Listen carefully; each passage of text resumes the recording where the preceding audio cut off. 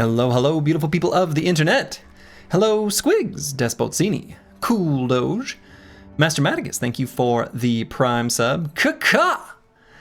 Slice the Elder, Psycho Ling, Broad Metalluck 2. Sir Kells, thank you for the Prime sub, very much appreciated. Bloexor, Igladub, Zumbizlaya, Kaka. Welcome, welcome. Sorry about the slightly longer than usual starting splash screen. I got, usually I leave it up just like very briefly, just to like, you know, I don't know, turn the lights on and make sure I've taken the thing off my microphone and blah, blah, blah, but had to quick take care of a couple of things. So thanks for dealing with that, I guess. Last time we went down to get a Swordmaster to wield this incredibly powerful, curse-lifted Grim Striker. And we did it. And then we found a second Swordmaster. So we got two. And Savage Sam, I mean, really, truly, on both of these builds, we were cooking. And if you missed it, well, you'll just have to see what happens here. Yeah, instead, we got two. I think we've got a sufficiently full squad where as long as I don't screw up and don't do anything too risky, which I'll probably slow down on, maybe, you know, we should have the final squad lined up here. But who knows? The obituary does kind of say otherwise. Anyway, we have traded many of these bros for shinies, though. I mean, the team, like, you know, we're decked out, right? Where did Orc Flail Boy go? Oh, that was... Who was that? Mystic Nemo. Mystic Nemo was Orc Flail Bro. Gutted by Gunther the Grinning. Yeah, Mystic Nemo. Mystic Nemo had a good run. Yeah, he had a good run. Anyway, we are here because I wanted to find a sword staff, but the shops have not reset. So what I'm thinking of doing here is just selling off some of the stuff. I just didn't get a chance to get around to it last time. Sneaky frightened to death? Yes. So I actually don't... Frightened to death by a Geist. I'm sure I've seen this on the obituary before, but definitely... It's a funny way to go. You know, Geists do have an attack. It has perfect armor penetration. It's basically like a puncture. And yeah, it can kill you. It's a pretty rare way to die. Usually it's the Geists that scare you, and then a fallen hero with a battle axe says, well, see you later. But yeah, he was taken out by a Geist. It's a special attack that doesn't have injuries assigned to. Oh, okay. I was actually curious about that. If there were injuries associated with that attack, because that actually came up as a question. Oh, I mean, this is like months ago. And I didn't know the answer. So I didn't know if there would be like a default type of injury that it would like fit into, but anyway. I'm going to keep just enough to later craft the a necklace, basically a nacho necklace. But I'm going to sell all the rest of this. Actually, is that even true? I might keep this heater shield. I think I painted this kite shield. No, I must not have. That's not our colors. So anyway, what I'm thinking is, at least at the start of this stream, we're going to do a little bit of exploration. Basically, the plan is go out, fight some nobles, and then come back for a shop refresh. So, yeah, painted mercenary shield. Not ours. Not our painting. No Man 1220 is a little hurt. Let's go ahead and just swap in Slice the Elder. And this Saleh helmet with mail is actually a pretty good one. Mark it for repair. I guess we've got another one here. Whatever. I suppose no one else really would want to wear it. In that case, let's just get rid of it. Extra money. What I could also do is put these metal plates and rivets on something. Maybe on this adorned warrior's armor. He's already pretty bogged down with gear, but that's alright. That's alright. Let's do veteran lessons for the fresh boys. And then let's just go fight some, you know, maybe I even do it on apples and fruits and Antiuian. We can go fight some noble armies again. Why not, you know? Why not go fight some nobles? They're the ones who suck.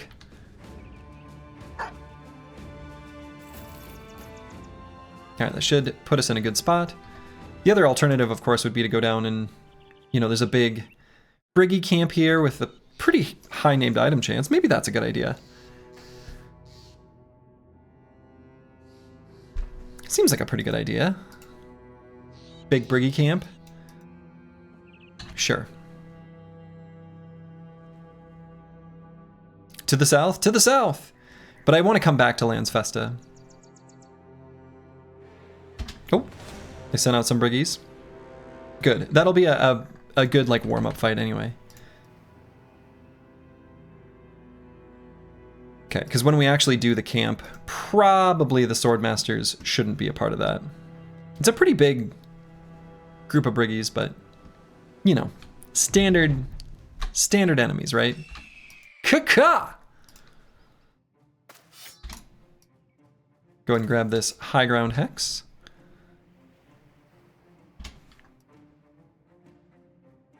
And then we'll get to blasting.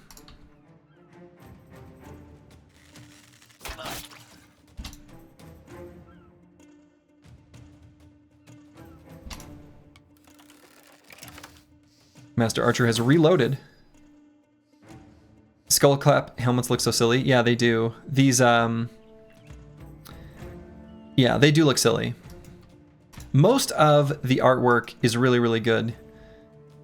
This one, I feel like, is just a little bit off.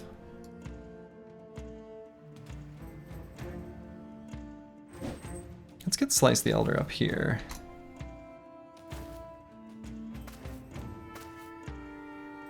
And what I might do, I don't want to kill this guy. Okay. Can I do one more attack? Maybe better not. I'm leaving him there on purpose so that we can get some AP from, like, Not Delusional. If you press recover on every bro and some silly guy uses onslaught backup plan Kaka, you probably still go first from the plus 40 initiative. Yes, probably. Yes. Though recover in this does, unlike vanilla, give you the waiting debuff. But I'm fairly certain you're still gonna be correct there. Okay. I am going to do the buffs on everyone on CH Monk. The first round of combat is sometimes kind of the only one that really matters.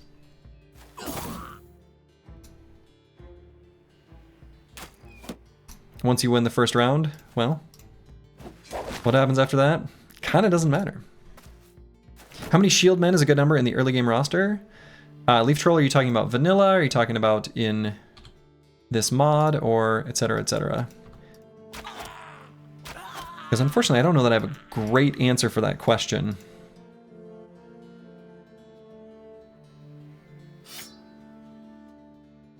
Vanilla? Yeah, I mean, that's the thing is, like, here's what you should be ready to do in vanilla. Whole front row, I think, is reasonable. But against a lot of enemies, just put it in your pocket. You can always pull the shield out as needed.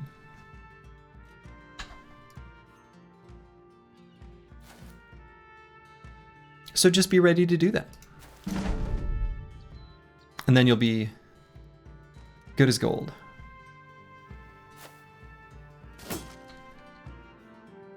And yeah, it depends a lot on your early drops. It absolutely does.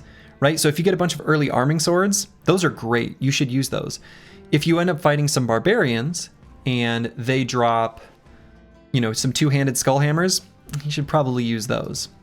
Right?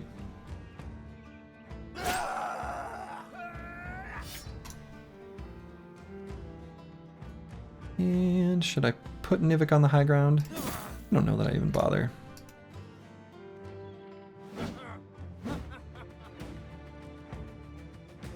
Rude.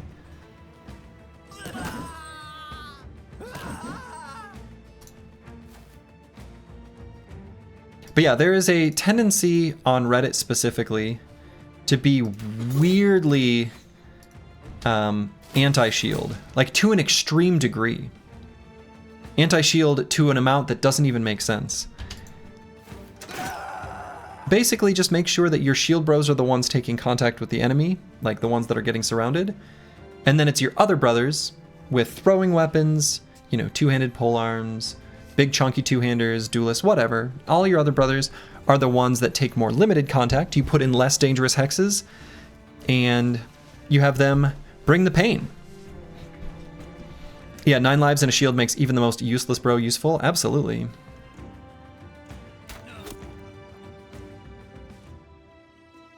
Absolutely.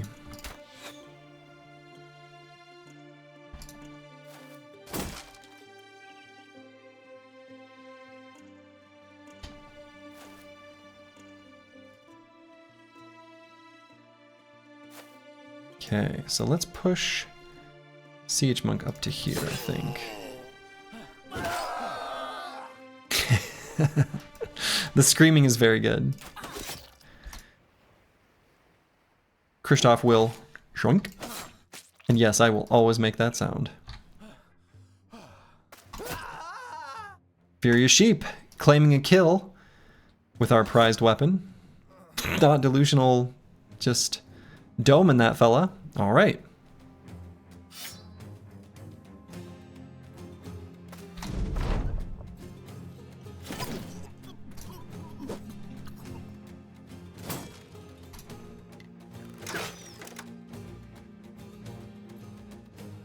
I think we can get this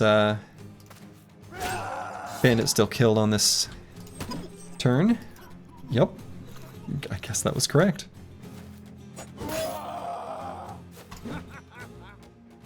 Okay, you don't get a weapon then. If you're gonna laugh at me, it's rude.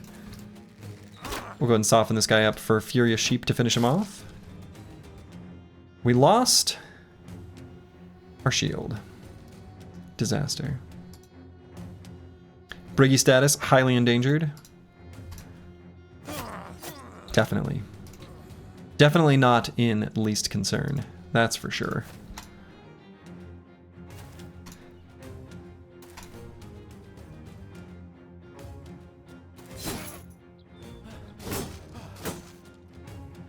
What? Excuse me? Sir, that's...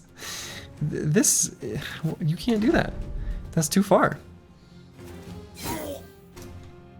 Yeah, blacksmith value, that's right. Hiroyo Chileno, hello, hello. Hope you're doing well. I have no idea how to pronounce your name. Hitarioi Chileno. Boy, it's too difficult.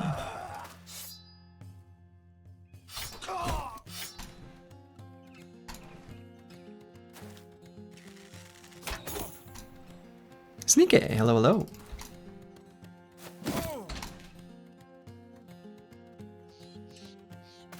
And let's go ahead and net that fella. Stop him from running away. And in fact, give him an arrow to the knee. There we go. Run him down, and we're gonna give this kill to Savage Sam. Oh, well, we might end up giving this kill to Savage Sam.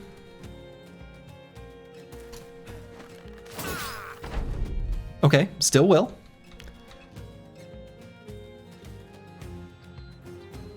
Boom, there it is. PC Space Coon, thank you for the raid.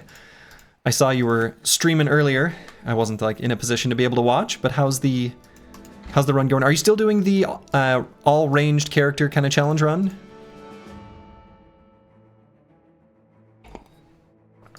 You were last I knew.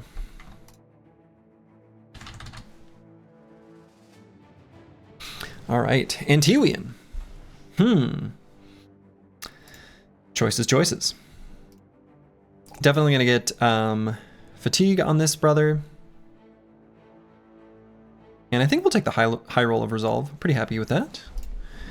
And could go Dawnforged for more survivability, but I think realistically, Spro's got really good gear and armor right now, and I think we just want to berserk. We just want to take him out. All right, apples and fruits.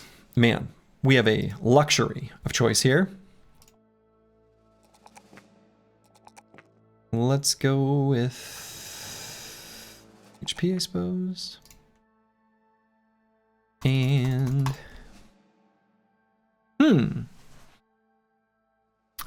this bro probably has enough fatigue that we can get away with second wind for just extra attacks. It is assumed that the Hetairoi, oh, okay, we're Alexander the Great's personal guard, and the definition of Hetairoi means companions, but it doesn't sound very good as a nickname. Okay, no, I get you. Like, I follow. I wasn't expecting a name referencing something in Greek. Not that I have any idea how to pronounce that. I was expecting something like, in Espanol. So, like, I was like, I don't know what that could be. So that one ended a couple days ago doing some Beast Slayer because you have not in a while and messing around with initiative builds. Oh, that's fun. I feel like that's a fun and I believe underexplored area of Battle Brothers builds. Just in general. I think there's more reasonable builds that can be made with initiative and paying very close initiative to yours and your enemies to get some fun stuff done. And Beast Slayer's a good one to do that because they're pretty fast. Like you're starting Beast Slayers anyway.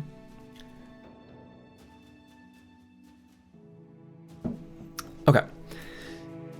So, apples and fruits. Could of course also get Trick Shooter. Just hit stuff. But this bro's, well, I don't know. Maybe that is the best start.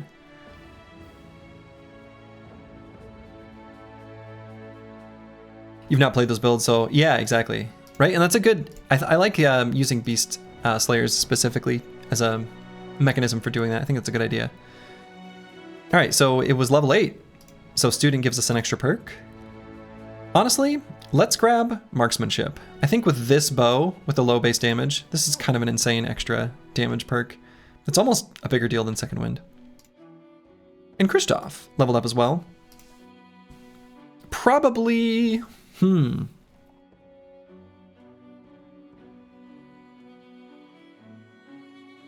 of leaning towards Dagger Mastery, actually.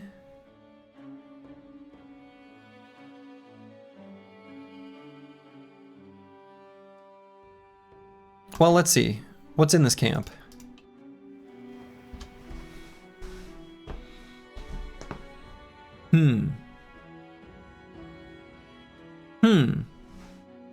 I see.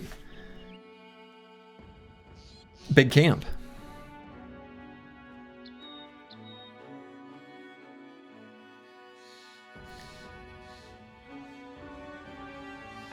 Yeah, 46 sharpshooters. Let's do Dagger Mastery. I feel like the damage from that is just going to be almost certainly worth it. And I will take the +6 in initiative. So then I'm probably just going to put Fulio and Master Maticus in for this fight. Pretty serious fight, actually.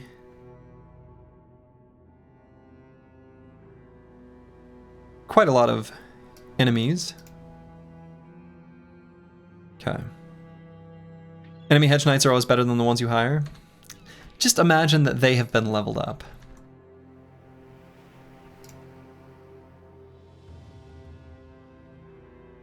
Oh, I can't even equip it. Wow. Okay, put a pocket thing there. Carmines, I'm going to YouTube to catch up with the run. Wish you a good stream, and let's hope that the only run goes smoothly. Yes, indeed, indeed. Have a good evening. Heteroi chileno. If I'll ever be able to say it. Let's put some bandages on a couple bros. You know? You never know. Right? Just in case.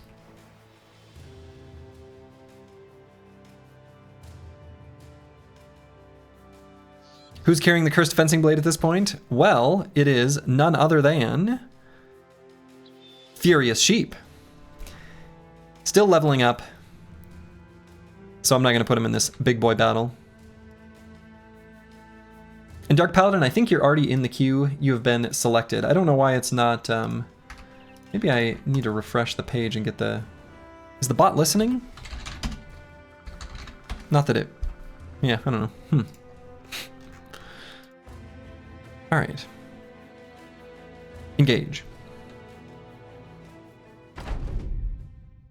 You were looking at possible sword/dagger build. Do you know if the goblin sword/dagger weapons can drop famed?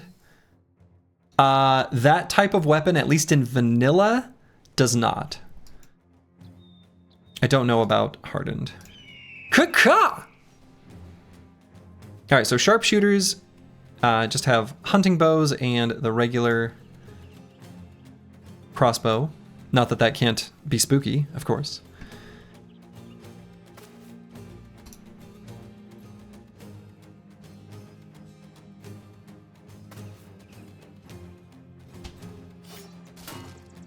I don't know that they'll run towards me. They probably won't. We'll see.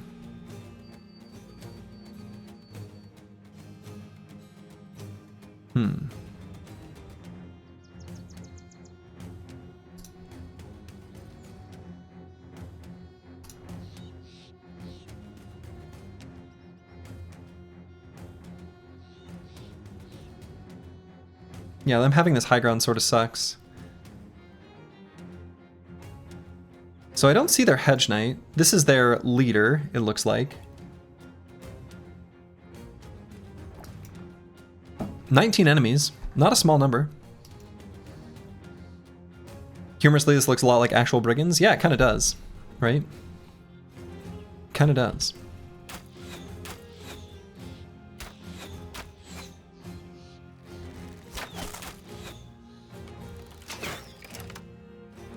Okay, I mean, no doubt we got lucky there. Like that was, they completely missed.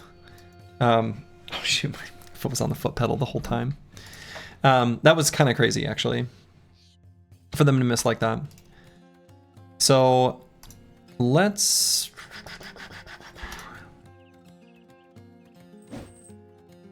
make sure to remain cautious.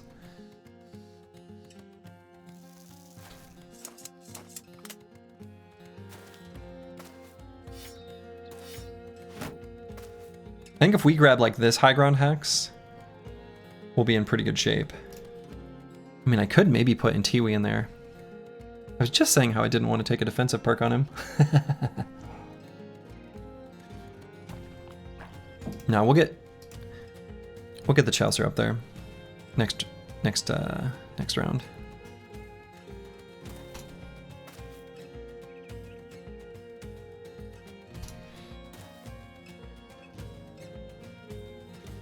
So I'm just going to do only the hold steady.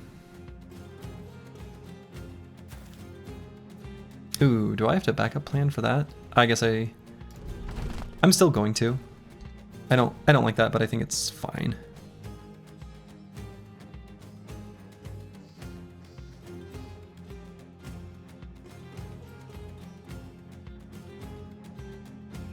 Just move Nivik slightly up.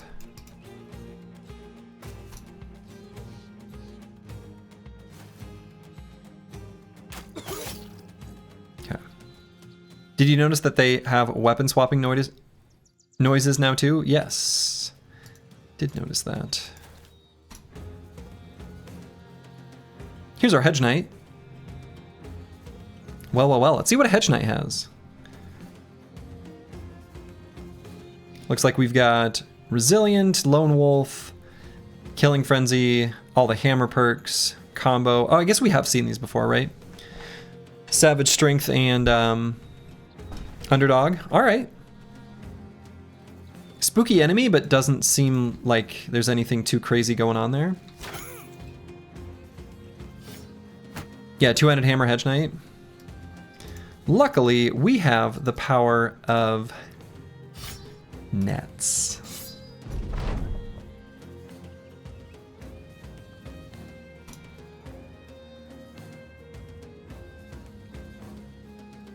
Let's get Choppy Cat to like here.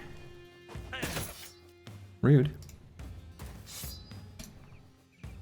Okay, there's melee contact now, so they're gonna act all aggressively like.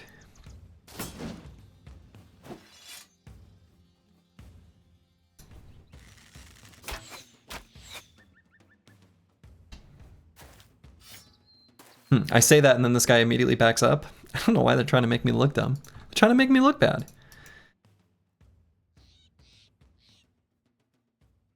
You know what? Be on fire. Heat stroke. Interesting. We have the power of friendship. So true. Can't beat that. And Master Maticus does have, yeah, marksmanship. So let's keep the enemies 2 tiles away. Take aim and blast them.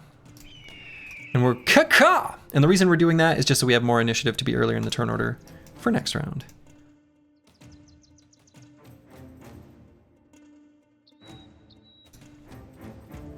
Do I even want to pull this enemy in with Kristoff? I might, but I'm gonna wait and maybe do it in the second half of the round.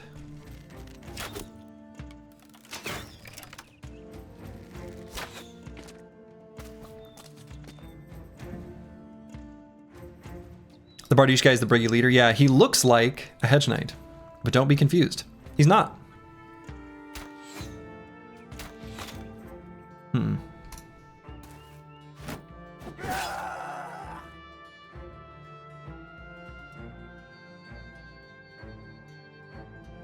That's actually a really annoying hex for that Highwayman to be on.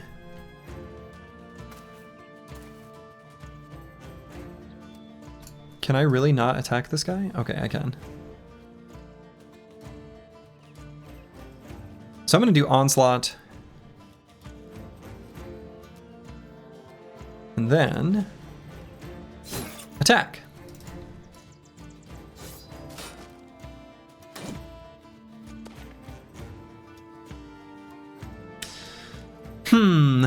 Nivik may end up having his work cut out for him here on this top flank.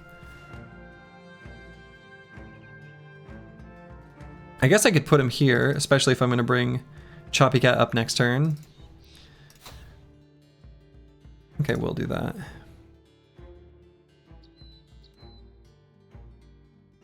I don't like it when they laugh at me. It's rude. It's mean.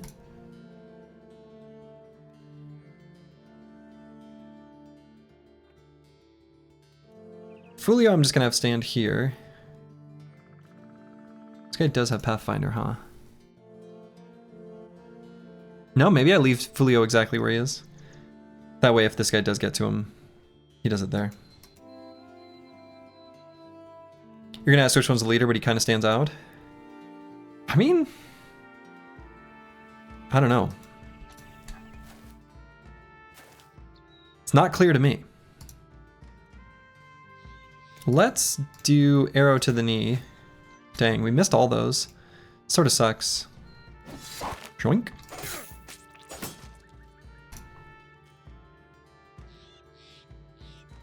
And might bring Not Delusional up to there.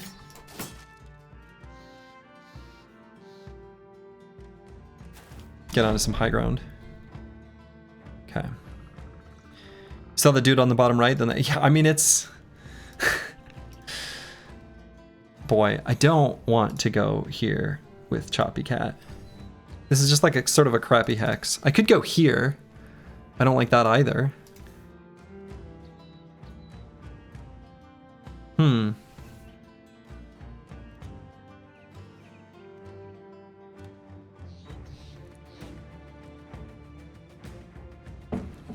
Do I wait? I've got these decisive stacks. This hex is okay. But this hex is not so good.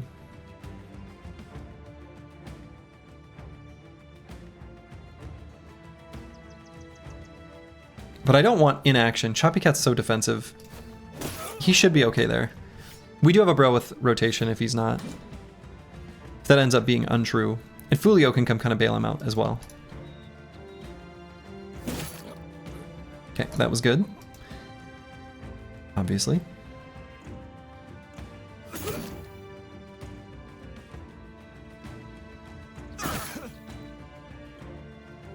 That also was good. Obviously.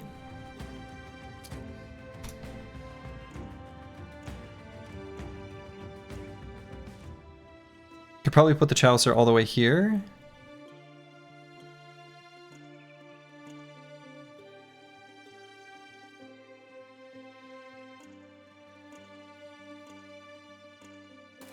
Sure.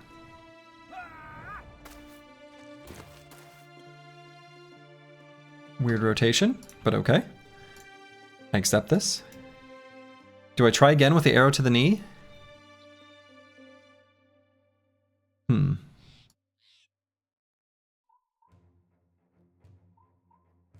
Or maybe.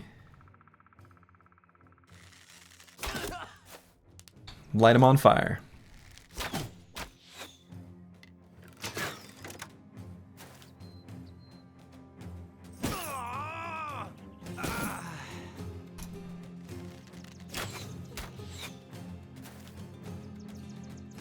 Luxonixol.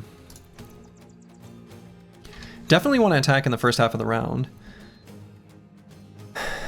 Maybe two quick shots on the Hedge Knight. Let's do one arrow to the knee. Let's do one arrow to the knee. His knees are just, they're crazy. You can't get them.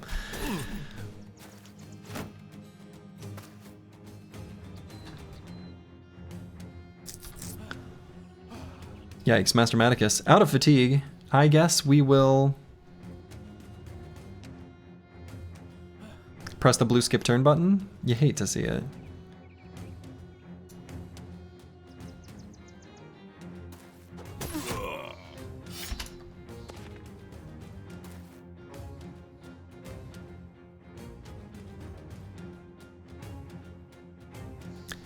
Beaver Coaster, thank you for the Prime sub. Very much appreciated. Let's see, do I know what hex this will pull towards? I don't.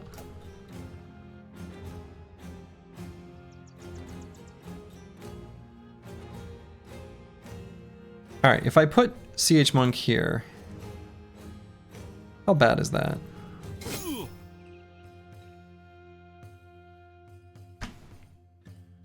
It's like a mild amount of bad. Let's move him back there. Thought the name was Beaver Coaster from listening to it before you wrote it. I mean, close enough. What was that? Brigand Killer showing off. Kind of being a little bit mean.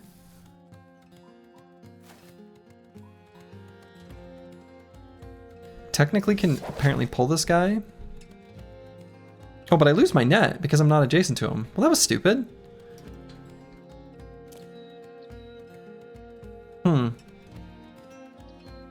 Why would okay. We don't have a clean shot on anyone. Maybe I'll just move to some high ground.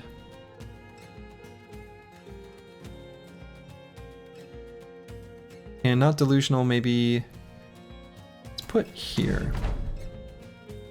So we have to get out of this net. Kind of important.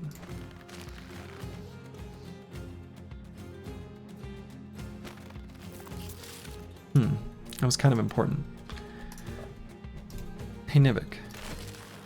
There you go. We don't get an attack now. In fact, we can't even traverse this grassland. Let's see.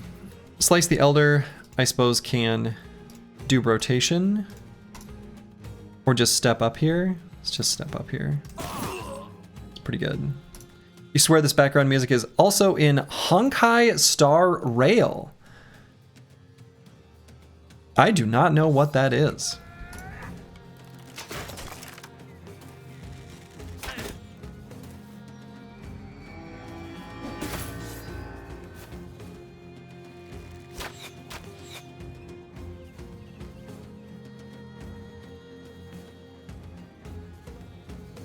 We've gotcha game. You don't want to know what it is? Probably true.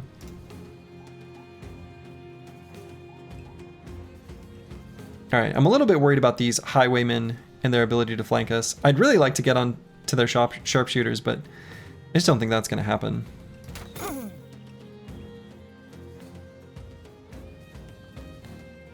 I could maybe leave apples and fruits here as like a... He's actually, you know, with these 2 anticipation stacks, it's probably pretty safe here, actually. Especially on the high ground. It's not that bad. Not that bad, actually. I just don't like games that are so obviously a money sink. Yeah, I've played Magic the Gathering as well. I get it. I know. I know. Do I get my net back? I guess not.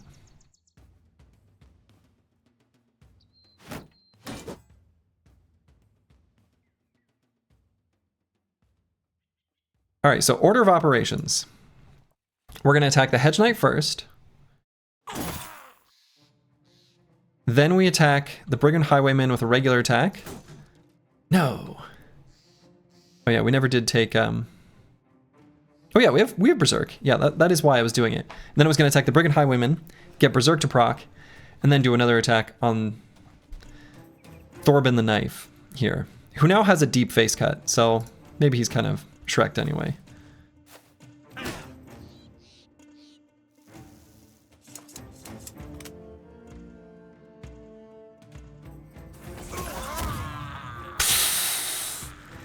Easy. And we've got, what, 1 anticipation stack left?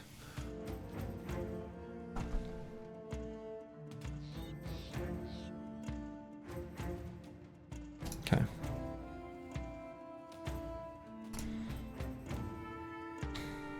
So I've got enough for 1 stab, 1 death blow.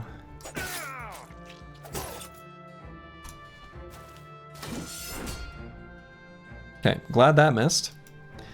Obviously. I'm gonna wait with the remaining AP. Luxnixel is not in a very good spot, but let's go here. Okay. Take a step back here. Wait, we can attack twice. You love how the handgun also shows the likelihood of hitting your own bros? I know, right? That is pretty good. That is pretty good. So let's see. If I moved Not Delusional here, how bad would that be? Not that bad, right? I want to give some extra AP to Choppy Cat so we can do a big ol' slam on this Hedge Knight. We've got a rotation bro right there with plenty of fatigue still.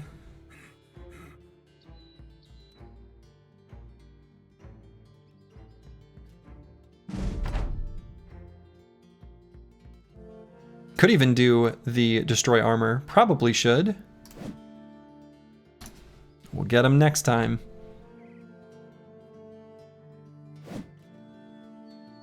And the time after that.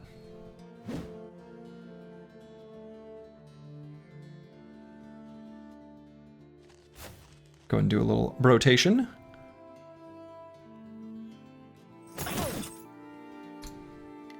That's right. Time after time. See, the Chaucer's is in pretty good shape still, so I might do riposte and a regular attack up there.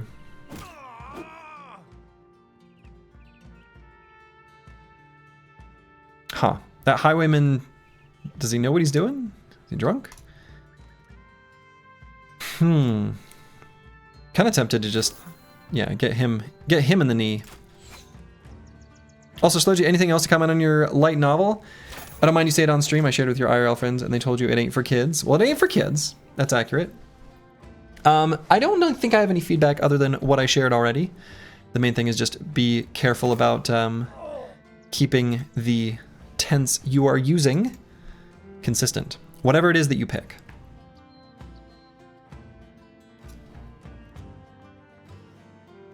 All right, so Luxel is going to have to completely evacuate the premises now that these sharpshooters have done what they need to. Called out for inconsistent tense. Oh, well, I don't know.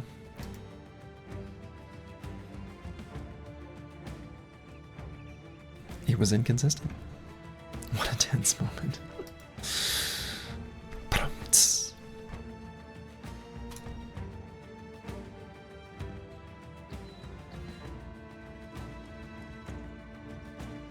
Okay, I'm gonna recover on Fulio. You never want inconsistent tense? Right, exactly. So let's see, what's the best way of getting Luxol to safety?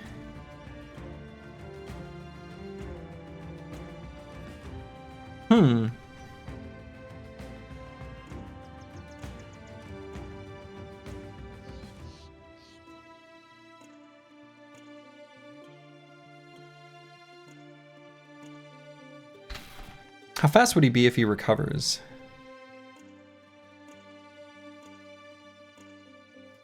Probably faster than them, right?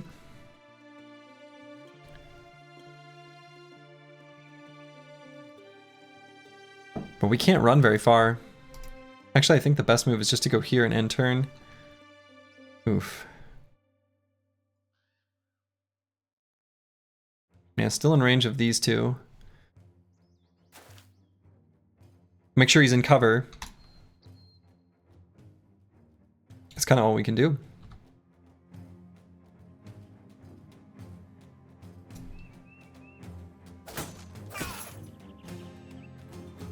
So close to death.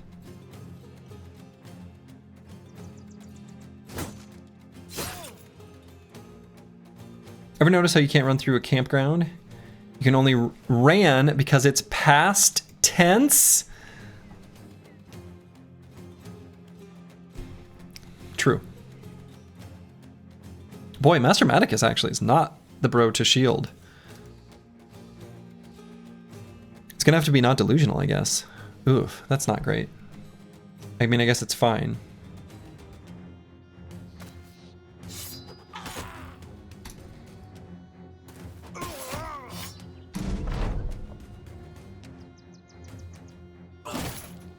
Here we go. Ban him.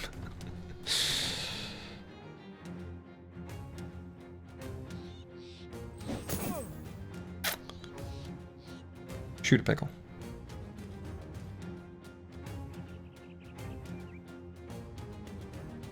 Move Slice the Elder up. He's got his anticipation stack still. Ooh.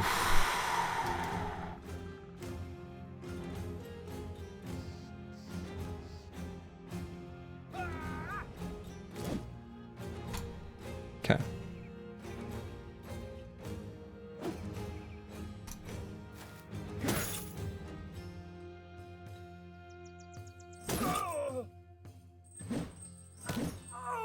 Okay. In French, you got to be careful with the writing. Unzipping your tente isn't the same as unzipping your tante. Or auntie. Interesting. I'm gonna guess one of those is naughty.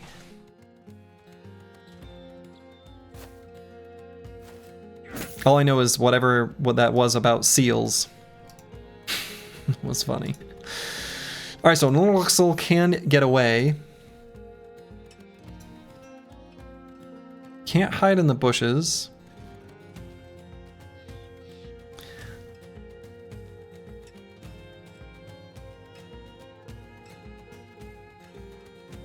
I'm gonna send him all the way to here.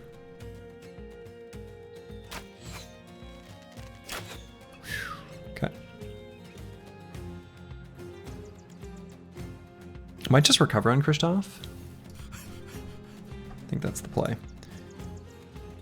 Master Maticus could do a gun blast with aim and hit these 3.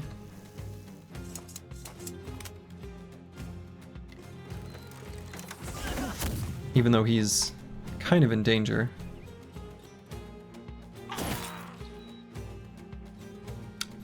Damn, that guy lives? That sucks.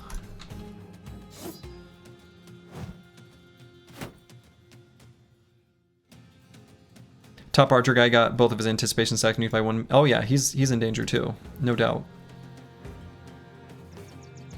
He is in danger. And then they stun into daze kind of thing happened as well. But then we just watched a clip about this minutes ago. Do you know barbecue? Barbecue is actually a French word altered by an English accent. I do know that.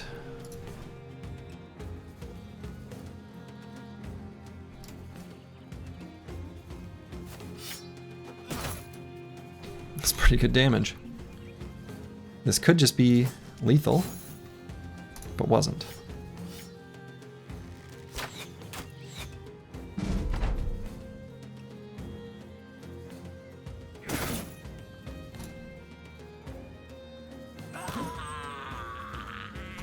Okay.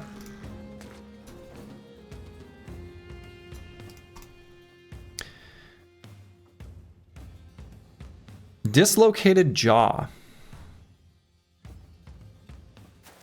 That cannot be comfortable. Okay, very lucky that that missed. That brother is still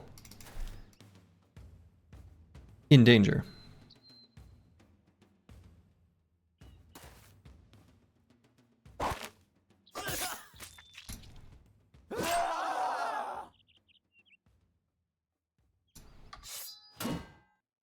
All right, no longer in danger.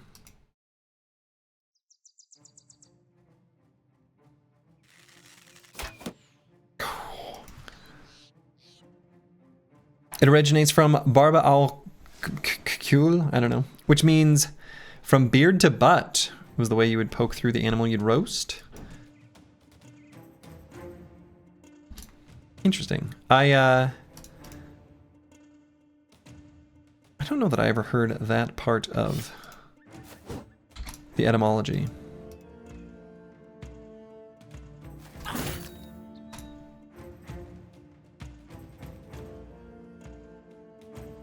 Mathematicus probably is safest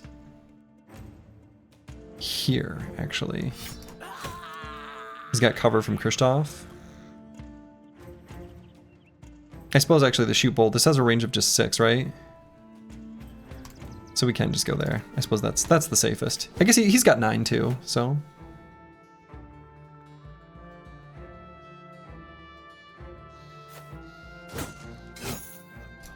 All right, everyone back there is safe. I think everyone on the whole battlefield is essentially doing just fine. Oh man. I was very excited for that extreme long distance shot.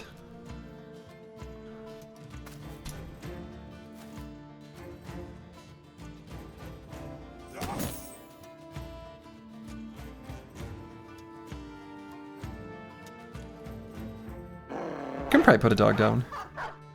Lovely. It's a good place for the dog.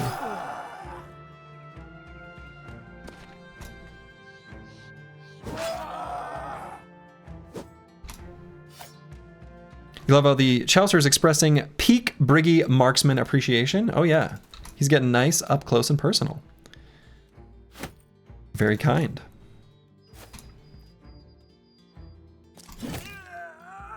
Here we go. Cool fight. Yeah, I don't know. Fun fight. We got kind of lucky, especially at the beginning, with how frequently their marksmen missed. It's not like their percent chance to hit was that low. Okay. It's my dog.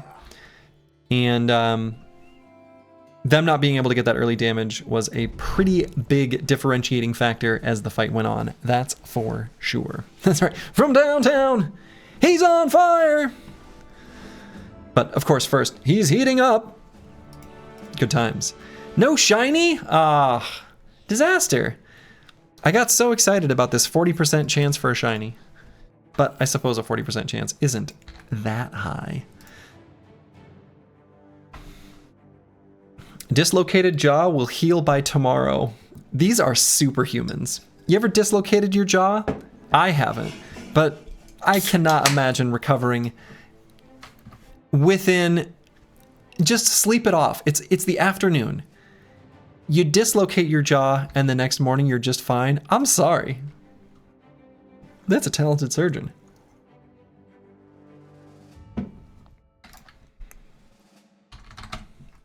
Okay. The reinforced mail coif. I noticed that that was a pretty efficient armor piece. It is something that could kind of make sense on Master Maticus. The vision matters a lot less with the handgun. And it provides nearly as much protection as the skullcap with rondelles. And he really needs the fatigue. So I am going to replace that. You have a connective tissue disorder and you dislocate your jaw somewhat regularly. You've gotten pretty good at putting it back. You get kind of used to the pain. That sounds terrible. Well, I hope someday that gets fixed. Or you learn that you can deal with it and it's not that bad. Either one.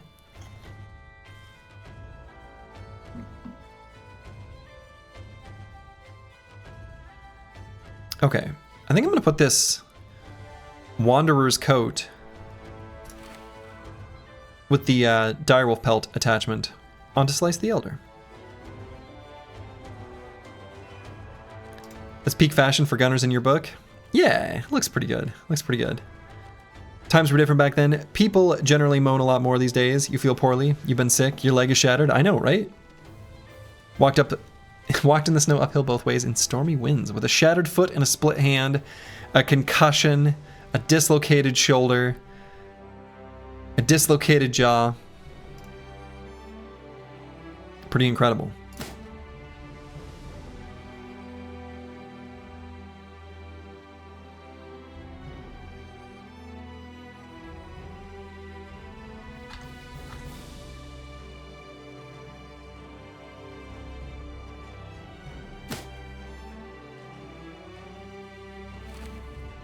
All right, what do we have here? Injured shoulder.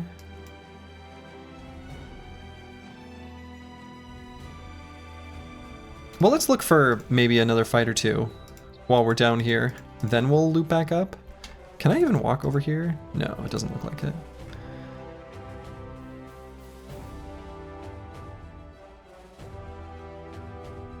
Sometimes you wake up and your shoulder hurts and your jaw's dislocated. You just gotta put some things back where they go and rub some dirt on it and move on with your day. Okay, Dad. And a sprained groin, can't forget about that.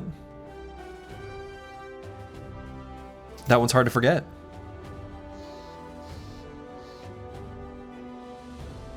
All right, I guess I'll just head back to Lands Festa. Maybe the shop will have reset by now. Who knows?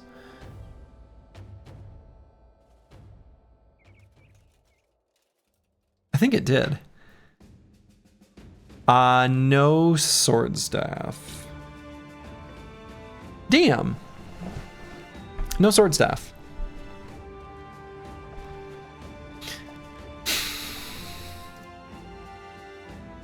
Well, all right.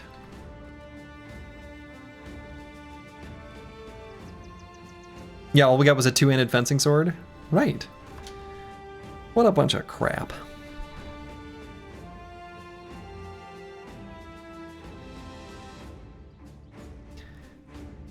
Well, we'll head north.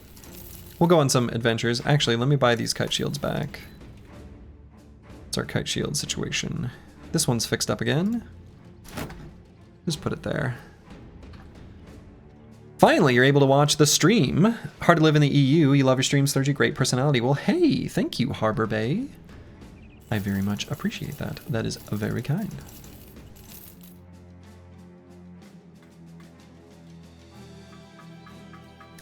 Have I any use for a bardiche? I don't think so. You're welcome, deserved. Well, thank you.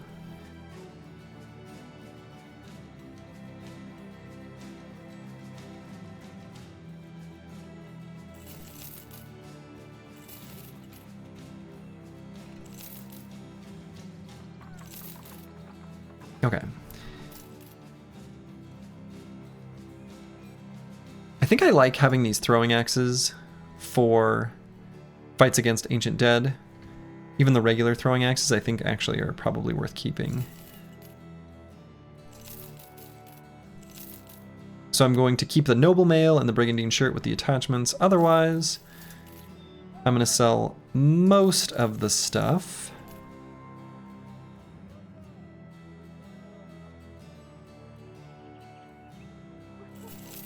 Bardiche is unironically one of your favorite medieval weapons. You got one IRL for Christmas a few years back. Oh man. You know, there's a whole like internet YouTube ecosystem that YouTube thinks I want to watch, of like just videos of like big bearded dudes with swords and ancient weapons and stuff. I think I watched like one or two once. And then like it's cool. I mean, I don't know. It's not my preferred watching. But man, I know that ecosystem exists. I know that niche is out there.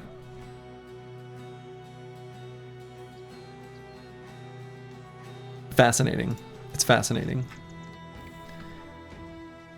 Okay.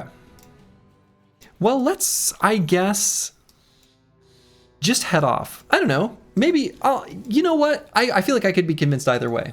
Should I head north towards the legendary locations, raiding caravans for the ambition, to head up north to look for a sword staff up here, or head south and do a pass through the desert to fight some nomads? I feel like I could be convinced to do either one, and either one would be fun and fine with me. What do you think? What are people feeling? What's the vibe? Desert or snow?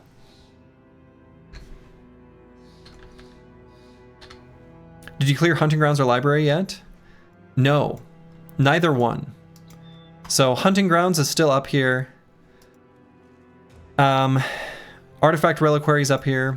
Library we have not even found. But there's still like big chunks of the desert unexplored.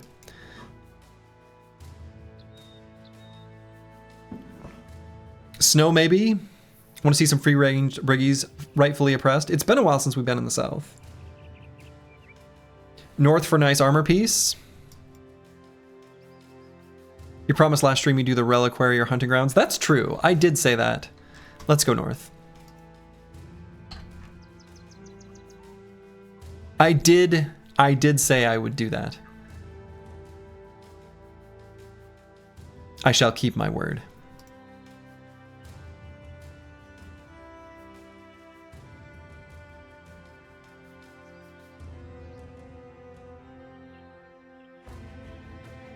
All right, we're gonna pass right through here. Oh.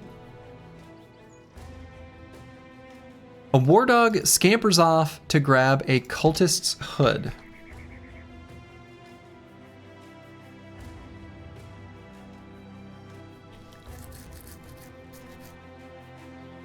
Mango. Put it away. Baiting streamer into disaster with his own words. Excellent. Excellent. Dusk is the night. Let's fight these two groups of... Oh, whoa. Hold up. That is too many all at once.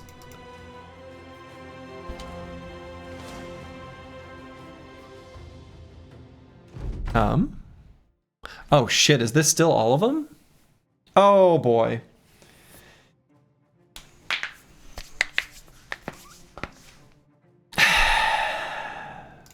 Kaka! Jesus.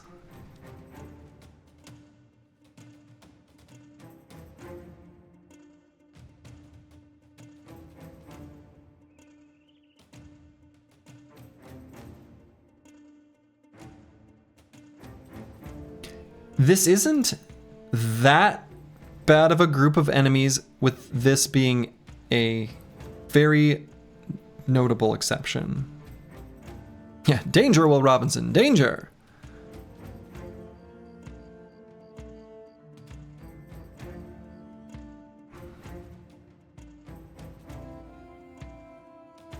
Now I'm kind of wishing we had flexible on Kristoff. With that many weak ones, could they chain route? I think that was sort of changed in Reforged. I think Hardened does it differently from base Reforged. In base Reforged, they have like a flat +1 resolve per living ally to prevent chain routes from happening so easily with large groups of enemies. In Hardened, it's something different, and I don't remember exactly what it is. But it's very hard to chain route enemies, just in general.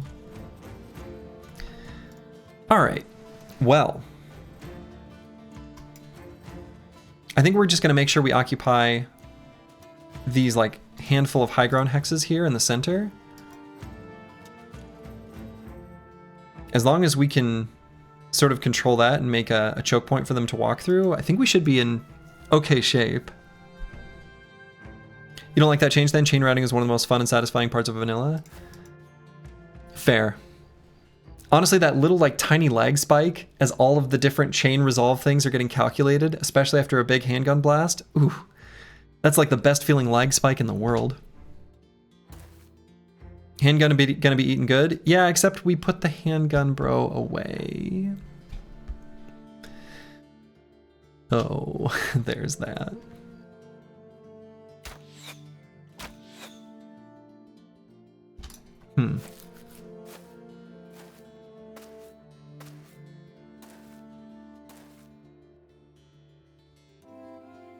All right, Slice the Elder. Let's start up the Whirling Death Machine. Take a step forward.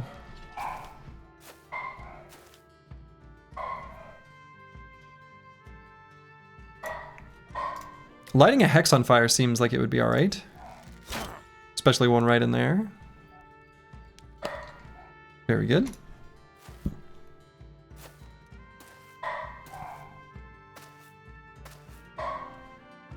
Sorry about the Borkendorgs. They do that sometimes. I think I want NT win on the high ground here. Okay. We're going to save the rest of his fatigue. All you see is a lot of EXP. I see that as well. Now I could put Furious Sheep up here. Is that safe enough? I think they don't have too many reach weapons where I think I feel okay about it. He's got his shield. Yeah, this should be fine. I don't want to over baby him. He's gonna need to participate in this fight. Savage Sam. We'll just move up to like here. Alright. Honestly, the best thing that could happen would be if the Hedge Knight here gets locked into the Chaucer, like attacking him from the low ground. That would be really good for us, because... Let's see, how is this weapon? Okay. With Indom, he can withstand quite a lot. Anyway.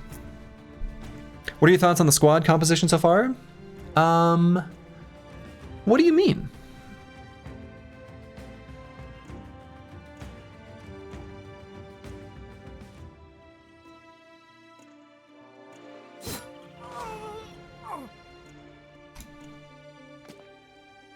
What is the mod that shows ranged hit percentages? That is actually built into the most recent version of Hardened.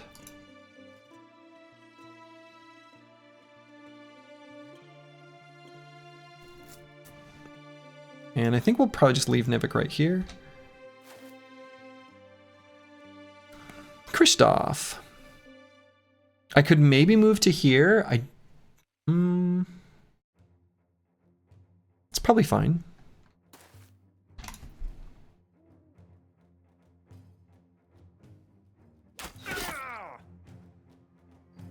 Poor Fodder Bros confidently going up to level 18 Gigachads in level 15 Gigachads in full play. Gotta respect. Yeah.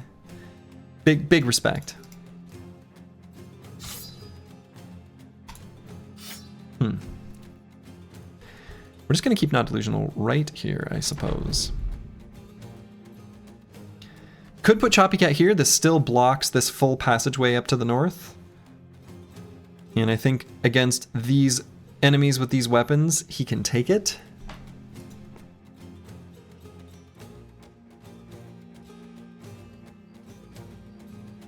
Moving and attacking will give us another decisive stack. Yeah, I think I'm okay with that.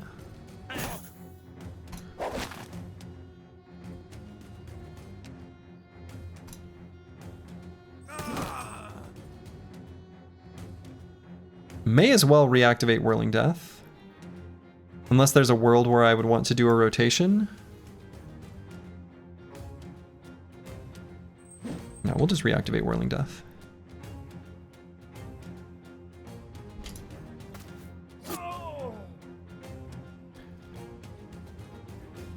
Oh my. That did way too much damage.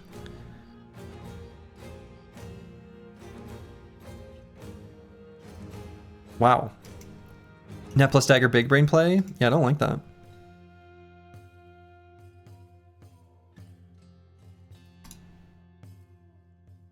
I think I'm gonna wait on Antiwi and we're gonna lose a decisive stack, and I think I just have to accept that.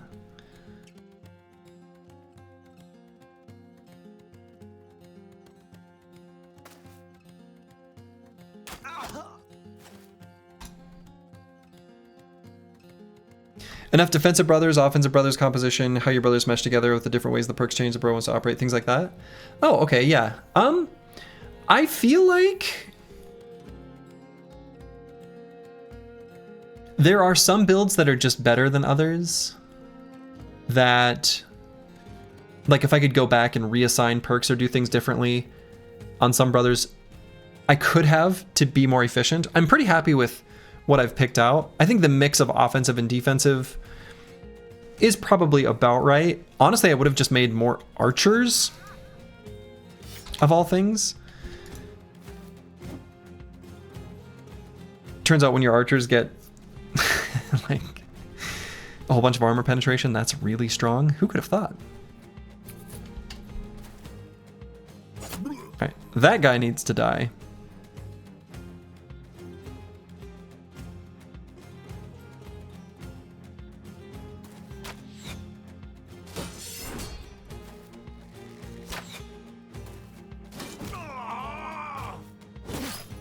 Okay, no more punctures there.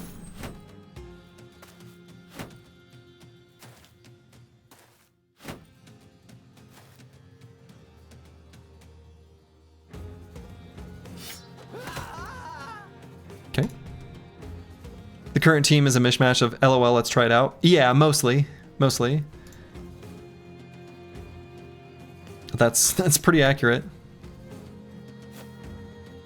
It's a lot of what happens if... All right. I'm very happy that the champion moved there. So is it a scary hex for him to be at? Yes. But can we blow him up before he can do anything to us? Probably also yes. So I'm going to go here, do an attack, back up, plan, hold steady. Oh, I can't see him there? Okay.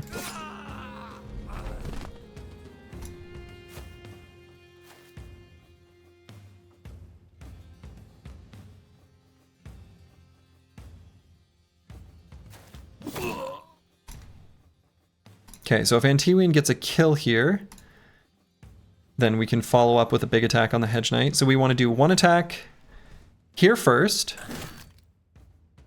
then get a kill. Oh, come on. I should have done the... I was too greedy. I should have done the Sunder instead of the regular stab. I thought it would kill either way. That's too bad.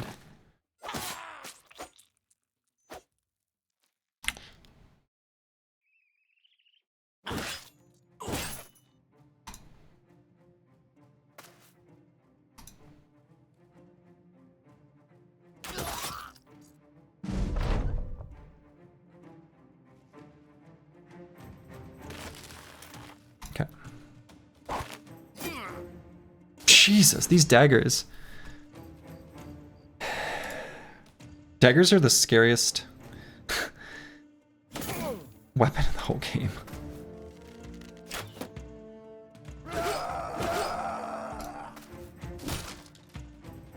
Okay, Slice the Elder, I am just going to do regular attacks here, despite being in the net. We're going to do both of them on this little Hedge Knight. Probably go for the headshot on both. Okay, almost got him.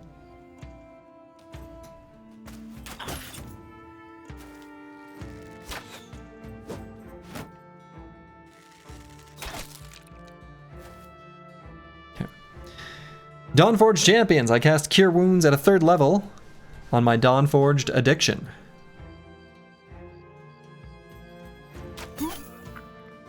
It's super effective.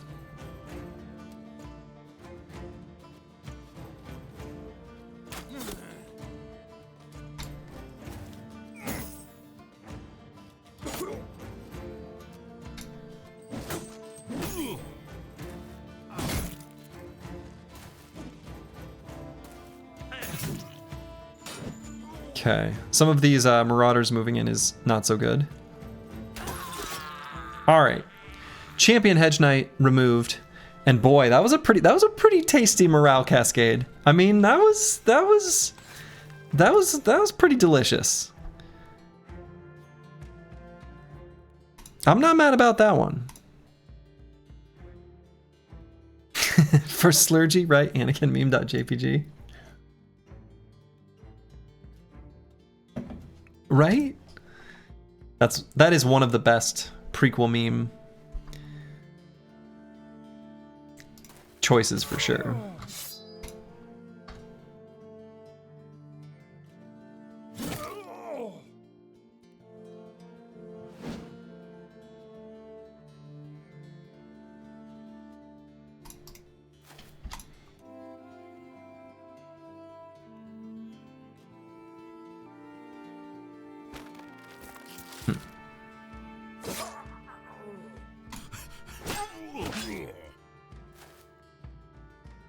Okay, that knife, that little dagger, that's what I fear. But that thing scares me. Love to see so many white flags. Love to see it.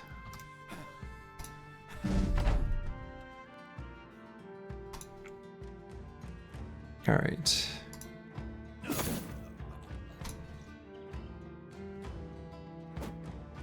It really is a lot of white flags, isn't it? This is very unlike that one Dido song.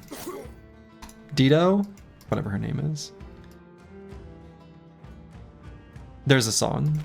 It exists. It's a good song. They're waving the white flag, but they have a cool hat. Murder time. Exactly.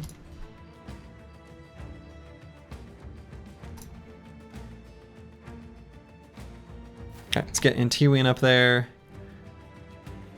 Let's get Kristoff to like here. Savage Sam there is fine.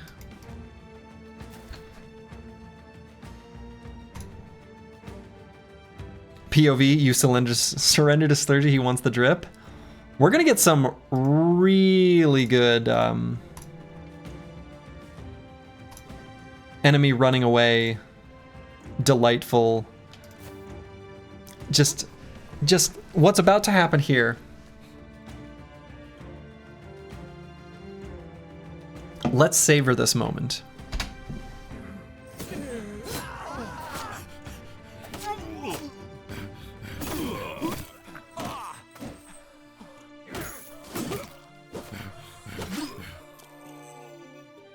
Beautiful. Just beautiful.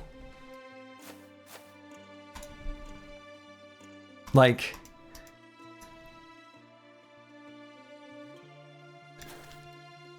nothing finer.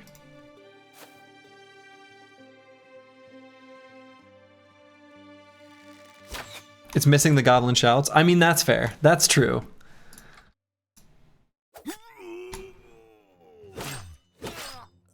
I have a hard time disagreeing with that one.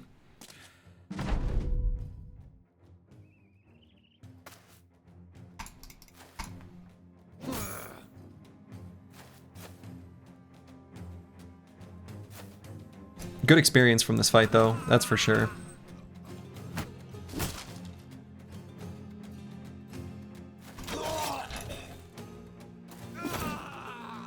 Good lord.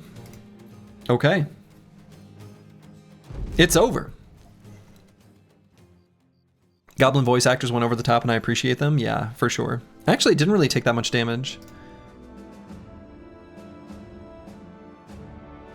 It's really not that good of a flail. Head hit chance is good on a flail. Like, make no mistake. That's a good roll. Weight is less interesting. Yeah, it is better than his current one. I mean, he's got a reach. He's got a pole version. So, you know, Slice the Elder having the pole flail, realistically,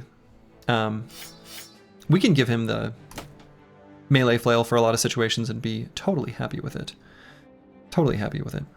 Hey all, you've been following the run on YouTube, but you keep getting further behind, so I guess I'm skipping ahead to the live streams. Well, hello, Ragged Edge 82.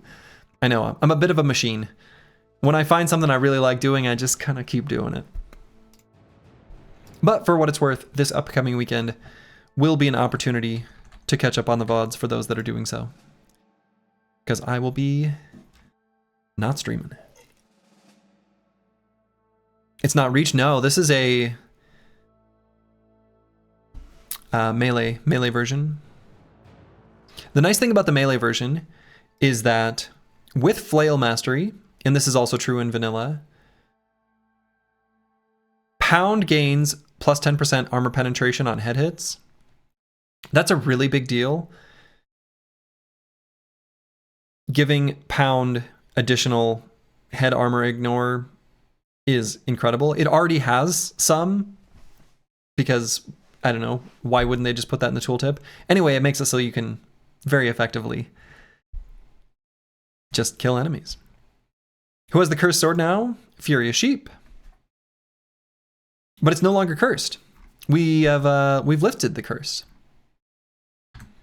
Cool. All right, so Nivik gained a swag level. You love to see it.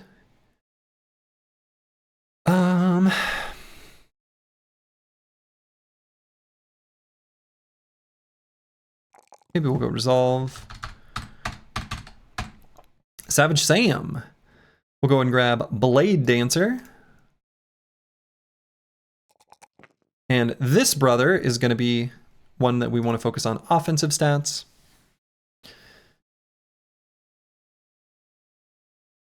Let's grab hit points, and honestly, a little bit of fatigue would be nice. I guess I'll take fatigue. I don't know.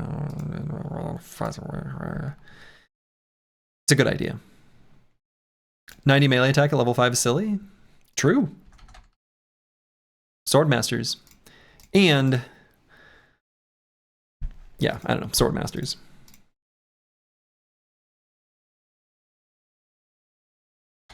Sword Masters are silly. That's something that can happen even in vanilla, which is pretty nuts. We collected a few injuries there, so that was less than ideal. But the team's still looking and feeling great. Moisturized in their lane, etc., etc. You're on your way to finding your Repose Super Mutant. You found an adventurous noble with triple star melee attack and a star in HP. You got like 7 potions on him. Hell yeah. Hell yeah. Alright, let's fight these brigands, but let's do so in the daytime, because they don't have any ranged attacks. And when sunrise hits, we have a chance of fixing injuries. Looks like that didn't happen here. That's fine. Don't Sword Masters get old? They do. Caca! Sword Masters get old. And that's okay. We all get old, okay? You know? Curse completely lifted, no further ill effects, apart from Furious Sheep has night terrors every day, hearing the cries and fears of the cursed sword's victims. So yeah, pretty much, yeah, exactly, pretty much lifted. I mean, that's what the new weapon, the sensor, that's basically what it does. There are events associated with that weapon that basically imply that, you know, The thing is cursed. Ooh, we're going to be able to try out this weapon. Let's see if more enemies move forward. Perfect. I want to hit more than one.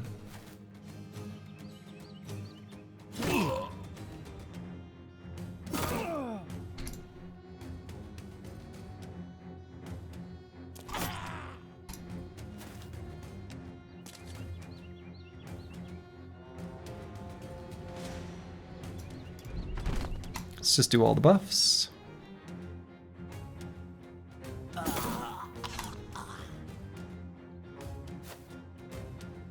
Joink. Do we have the sensor yet? Not yet. Not yet. Alright, let's try out this new weapon. Seems good.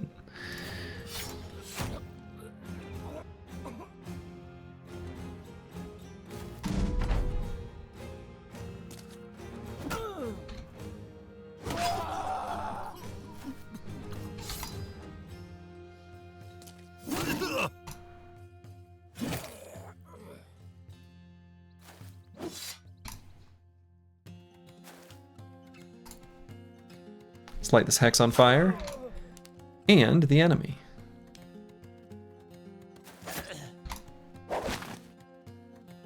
How does the sensor work with Castigate and the auto hit after? That is a great question, and I do not know the answer, and I'm very curious about what the answer is. I have no idea. Absolutely no idea.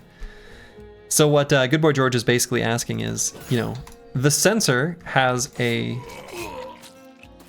like an AoE attack like a Sword Lance, but the perks in this game for the flail make it so you like do an extra attack of the same type.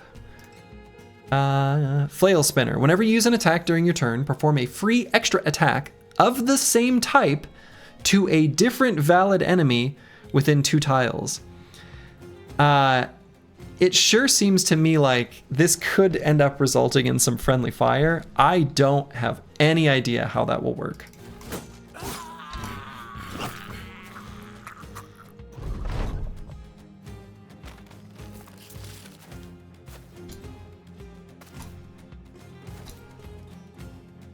But we'll find out.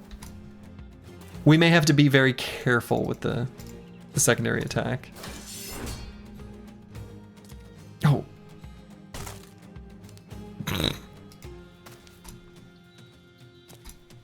Ended my turn in fire.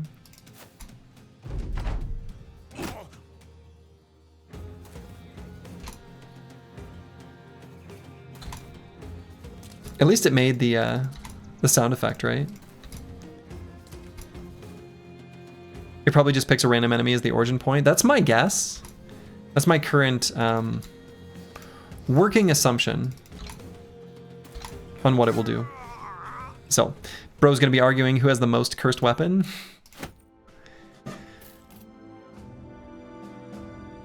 True. Nobody leveled up. What?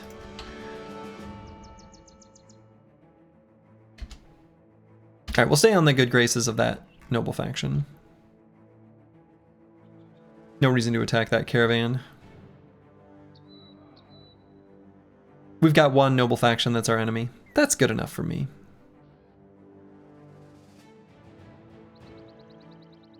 Can see what's going on in Hugh Weiler. Whoa, whoa, whoa, whoa, I just meant to click on the town.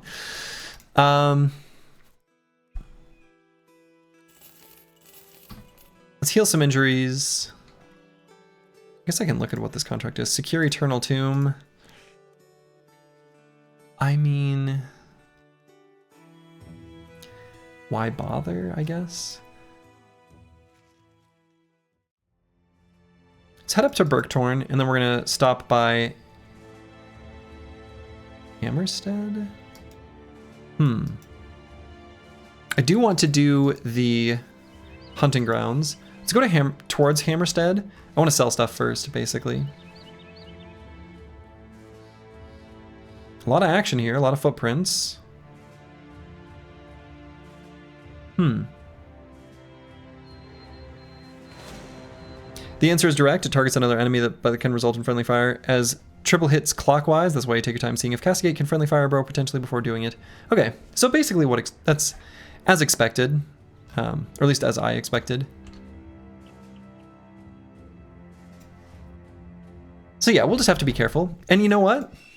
Sometimes you just hit your own bros. Is he a team player by chance? No. Team player perk, legit good in that situation.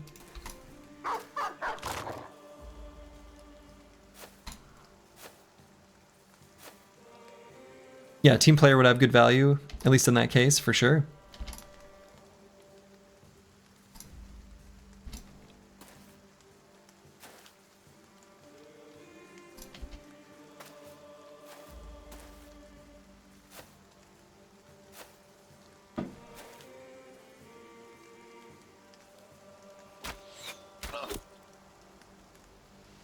All right, let's use this new fancy flail. Seems good.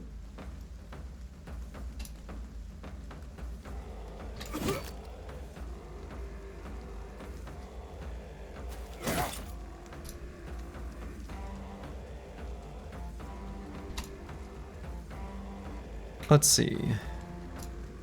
We can do onslaught, attack, backup plan, hold steady. If it was RL, he'd have the greedy perk.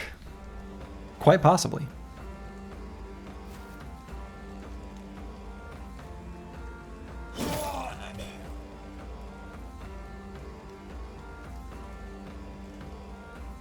Let's see.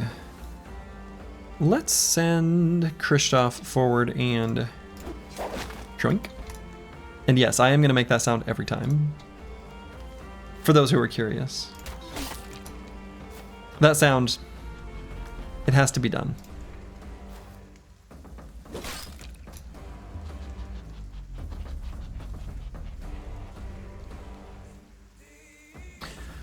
Let's put not delusional here.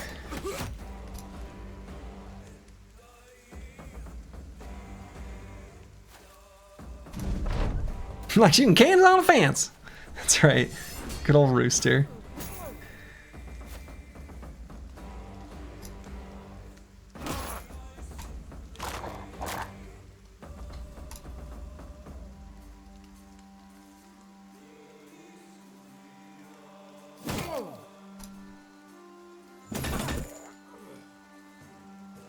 Seems good.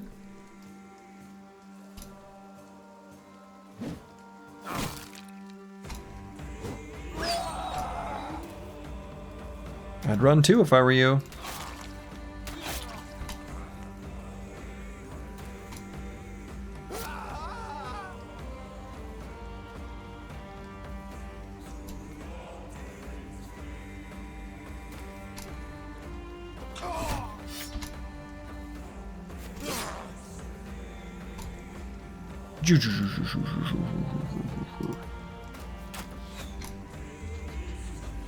There it is. But of course he's doing that just to run away. Coward.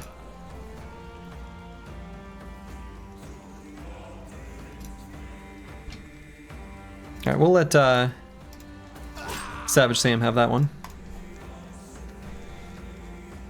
And it's over. That's it. That's the fight. Just a cute little free one.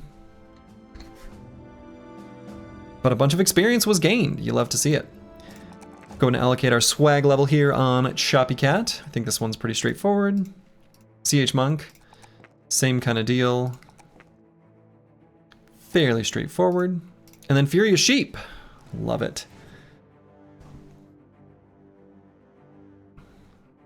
Bulwark seems like an okay pickup to grab even already now. So I'm going to go ahead and do so.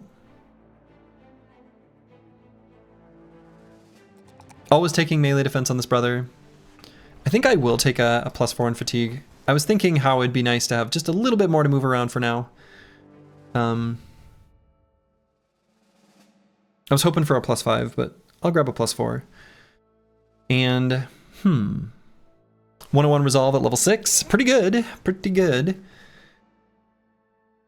Enemies do have threat, though, which lowers your resolve. like Orc Warriors, for example. So you need an insane amount of resolve to be able to withstand being surrounded by multiple Orc Warriors as an Orc Warlord screams in your face. Hashtag ask me how I know. Now the real question is what to choose here. Now this bro, again, the whole purpose, the whole way we're going to use this brother, we walk somewhere, we riposte. That's it. That's the game plan. We get completely surrounded, we riposte. Now when we have a riposte active, we have plus 10 melee skill and plus 10 melee defense. Enemies are never going to have a reach advantage against us because of shield expert, and we're gaining an additional melee skill and melee defense every level, and we will eventually be putting him in a position where Lone Wolf is active. So melee skill is going to be an absolutely monstrous, almost comical level. We're like, I'm keen to take a +3, but you know, it's not that important of a stat.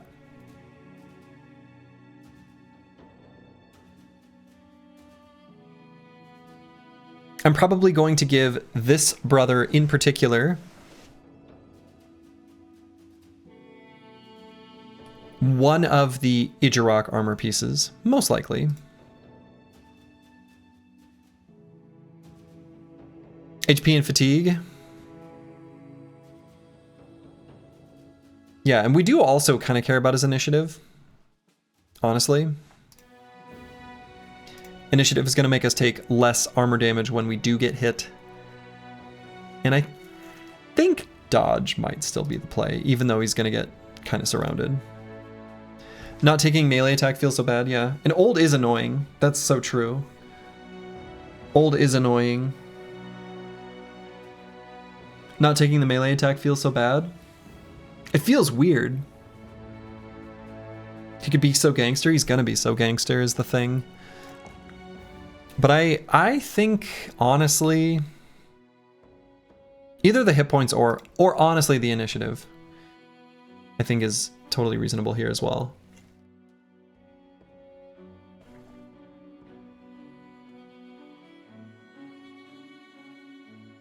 Water skin for this brother seems right. Yeah, we'll see. We'll see if he needs it.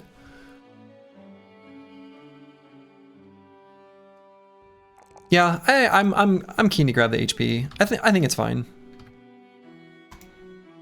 It'll be good here for a little while anyway. Precise is really strong. Precise is really strong. Yeah. Exactly. Resolve feels important for his job. It does. Resolve feels incredibly important for his job. It's got 102 right now, and it'll be even higher with Lone Wolf. I honestly would still take a +4, but... Alright, Sword Staff? Game hates me. It's picking on me. It's being mean, being rude, being unkind. Pick up the cheap supplies here, I suppose. Get the bros some smoked ham, something nice. Wow, 5,000 crowns to fight marauding greenskins? Does that seem like a lot? Did Dark Zone make any reworks to resolve trinkets you can craft? I don't think so. I think they're pretty much the same. You need your sword staff? I know, right?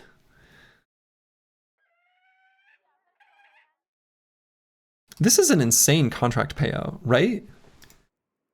3 skulls. What could that be? I think that would make it so that I'm happy to replace the recruiter with like the scavenger. If I were to accept this. Let's see what happens. I want to know. I want to know.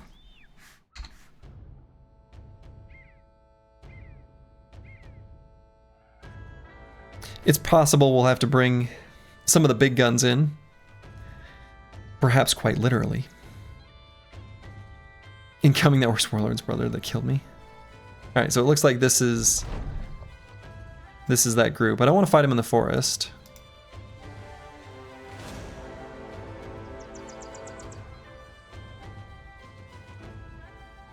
This doesn't look that bad, right? This doesn't look bad at all, especially if we're fighting him on open ground. I don't even think we need to swap anyone in. We can just go with this.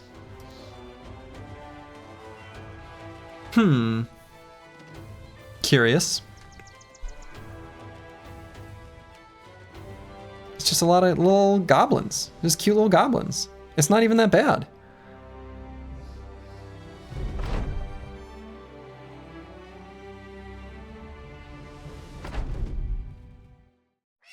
Caca!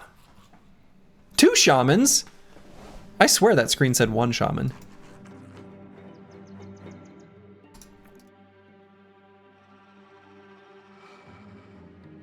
Cute little goblins is how Gremlin starts. It did say a shaman. Unless I grabbed 2 groups, I guess. That might have happened. I can probably put the Chalicer on high ground here. I think that's okay. He might get shot a little bit. Conveniently skipped event text. Yeah, it showed like super briefly. I've seen that before and I don't know why that happens.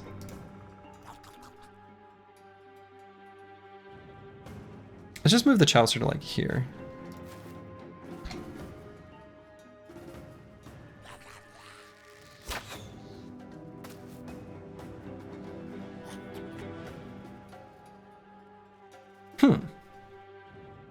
Snarf Rotgut. And I'm gonna wait on Choppy Cat. Not very decisive of me. One of the shamans looks different, like bigger somehow. Maybe.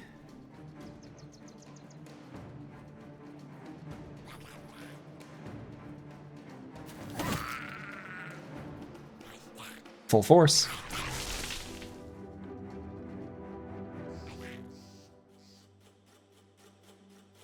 All right, so I'm gonna pull in this skirmisher. No, he's elusive. I will not.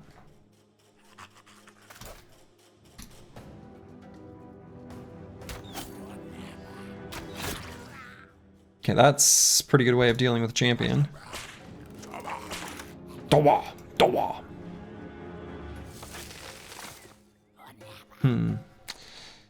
Savage Sam, I think I'm just gonna have chill there.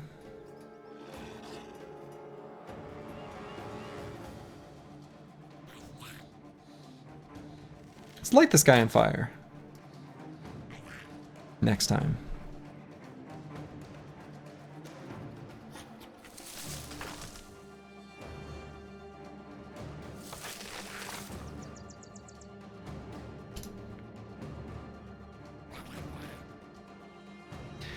So when you hovered, it said it was a shaman. The fight screen said a few shaman. Oh, interesting. Interesting. I wonder why that happened.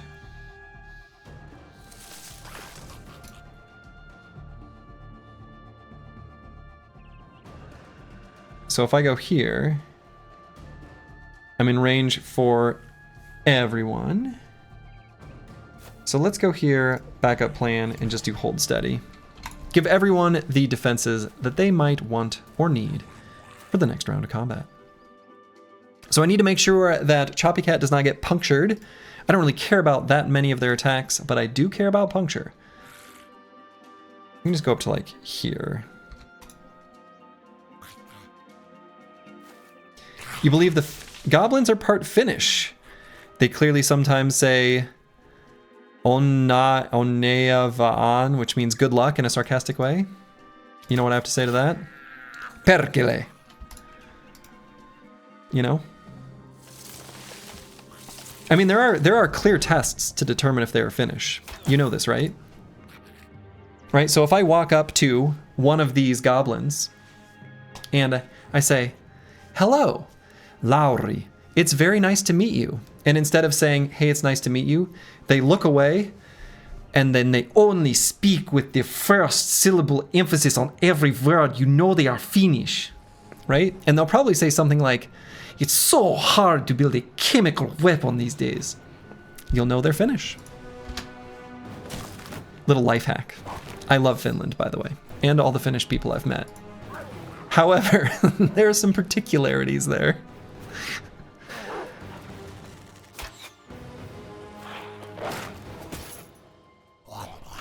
Nailed it. I've met a handful of Finnish folk in my life. I've had the pleasure.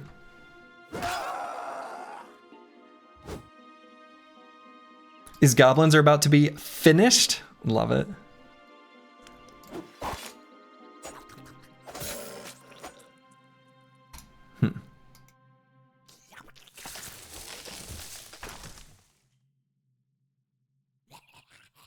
All right, I'm gonna bring Savage Sam up to here so we can break Antiwian free.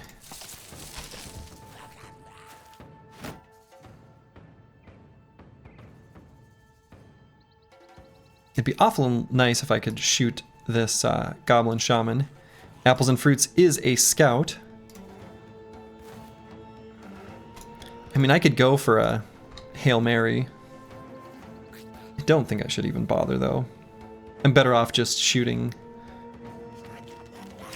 like this guy.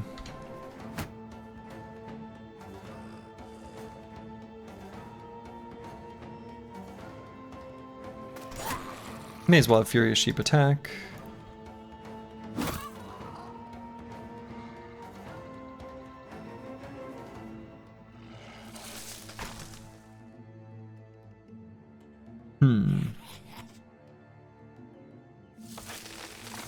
Slice the Elder is just going to be breaking free.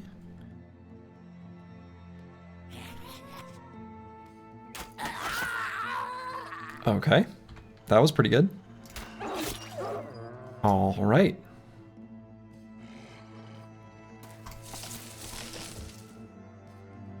So I'm going to do an Onslaught. Just a regular old attack.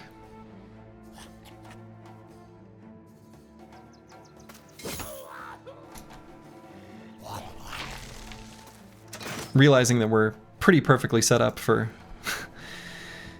the route that they just did, which sucks.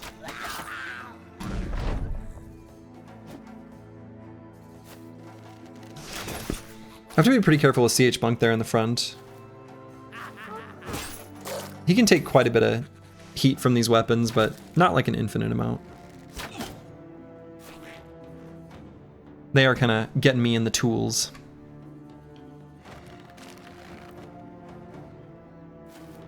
Use aim shot a lot and then realized you should have used the flaming arrow thing because it just does more damage. Isn't the damage number the same? I thought the damage number was the same. It just has less accuracy and does a different type of damage.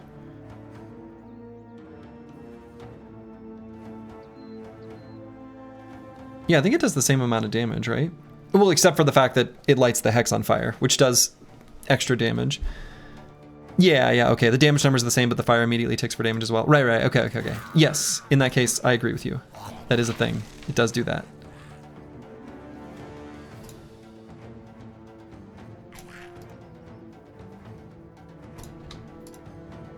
But it's less accurate, so...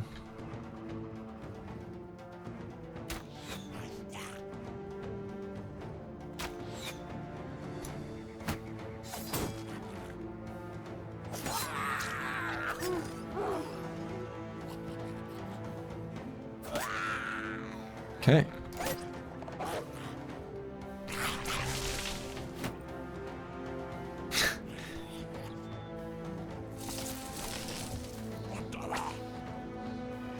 That was a choice. How many attacks can we do in one round? 1, 2. Still just 3. Just 3.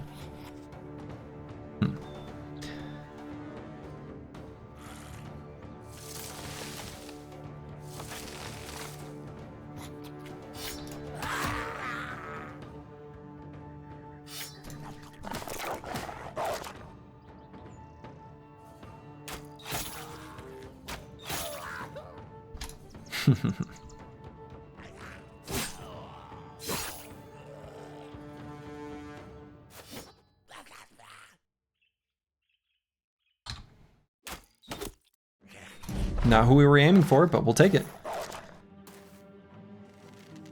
And we'll get rerouted, and what I'm probably going to do is make sure that these two bros are broken free, and then I can have Slice the Elder, rotate.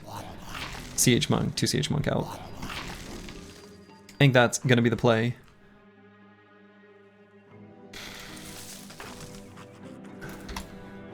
Have Choppy Cat at least attempt to move forward.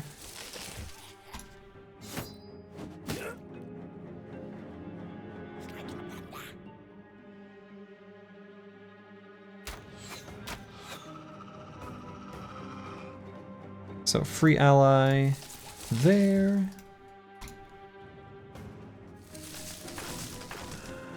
The roots are still the worst part about goblins.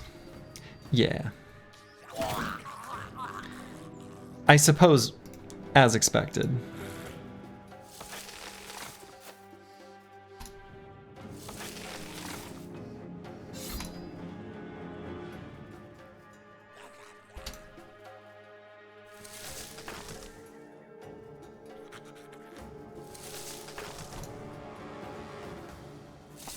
To be fair, I'm making it a little bit easy on him. Now, I hope we still get this backstabbing war pike even if he dies from bleeding. Because if we don't, I'll be sad.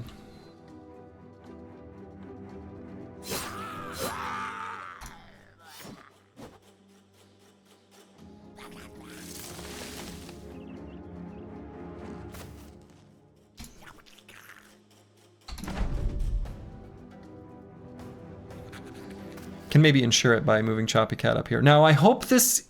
Oh, man. If he punctures me twice.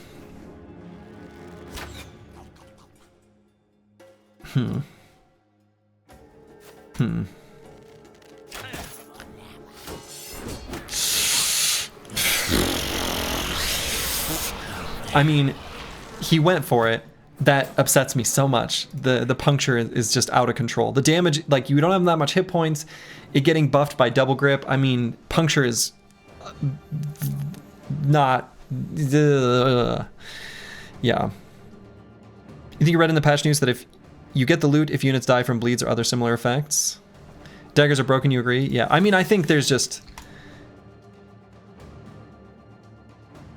The way I see it, puncture should be kind of a, like...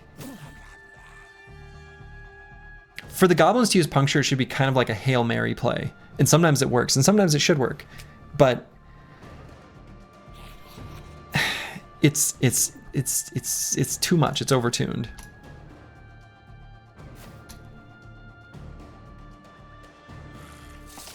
Also for players, for what it's worth.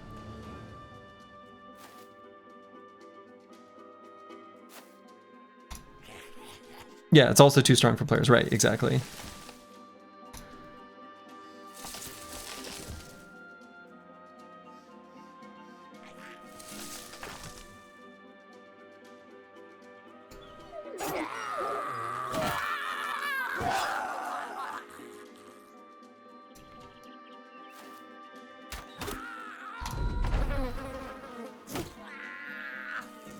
Full force.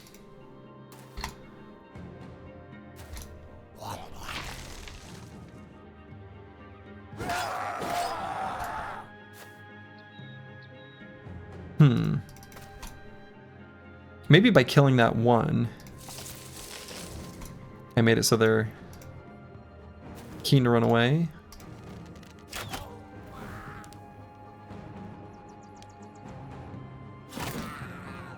Yeah, polearm's exerting surround and it collapses, yeah. It's too much.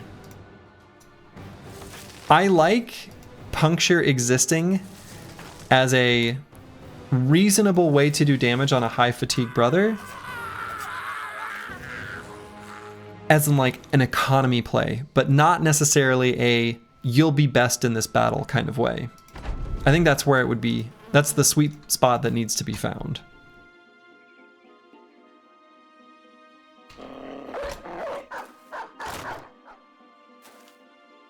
You made a puncture shield brother on your Anatomus run. You gave him backstabber potion and the direwolf potion and returns the fatigue on a missed punctures, and it's pretty strong versus living enemies. Yeah, I was gonna say, I mean, that's in vanilla. But yes, right? Totally reasonable, fine, acceptable, good enough kind of thing. But in hardened, too strong.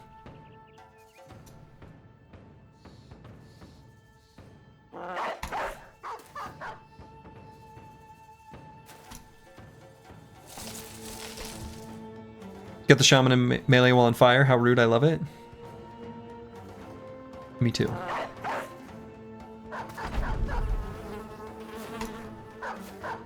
Excellent. Now I'm a little worried about what this skirmisher could do. Okay, good.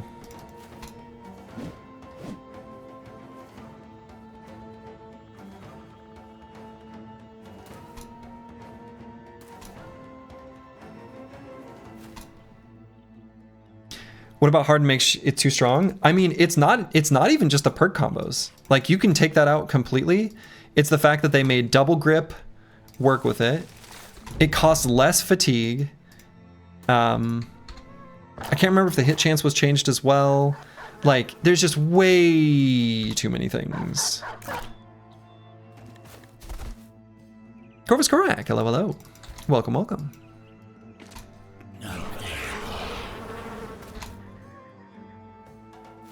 And it's just one of those things that I don't like when it's that strong. Again, I think that the sweet spot for that kind of thing is like where it's never quite the most efficient or best thing you could do, but it is good enough to be very effective, and especially like very effective against hedge knights, you know, et cetera, and where it's an economy play, right? You just get more armors, and I think that's where it'd be best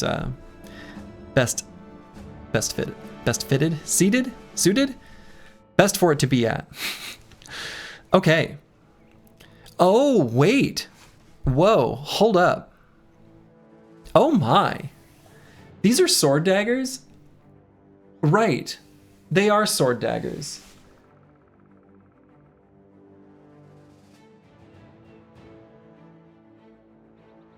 Oh my. So there's something super broken that exists for this that I'm already seeing. Oh no.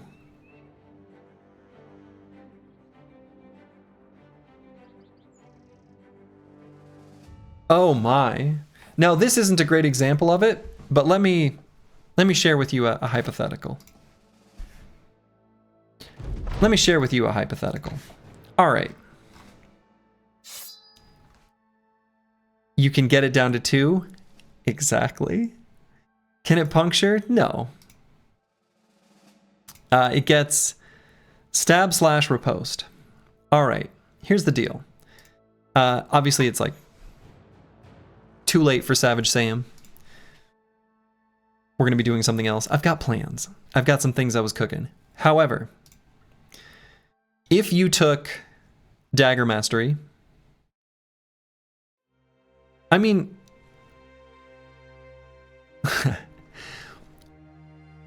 Blade Dancer reducing the cost of skills by 1 action point reduces this down to 2. So you can make it so you get a 2 AP stab. 2. And additionally, minus 25% fatigue, right?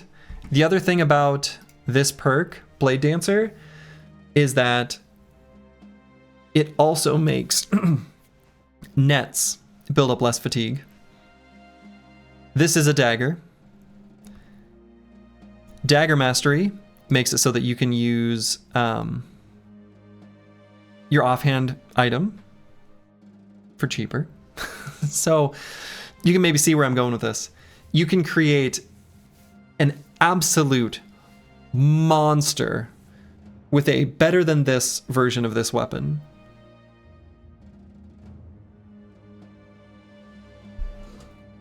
The damage is kind of low, right? I mean, 30 to 35, 25% armor pen. Like, it's a low number, right? So that makes it, that reins it in. But Duelist gives plenty of armor pen. I mean, I think if you just get one of these with a really high damage roll, And probably skill use fatigue reduction. I'd have to maybe calculate the breakpoints. Maybe don't even need it, right? The fact that you have 3 different sources of multiplying the fatigue reduction, you'd have to find where the integer rounding happens to make it work out really nicely. But damn. With a minus fat on weapon and some of the minus fat perks, you can get these down to 2 AP attacks that cost 1 fat. Probably not 1 fat. I don't think you'll get down to there. All of the different multiplicative effects, like skills cost 25% less fatigue, they all multiply together. And then whatever the result of all that multiplication is, rounds up. So like, you know. Anyway, it still could be really, really good. So, yeah, and that's the thing too, is like, if you had Between the Ribs and Duelist, you get so much penetration. So much. Get your mind out of the gutter. But with these two, and then Dagger Mastery, I mean, I don't know. It's pretty crazy. Are you going to build a bro for it? This one isn't that good, right? Like, this particular version of this named weapon isn't that good, so no. But if we find another Swordmaster, consider it possible. What's the normal goblin sword like? Yeah, apparently it's the same. It's a sword dagger. I was thinking the notched blade was a sword dagger, and it is. I didn't realize the cruel falchion was. If the Q wins again, right. Then we got one of these bad boys, which is almost the exact same thing as something we already have. Really close. Can I ask you, what is the D&D character you play? Yeah, I'm playing a cleric, a light cleric. It's in a custom campaign with some friends. Another Swordmaster, what's our wages? I don't even pay attention to wages, I don't even care. It's an irrelevant factor. Apparently 760.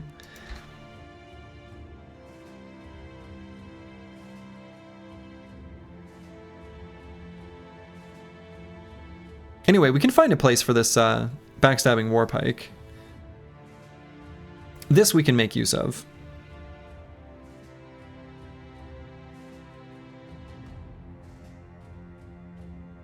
Maybe I give it to like apples and fruits or something. Maybe I don't even bother with that.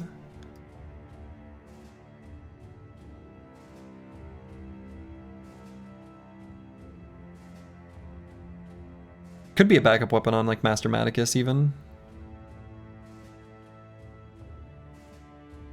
Yeah, 5k to kill some gobos, wages mages, exactly. Did we do any legendary locations today? Not yet. Not yet.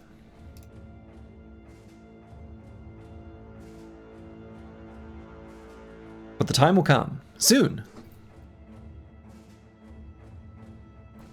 Yeah, I don't know. I guess maybe I don't use this. It seems silly not to, a little bit. Not to have it as like an option on someone.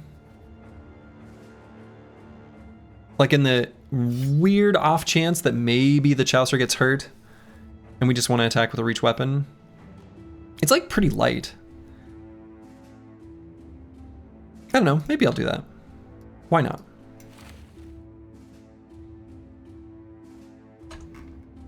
Alright, so we gained some levels. Apples and fruits leveled up, you love to see it. Let's do Second Wind. I think that'll be more damage overall than any other choice. So we'll get range skill. Love to see the +4. Sad that the talent stars didn't grace that particular stat. And then just hit points? Just hit points. Then we gain talent stars and fatigue. Discovered talent. Okay. And then Kristoff. You know, I'd feel just a little bit safer with flexible. Like when we had that hedge knight in our face. I don't know, it's so tempting to just grab more damage. Just realized how many star the hunter has. Yeah, so what's happening is the discovered talent perk makes it so that you gain talent stars every level up. In normal vanilla, I think you're limited to just 3 ever, like it will never be more than that. 3 different individual. So this is like just, I don't know, a thing Discovered Talent is doing.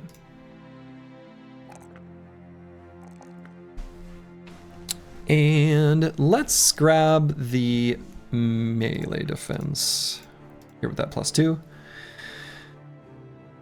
Yeah, I just feel better with flexible. I don't want to get domed by, oh, I get to choose 2. Oh, level 8. You're so kind. Level 8. Level 8. You love to see it. So I think I'll grab Duelist. ¿Por qué no las dos? I'm just going to check real quick. Oh, wait. Never mind. I was thinking this is the place that had the weaponsmith. It's actually all the way back in Bergtoin. All the stars make your brain feel all warm and fuzzy. Understandable. It's always so tempting to take the damage perks in like a tall bro and see the big numbers go up. All right, so let's go to Hammarstead. We want to sell stuff. We've got an inventory filled to the brim. Ambush trade routes. You love to see it. We can probably pay for some rumors here. You love audience leans in, the anticipation building. To see it, crowd goes wild, cheers echo off the walls. You love to see it. All right, so we're just gonna sell stuff. Nothing too complicated. I'm gonna keep the throwing axes.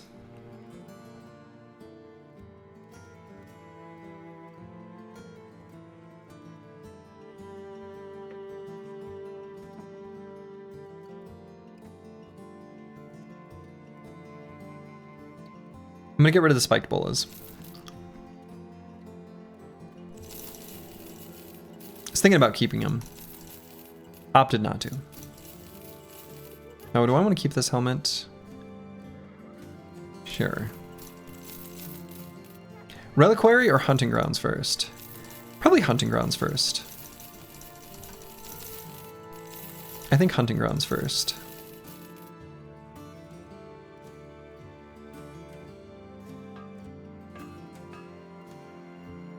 I might keep one of those for Hunting Grounds specifically. And one of those. More to come. All right. So we could head over there now. I think there's a little bit of business we can take care of over here first. We're going to stop by Braming to look for a sword staff. We can go to Hornborg to use the training hall to give the boys the training buff for the upcoming fights. Check their weaponsmith and make sure we've stocked up on tools and things like that. And I want to stop by this taxidermist to craft something. So I'm going to go west just for the moment.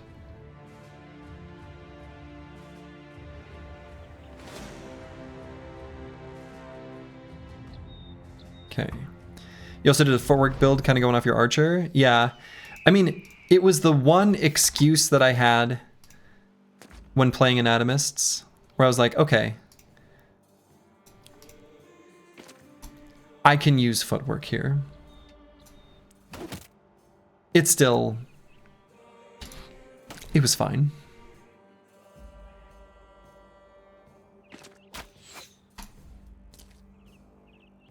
Has there been an OP cultist run in this mod yet? Not by me. I'm sure by someone, though.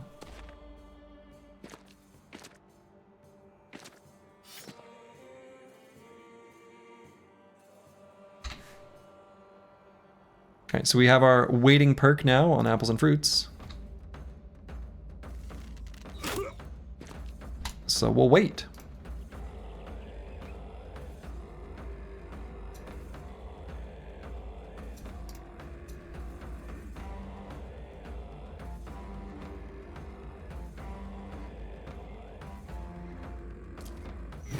I guess we'll just walk up and Give the guy a little smack. Do a little disarming. Does Hardened have custom origins? There are a few, like... Yeah, there's a few Reforged specific origins that Hardened inherited.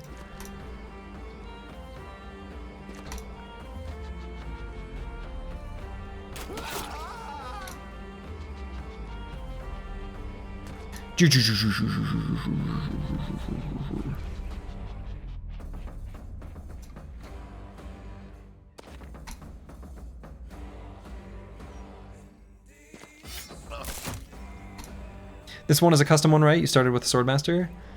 Yeah, I guess it is custom, and starting with a Swordmaster was sort of coincidence, though. It was the random trio. So I think it was a Swordmaster, a Brawler, and a Anatomist?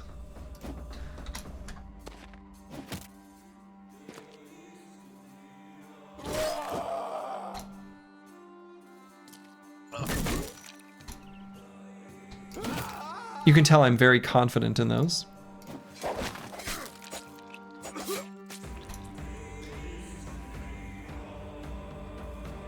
The Poacher Start, for example, adds Pathfinder on everyone. No kidding. Does it really?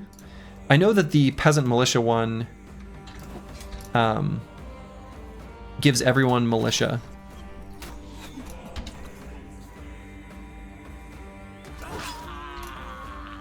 That one's kind of cute and secretly extremely strong. Maybe more to come on that. You'll just have to wait and see.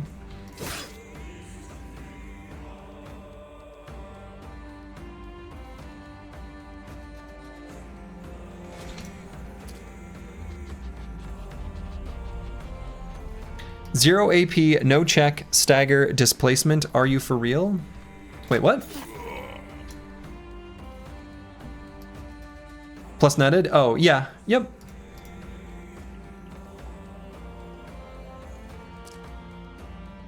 Normal stuff.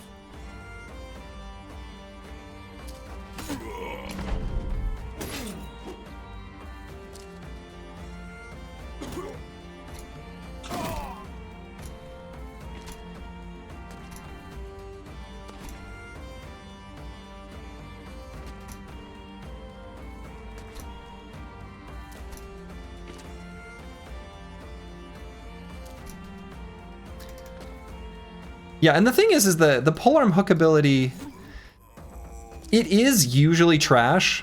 I agree with that. It is usually trash, but it's good enough just frequently enough. Like every once in a while you want to use it, and to me that's perfect. Yeah, there's a huge difference between a 6 AB attack with MDef check and a 0 AP no check. Oh yeah, agreed. No sword staff.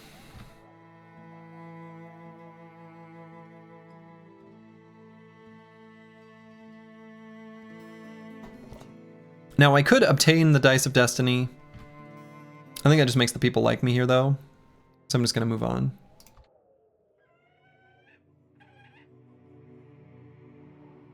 Perks are there to be spent? I don't know. Keep collecting these mega elixirs. I might need them for Sephiroth.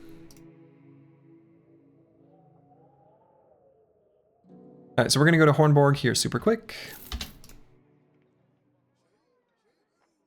Look at the boys. Look at the boys here. Look at the armorer. Look at the weaponsmith. A sword cleaver. Wow, fancy. The Butcher's Beheader. Seems like it's probably pretty good. Not gonna bother with it. It's a famed version of whatever this is. And no sword staff. Oh wait, sword staff. I'm just not used to looking for them. We did it.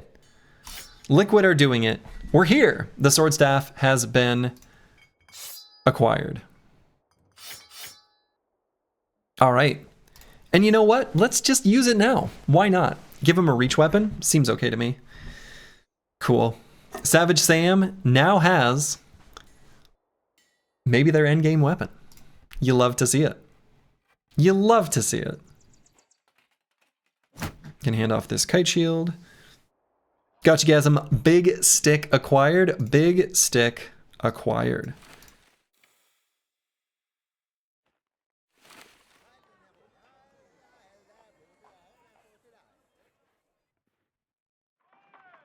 I wonder if I'd ever want to have this equipped on No Man 1220. Maybe. Maybe. Wait, does the spear tree perk thing work with the overhead strike free? Yep. Sure does. So when we get Spear Flurry, the overhead strike does indeed cost 0 fatigue. Prong will cost 0 fatigue. They both only cost 5 AP. And then Spear Wall, once we have these 3 perks, will go down to 15. Maybe you can see where this is going. Should be good. All we need is just 1 extra AP from Unstoppable to be able to have some fun.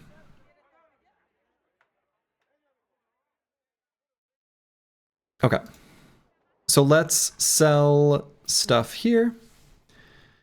Gonna hang on to some of these spiky weapons. We might want to use those for the Ijirok. I don't actually know, and don't tell me, how the Ijirok differs in this from vanilla. So I'll just have to see.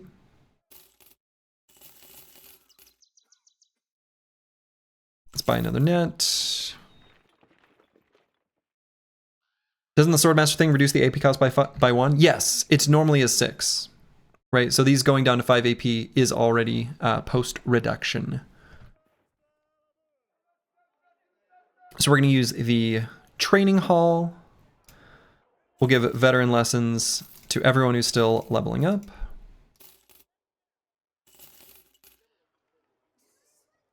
Okay.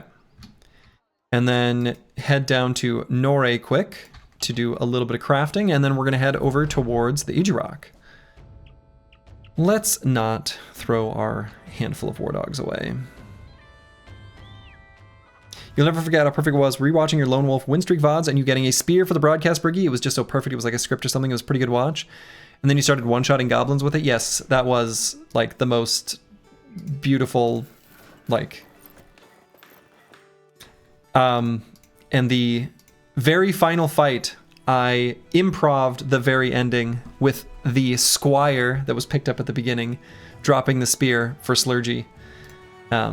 That was not something that I had planned ahead of time, but I realized in the moment that I could do it. It was nice. It was lovely. That was fun. Yeah, we had some really good, I don't know. The Win Streak series was just, it was fun. I love it. Glad others were able to enjoy it alongside. Did you see correctly that you can buy perks for your veteran levels in the training hall? Yes, so in Hardened you can buy a single armor type and weapon for any bro. So. Okay, so here I think we will simply head back east. Let's buy, you know, just in case we end up needing nets, let's get a few more. We got plenty of money here. So we'll just make our way that direction, taking fights along the way. Yeah, armor or weapon, no armor and weapon allowed. Yeah, whoops. Turns out, Ijirok time. We're gonna make our way towards them, towards the Ijirok. You might go rewatch the VODs again, honestly. Yeah, I mean, you know, it was so much fun. It really was. I feel like they would remain entertaining. I see no reason why they wouldn't.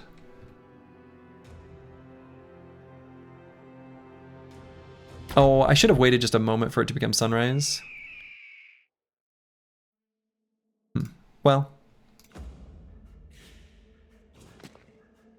That's all right.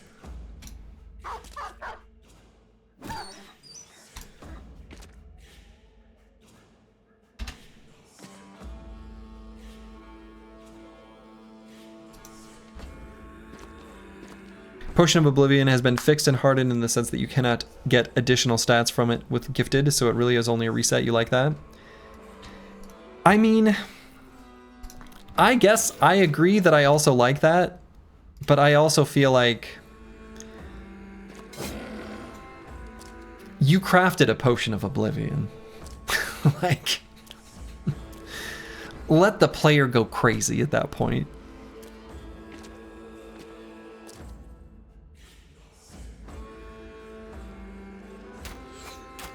It's okay for the Potion of Oblivion to be overpowered. Did this bro not grab? Yeah, I guess not. Blowoxor says, I don't like it at all. There you go.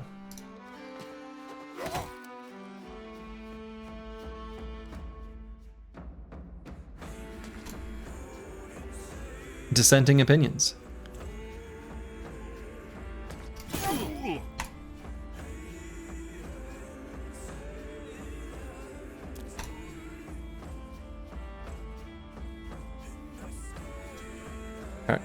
Gonna just activate both of the tactician perks. You're neutral on the issue? That's the spirit. Thank you. Thank you, Dark Paladin. Someone had to volunteer to pull the oh shoot, what's the country that always remains neutral? Switzerland? That's right. To pull the Swiss option. Someone had to. Glad someone did it. You think you'd rather have a more accessible way to reset perks than something impossible to get that you can use just for more value than just resetting? I don't know. I kind of feel like not being able to reset perks is fine. That's, you know, I don't know. It's okay that you can't, I think.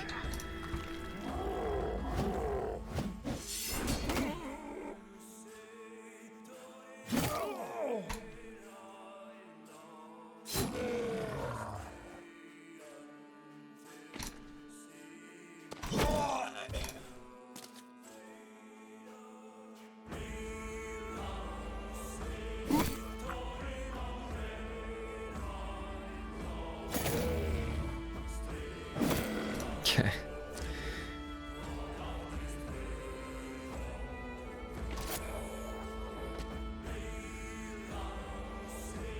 All right, let's go ahead and shrink. Oh! Whoa. What?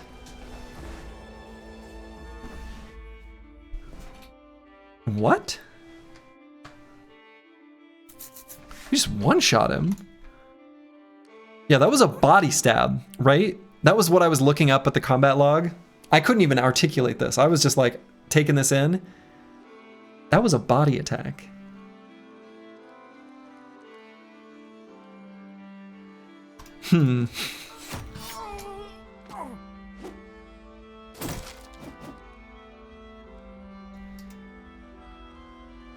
Yeah, we're still missing a lot of the extra damage. I know that it can get even higher.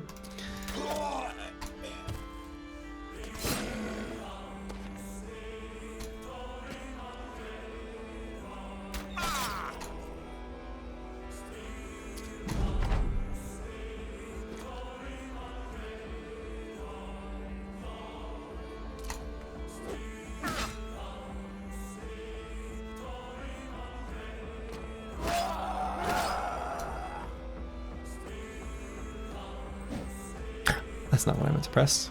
No.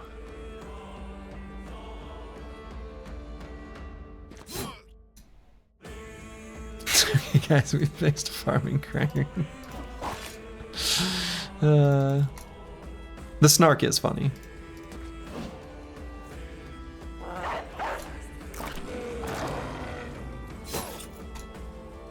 I try not to encourage snark, but you know, sometimes it's all we have.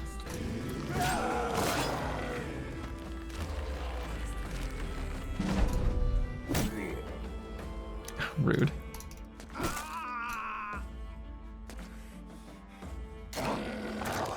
Oh, and the dog got it. Wow. Dog took down an unhold? I'm impressed. I'm impressed. The snark is just barely buried eye twitching in berserker rage. As it should be. Most snark secretly is. Alright, Antiwian. You do feel like named weapons have a bigger role in the mod? I think that's true. I think that's true. Because you can create so many, I don't know, crazy combinations. Crazy just gets amplified by crazy. So yeah, I think that's true. The funny part is that if the barbarian broke the net, you could just net him again for 0 AP. All right, so we're gonna go ahead and grab Dawnforged on this level, I guess, with Antiwian. I am gonna grab Nailed It. I think that'll be a good perk for this brother. I don't think there's any other alternative that I would prefer, at least on this fella. Seems like it would be a pretty good one. Maybe still could consider like Hold Steady. Or even Onslaught, right? But you actually feel the opposite. You usually have your builds ready on your bros. And because there are so many weird particular weapons, you can't use most of them unless you hire a new bro to build. Oh, I mean, I agree with that. No. We feel the same. I'm just saying the named items create those crazy builds. Or maybe we're kind of saying the same thing.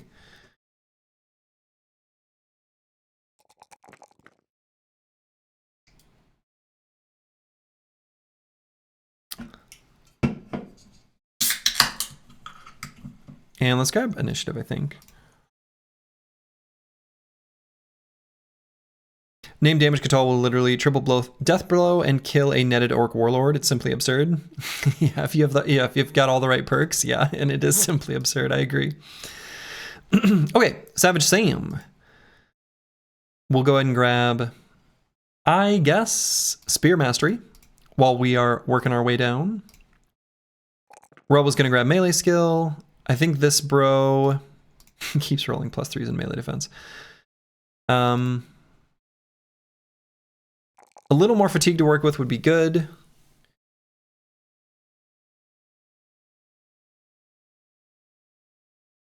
Probably HP is good too.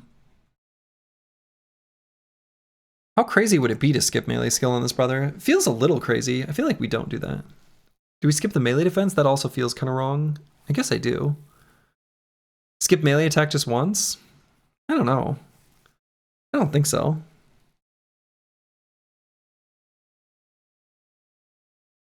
I mean, we could, but I don't think so.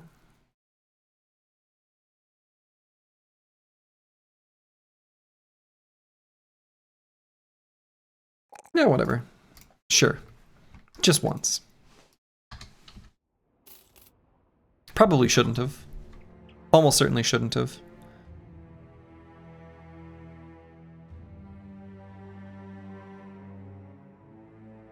Ruined, reset. Throw the whole run in the trash. You were just kidding? I don't know. Then me too, in that case.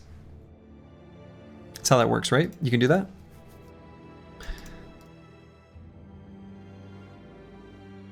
Alright, we will go ahead and bust this camp. Got him. I think they maybe just spawned something. Caca! What is this? This is nonsense. This is nothing. Is a whole lot of nothing.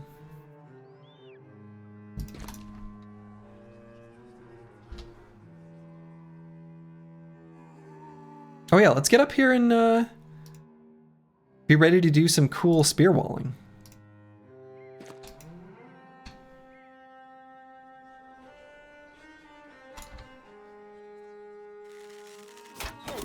Do an attack from 5,000 miles away.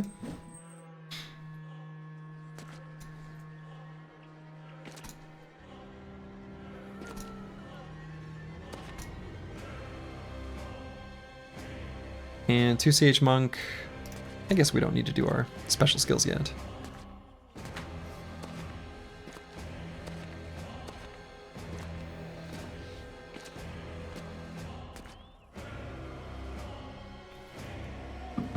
There's a lot of spooky ghosts. So we'll just make sure to tuck everyone in nice and tight so that nobody gets too scared.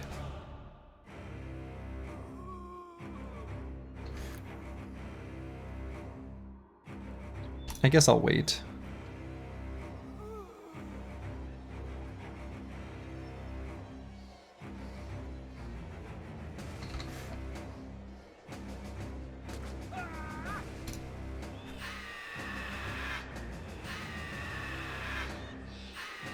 How much fatigue does the sword staff use to spear wall and overhead strike?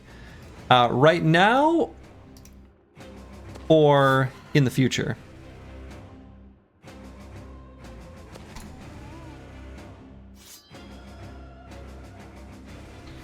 So right now, I mean 20 for spear wall, and then overhead strike is 9, but like eventually with spear flurry, prong and overhead strike will cost 0 fatigue. Only spear wall will cost fatigue. And once we get sword mastery, it'll bring it down to 15. So its base for spear wall is like 25. No, it's 35. 35 times 0.75 times 0.75 comes out to 19.68, which then rounds up to 20. What's up, Sloji? I see that you've been dipped your toes in Reforged. How have you been enjoying it? I've been enjoying it. Having a good time.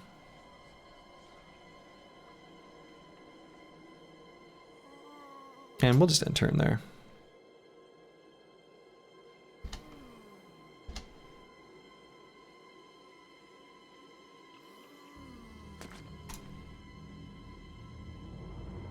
I'm having fun figuring out all the different crazy stuff that you can do. Let's go ahead and just use our special abilities. No! I missed my second 95! Savage Sam! You can't do that. Missed another 95? What is this? Okay, game is rigged. RNG, go home. You're drunk. You're not supposed to be like this. I thought we were friends. Disaster.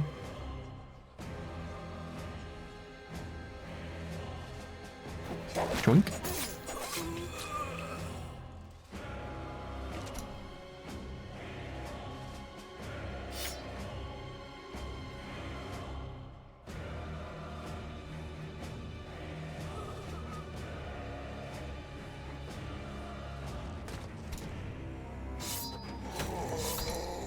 There we go. Made him confident again.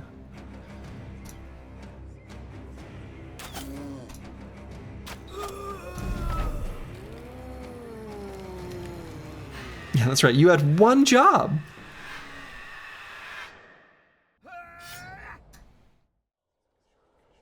So now we can do an overhead strike. Kablam! And a spear wall.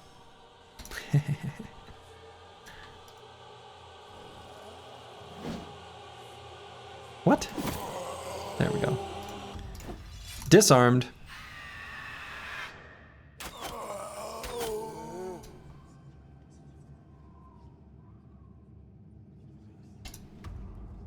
These 95% spear wall misses are what made the Northern Raiders' no town run so challenging. These simple undead camps could become wildly dangerous very quickly. Oh man, yes. Also, peasant militia. Good times were had by some.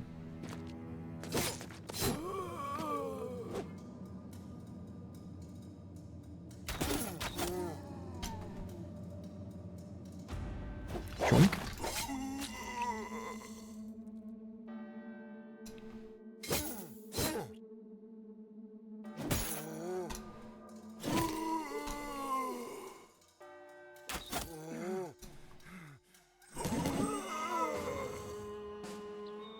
The damage from Sword Sphere isn't as high as you imagined. It's not crazy high.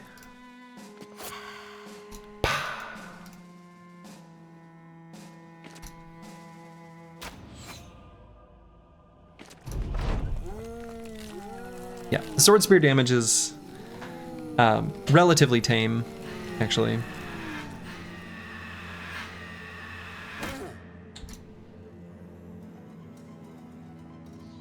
I'm gonna go here just for the bolster.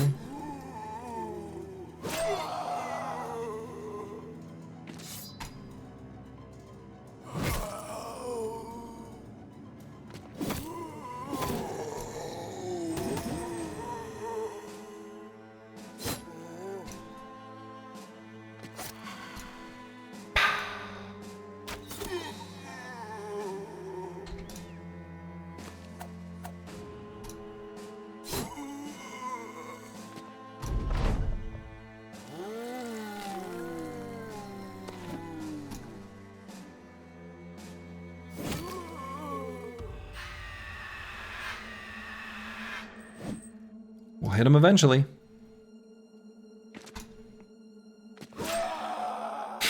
Do it with a scream.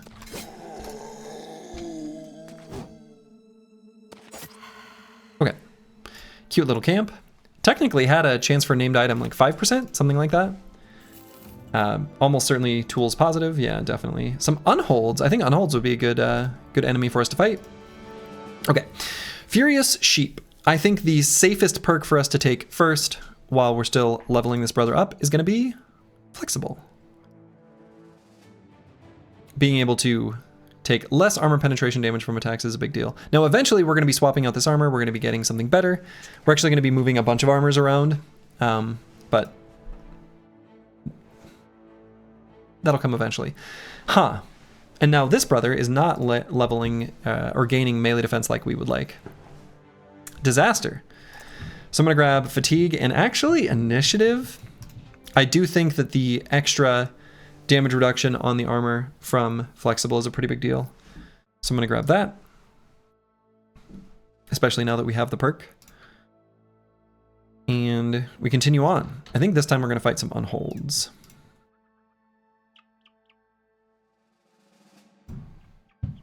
What I might do is wait till we're on even ground off of these hills. It has become night, which is annoying. Dusk is the night, after all.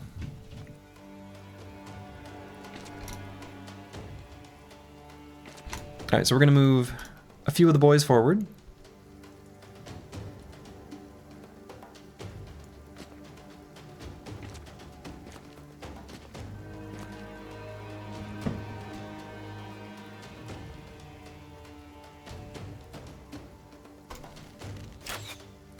Oh.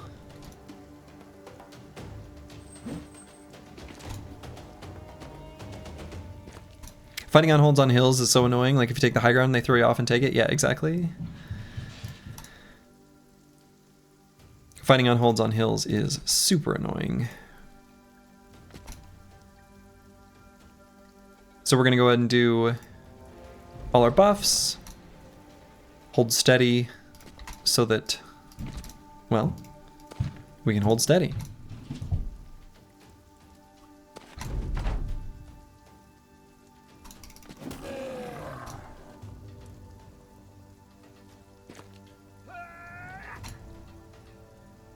One of them has the troll face. Yeah, this one, I love it. I love that. It's so good. Okay, we're just gonna wait on everyone as they charge forward.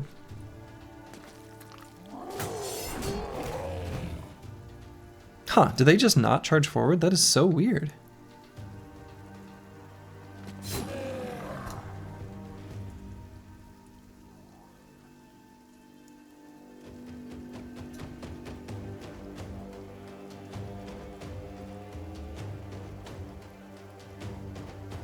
Did they add that face? You don't recall seeing it before? No, no, no. It was obviously always there.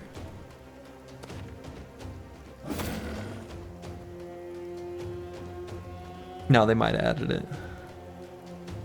Seems like the kind of thing that I could see it being added. I'll put it that way. Ha ha ha! Arrow to the knee. Operation.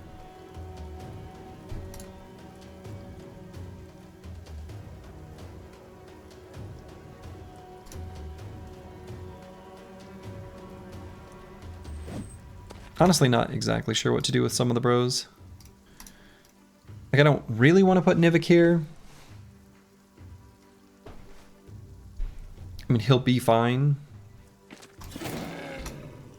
But...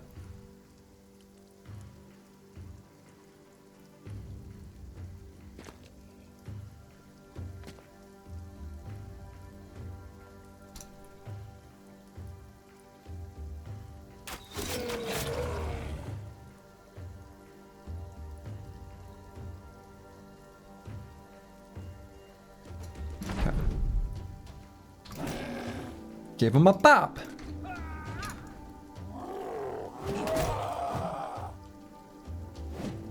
Oh. Missed the full force attack. You hate to see it.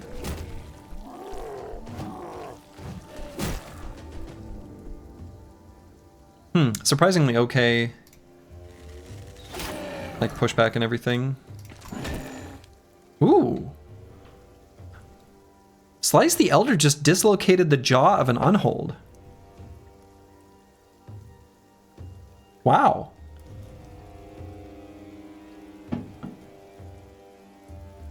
Wow. I'm genuinely shocked by this. Oh no, you ended up wiping out an undead camp, so there went that success slash like, oh no, meta wrecker, no!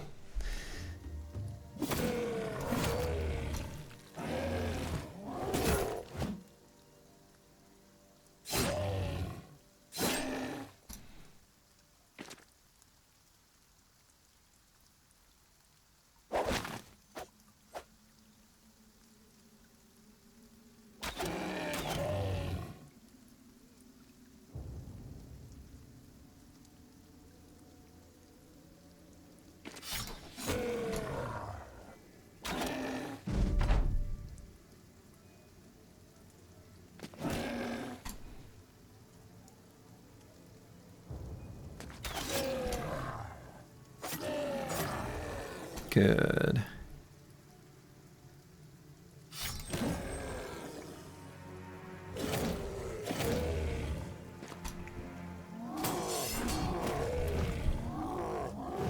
Okay. It was unfortunate, yeah. You get a question for Slurgy in chat. Does the Unhold Potion and the Ijirok Armor passive stack in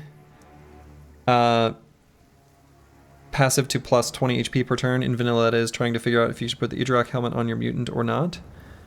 I remember kind of going through a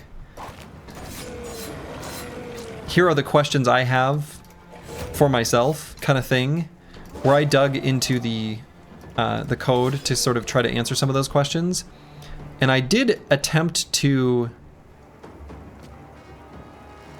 get as many as I could in that opening presentation. So you may have your answer there, for all I know, good boy George. It might be there.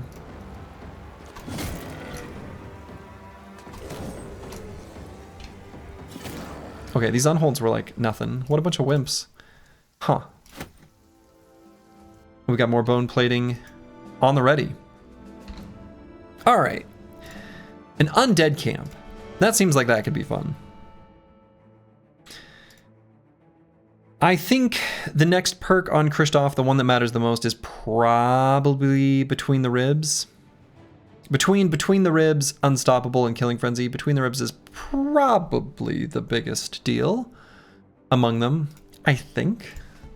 Feels like that's probably true.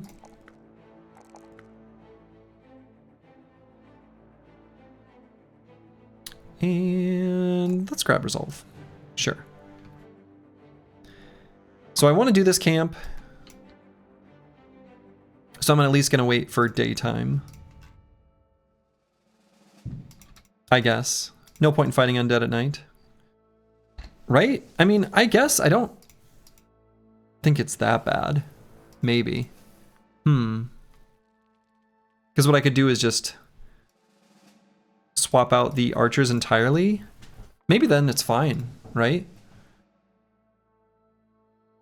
Yeah, why not? I think we just do this at night. Without using some of the flank bro, it's not that impactful? Oh, no, no, no, no. Net pull. We pull them into the surround.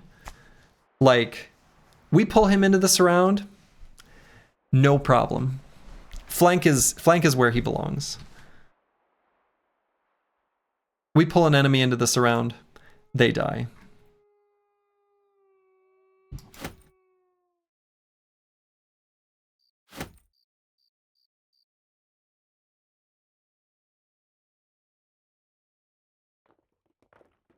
Okay.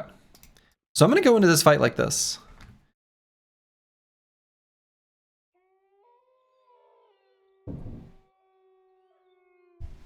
We have no ranged units, so this will be just a melee slog. Ka-ka! God, this is the scariest setup, honestly. Ancient Praetorians are...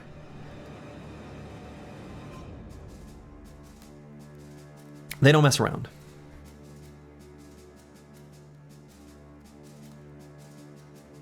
So I'm going to leave like a little path for them to get through. Otherwise, I'm going to put the Chaucer here. We're going to have him indoming and riposting. Choppy Cat will go here or here. Is this fight necessary? Yeah.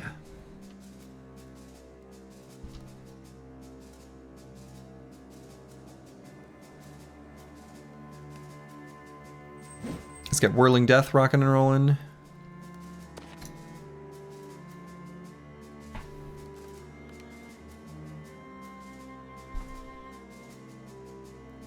Wait here and even here.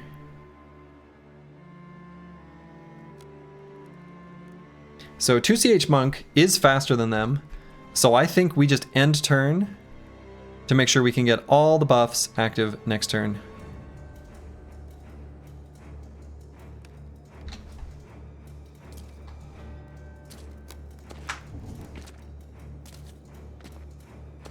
Oh, they're being so cautious. They're being so careful.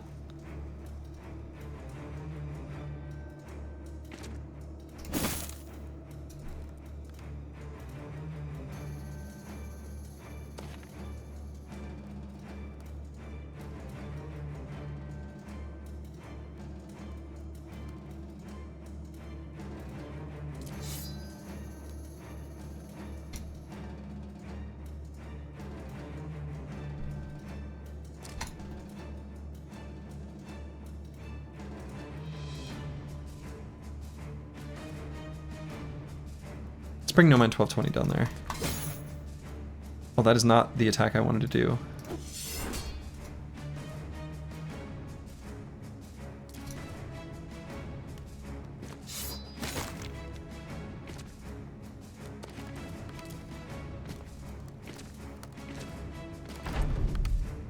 Okay, so Choppy Cat, full force. Nivik, full force. Slice the Elder. Let's just wait. Kristoff, I'm gonna wait. Julio, wait. Here, let's go ahead and do all the buffs on all the boys.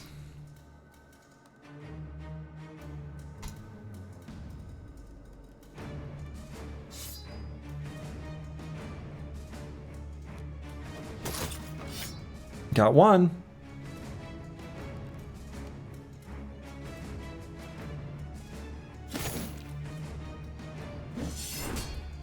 Good lord.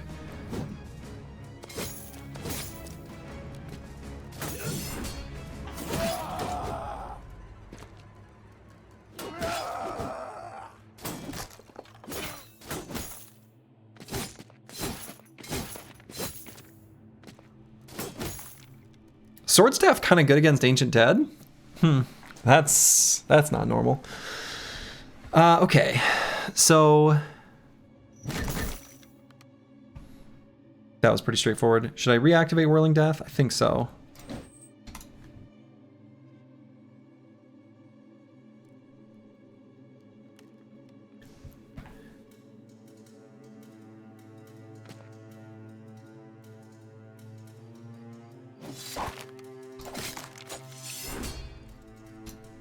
Okay.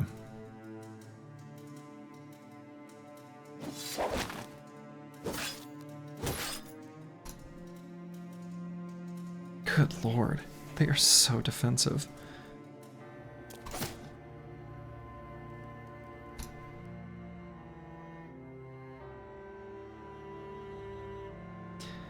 I think I'm just gonna do that. So then I'll put Not Delusional here. For optimal, let's gain extra AP. Okay. Full force.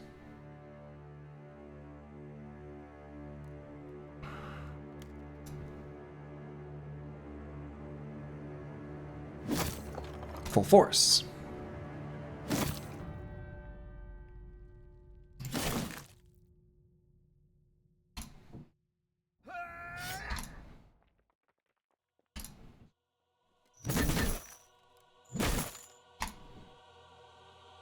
Okay, all the extra AP is kind of gross.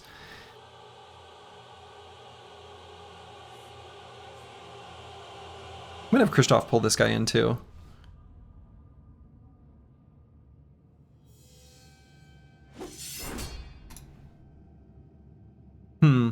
Maybe now I wait. Let his rebuke wear off. Obviously not gonna want to let him counterattack me, huh? Alright.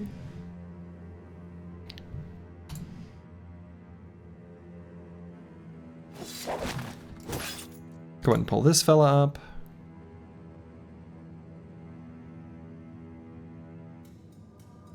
Savage Sam, I suppose I also just wait. This is piercing damage. Actually, maybe I attack and then back up. We're like a little bit hurt. This bro's not very defensive.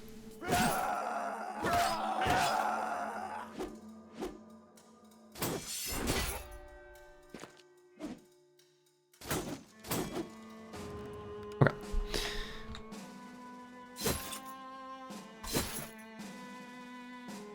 I think we'll end turn there. Go and net this fella. Oh, come on. Deathblowed.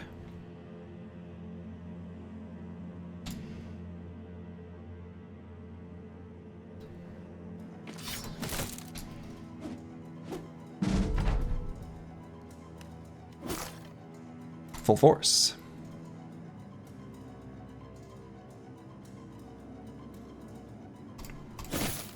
We can go and attack there.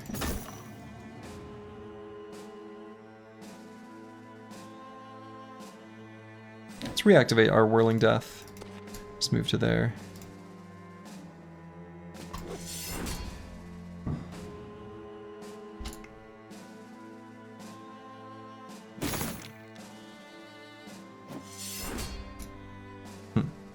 Thought I'd be cute and go for a disarm, didn't work. Felt cute, might disarm later.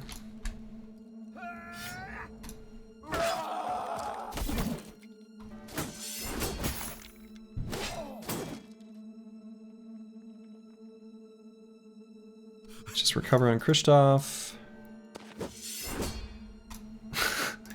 Miss 1,000 times on everyone else. Let's see, Furious Sheep does have Flexible now. I still don't think we even put him in melee there. Not yet.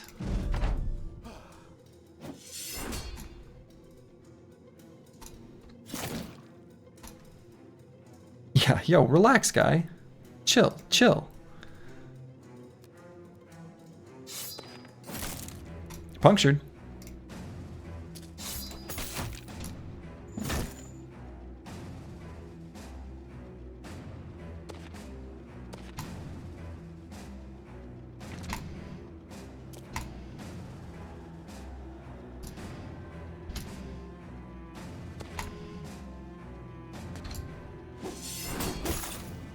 Yeah, that's right.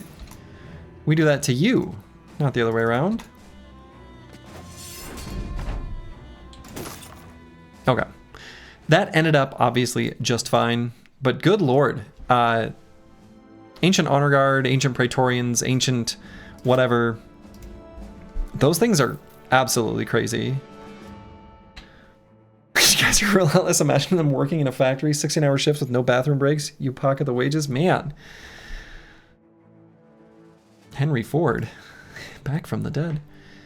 All right. Slice the Elder. You love to see it. And then probably just range defense for our anticipation. I think so. Could debatably say some resolve on this brother could be good as well. And you'd be right.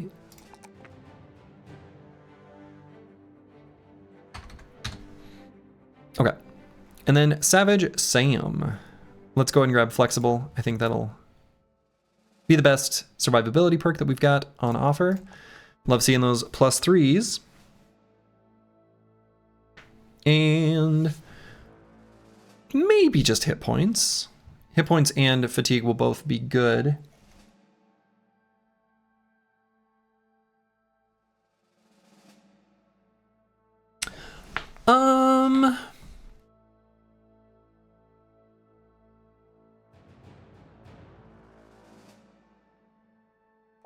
Let's go hit points.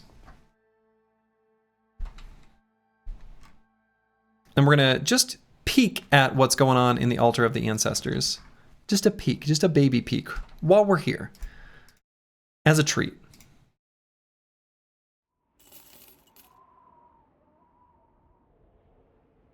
That is a lot of chosen. Let's pass on that for now. Let's pass on that while we're still leveling up, you know?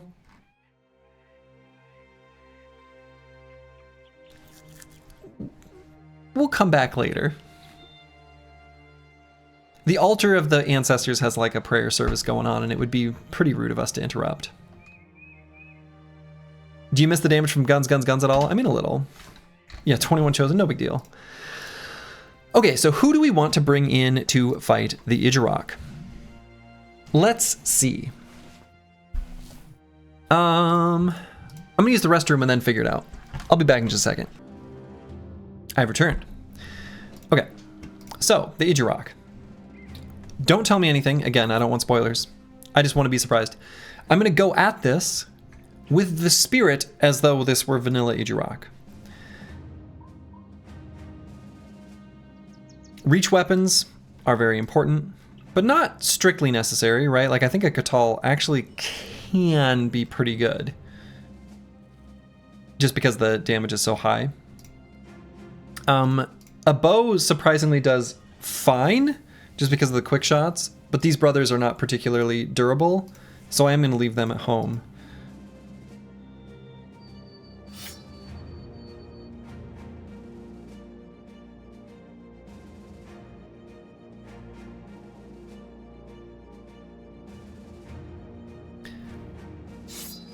I want to use the two-handed flanged mace, just so I can get some daze action going on this Idjarok.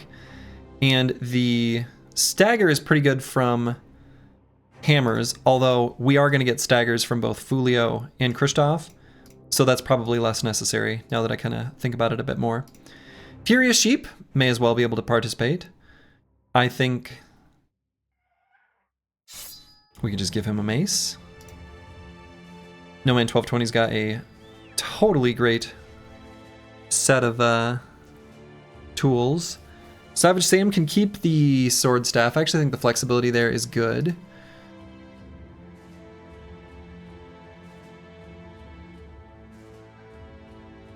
And maybe on the Chaucer, we'll just give him this two-handed flanged mace. Or maybe we'll just use this Warpike. Choppy Cat will use the two-handed mace.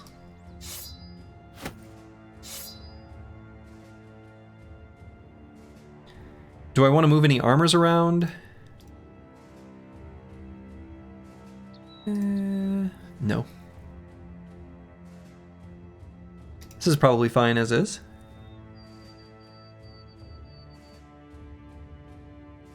I guess just in case. We don't need those. Be ready for a lot of broken bones. Don't tell me anything. But yeah, I mean, I guess I am. I would be in vanilla too, so. Savage Sam could use different armor, right? This is a little bit crummy. Well, I guess it's what he gets. All right, let's see how this goes. Let's destroy this thing. Engage. Caca! We get to scout you! All right, the Idjirok. Little bit of natural armor, 2,200 hit points. I don't even know how much he has in vanilla. Stats look similar. Effects, return favor. Oh, interesting. Any adjacent attacker who misses a melee attack against this character has a 10% chance to be stunned, 50% chance to be dazed. Okay, oh, all right. So then he's got crippling strikes, dent armor. All right, sure. Resilient, yeah, expected. Stalwart, oh yeah, yep. And then Steel Brow. Okay. And he just gets Gore and Spirit Walk, which I think are the same names of the abilities as in vanilla. All right, this doesn't seem so bad. This seems basically like vanilla, right? So let's get an attack with Kristoff. Get him staggered.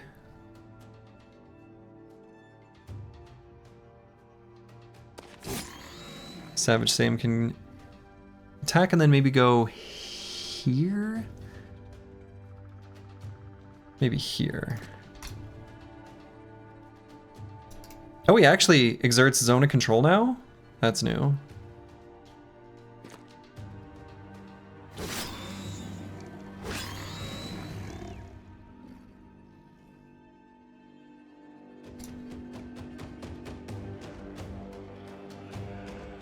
Do Whirling Death and pull out the... Oh, I could have rotated, actually. You know, maybe I still just do. For next turn. So, No Man 1220.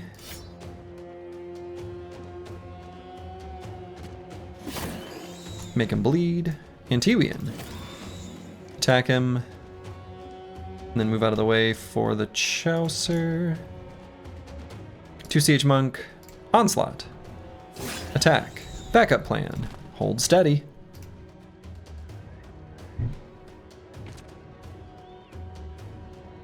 Choppy Cat will be in position for next turn. And Nivik will give him a smash. From here. Sure. So Furious Sheep has a fractured hand. Not that big of a deal. Can put Not Delusional here for more AP on a few rows. Seems like a good idea. That's better than his throwing weapon, I think.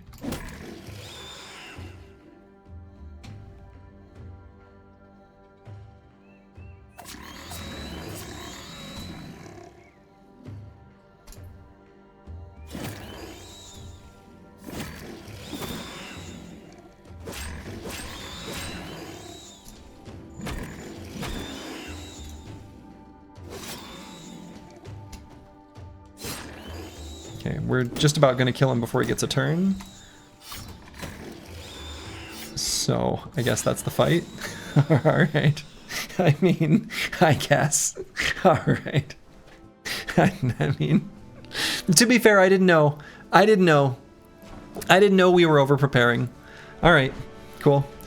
That was pretty easy, and we'll take our one arrow back.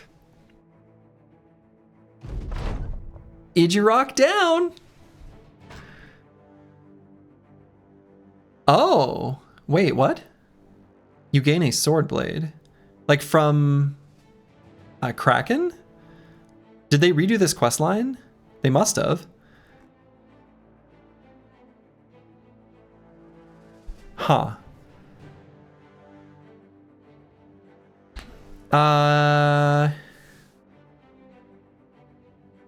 Did they just change the quest line to be Idjarok instead of the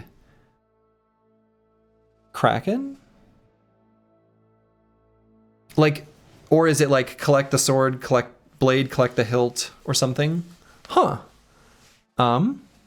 Did you find the watermill yet? I don't know, did I? I want to say I did. Yeah, it's down here. Yes. Yeah, watermill was found before the arena town. Yeah, the arena town was the serious. Huh. Okay. Well. Interesting. Interesting, interesting, interesting. Huh. That was unexpected. All right, something else that might be unexpected. Guess who's going to wear the armor of the Idjarok? The Chaucer. I'm dumb. I want this so bad. Wait a minute. Oh, yeah. I love the idea of Nimble providing the same protection to hit points and getting the full heal each turn by the armor of the Idjarok. Is it good? Don't worry about it. Do I want it? Yes. And then the helmet's going to go somewhere else. So, is this necessary? No. Heavens no.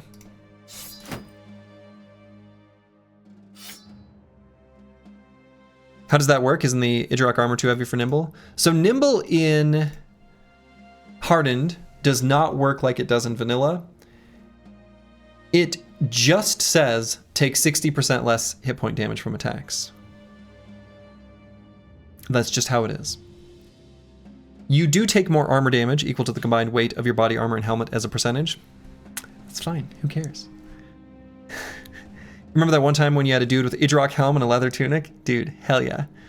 The leather tunic, because it has 0 fatigue penalty, is like my favorite build. It's not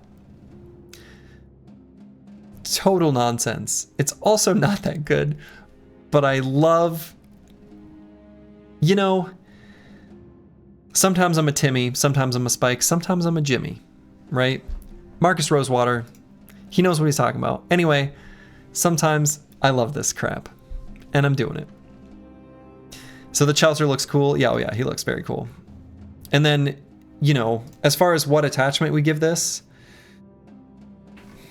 probably just bone plating. And then the helmet, of course, is eventually going to go on Furious Sheep. And where did the helmet go? Am I dumb? Anyway.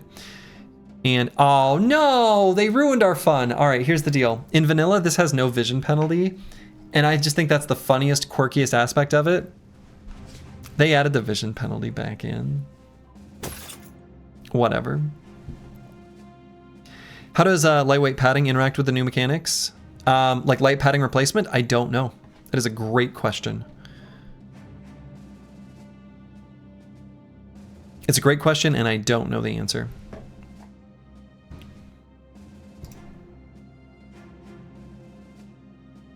Cool.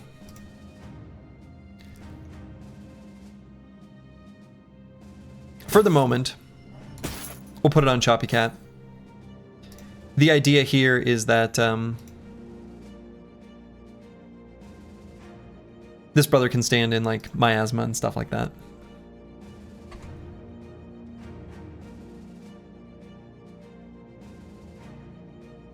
And I think these numbers are the same as Vanilla. Cool. When Furious Sheep gets old, that vision penalty is going to be brutal if he wants to lung at night.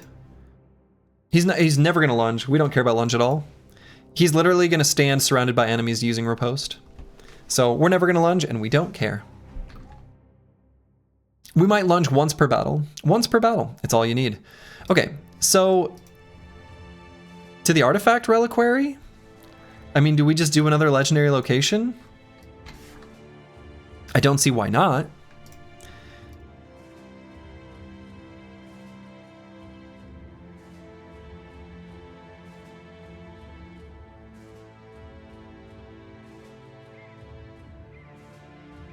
We can make our way through this little swamp here. Defiled battlefield. Let's do that first. So we're going to put the squad just as they were, actually. It will be nighttime by the time we get there. Looks like this is kind of the same idea as the fight we took earlier. Will probably be night.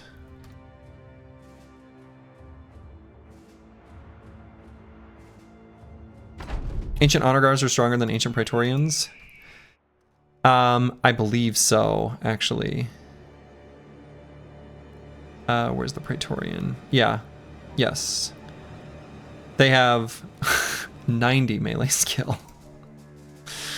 You know, normal stuff. Okay, so maybe put the Chaucer here. And then Choppy Cat here. Let whatever spills over the edges get dealt with by the nets. I think that'll be the play.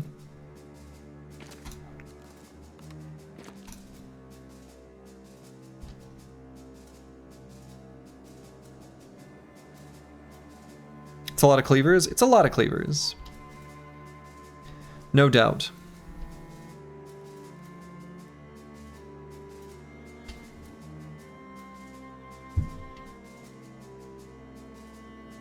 All right, 2CH Monk. Again, similar to last time. I'm gonna walk somewhere and then just end turn. The idea there is, of course, we're gonna be faster than them for next turn, so we can activate Onslaught and Hold Steady. And I think I'm just gonna go here. Oh, my micro wasn't fast enough. Actually, might have even been able to attack, but I like the idea of him going before the others on the team too. Put Nivik like here. Kristoff like here. Could even put Savage Sam here and Spearwall. That's kind of cute. Has like a 95% chance to hit, right? So this might actually protect him okay. Fulio. Oh, I moved Kristoff too far away from 2CH Monk. Oh well.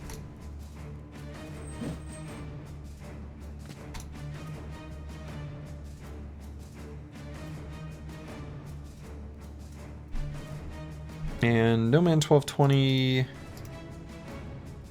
to just here.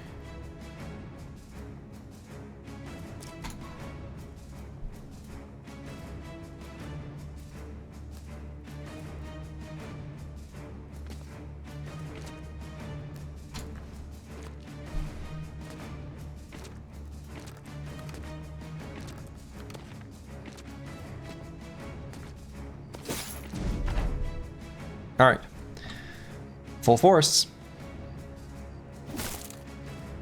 Almost one-tapped him.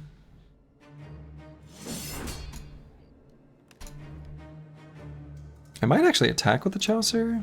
I guess I don't need to.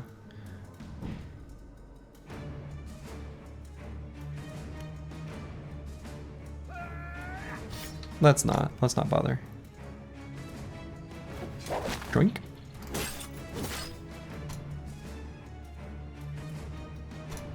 Alright, so we're gonna do Onslaught, backup plan, Hold Steady. Furious Sheep's gonna wait. Slice the Elder, I guess we'll do an attack here. And then hold for a moment.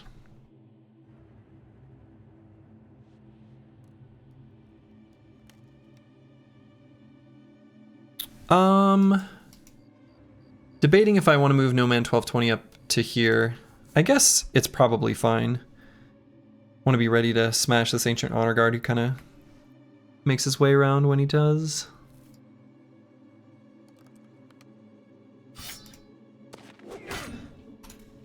Okay, that was bad.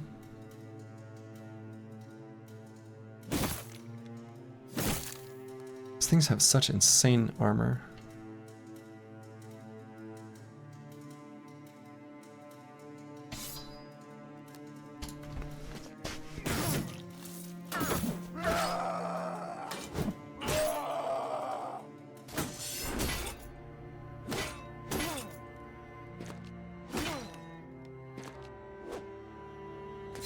Alright, No Man 1220 is like not in a good spot.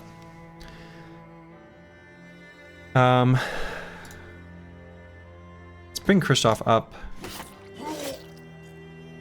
That goes so fast. I mean, Fulio can rotate him, but that will only be relevant if we kill this Ancient Honor Guard first.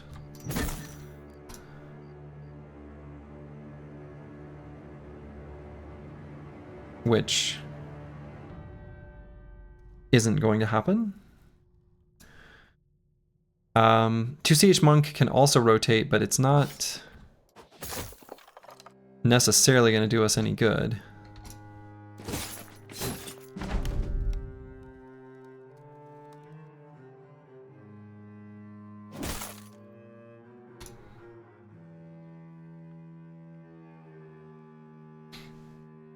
So if I get this kill, they're faster than me?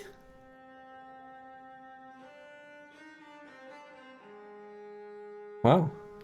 Yeah, I guess so.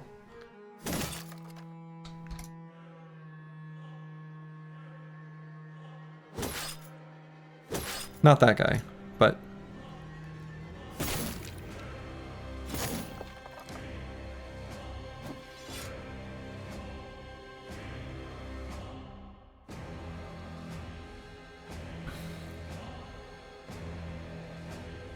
Kristoff feels kind of pointless up here. Guess we'll wait.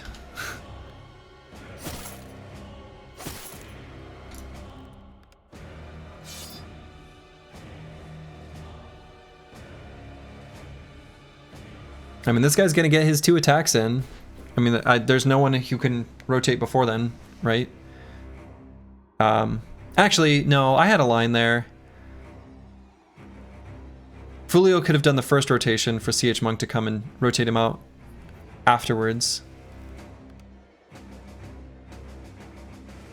I kind of didn't think about Fulio having it. I was so hyper-focused on 2CH Monk in that moment. Well.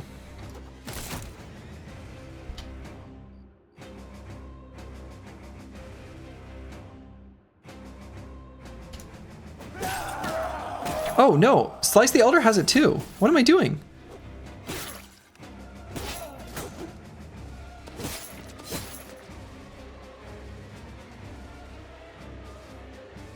CH Monk doesn't have rotation at all. What am I doing?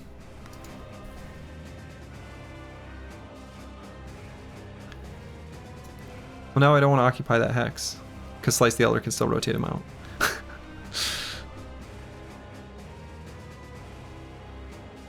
Shit.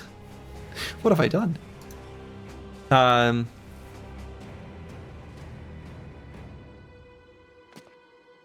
so I can't push him because I netted him.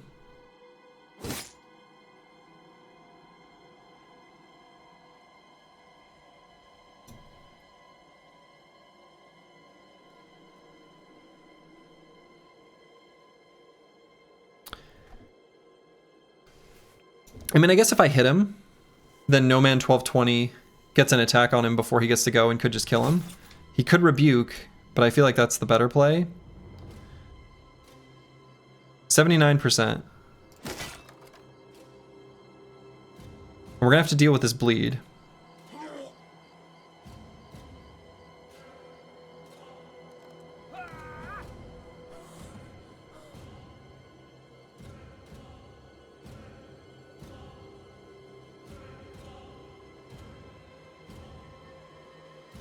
So let's get Kristoff up just to net this guy.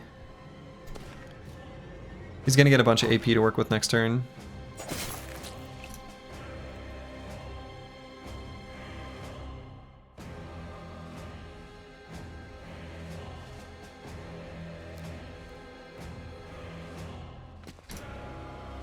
So Slice the Elder can go up here, rotate twice.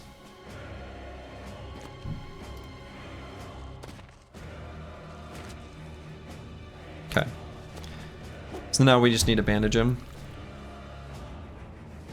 We've got bandages on a few rows.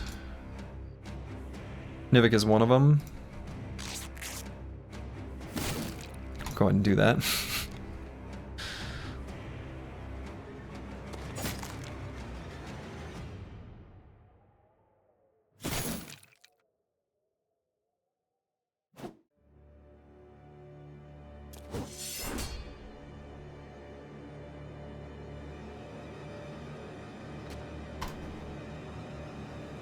Yeah, I don't want to get hit by the split.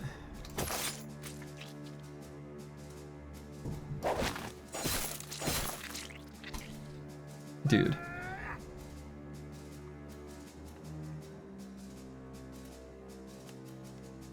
I guess I'll wait. Attack that Ancient Honor Guard with the overhead strike. And maybe Slice the Elder does a rotation. I'll lose the net. I guess that's fine. I can lose the net.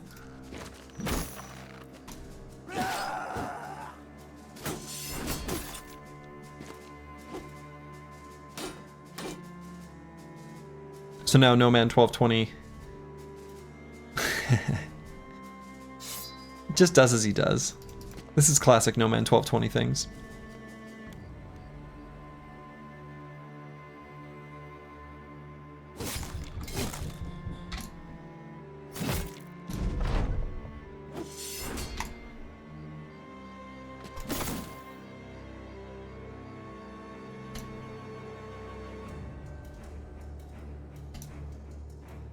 Let's see, this guy doesn't have the cleave attack, so I think I'm safe to put No Man 1220 here.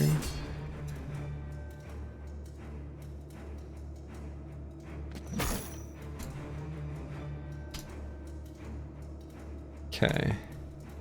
Tiwian. Just get a kill? Yes, we lost the net.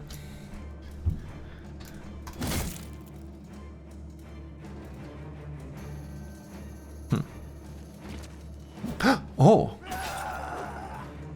that could have been bad. Holy, yeah, I guess they have rotation too. God lord, do they need this many perks? They're just undead. I didn't think about that. I kind of didn't realize they had rotation. I'm still thinking Vanilla Brain. So that's, you know, roll of 69, nice. Kept No Man 1220 alive.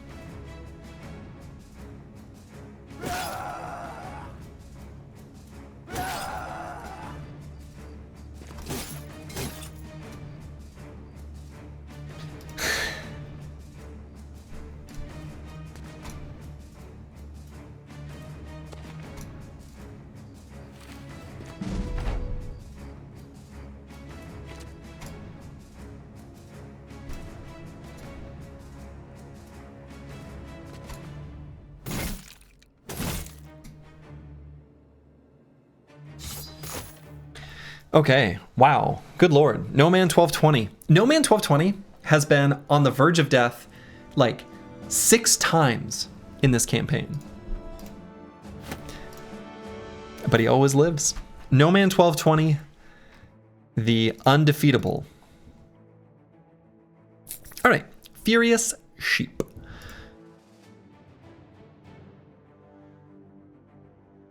On this level, I think I'll just grab Dawnforged. Just stuff to keep him alive. Safer, longer, better, faster, stronger.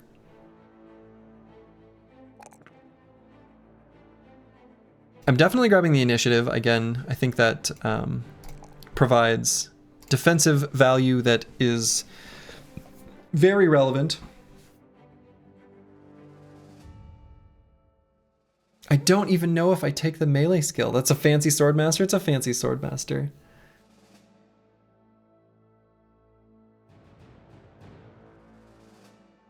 He'll have a 95% chance to hit damn near everything. Even if it has a shield. Maybe not everything.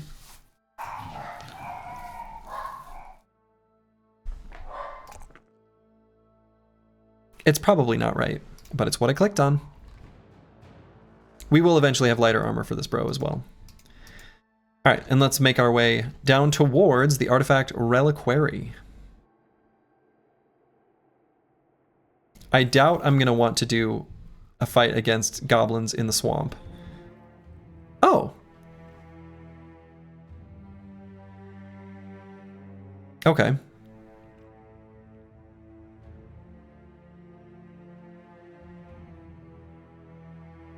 Huh. 80 melee attack isn't that high, or is it? Is he gonna... Yeah, so here's the deal. Here's what's going to happen with Furious Sheep. He's a tank. We're going to put him into a dangerous position, and fatigue neutral use riposte. With riposte active, we get plus 10 melee skill. Precise gives us plus 1 melee skill every level until the end of time. Lone Wolf gives us 15% more melee skill. Altogether, lots of melee skill. Kraken. I am going to see what the Kraken is like eventually, but it is not Kraken time right now. Oh, I guess I can visit the Stone Pillars, right? We can get the quest started. I did see that this was reworked where it isn't like current number plus. It is just you only have to deliver so many unhold hides and so many bone dust or whatever.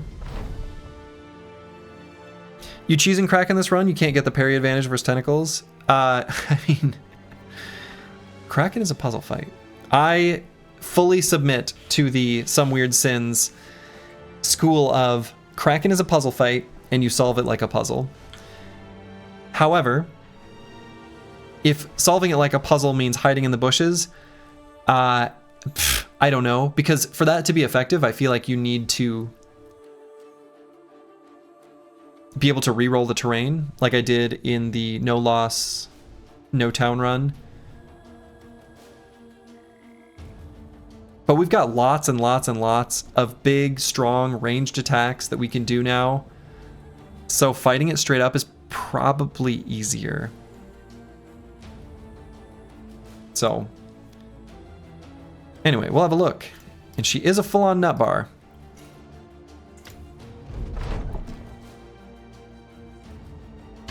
And now she's looking for Shimmering Ashes. Okay. Ah, Sins is here. Say his name and he shall appear. Hope you're doing well.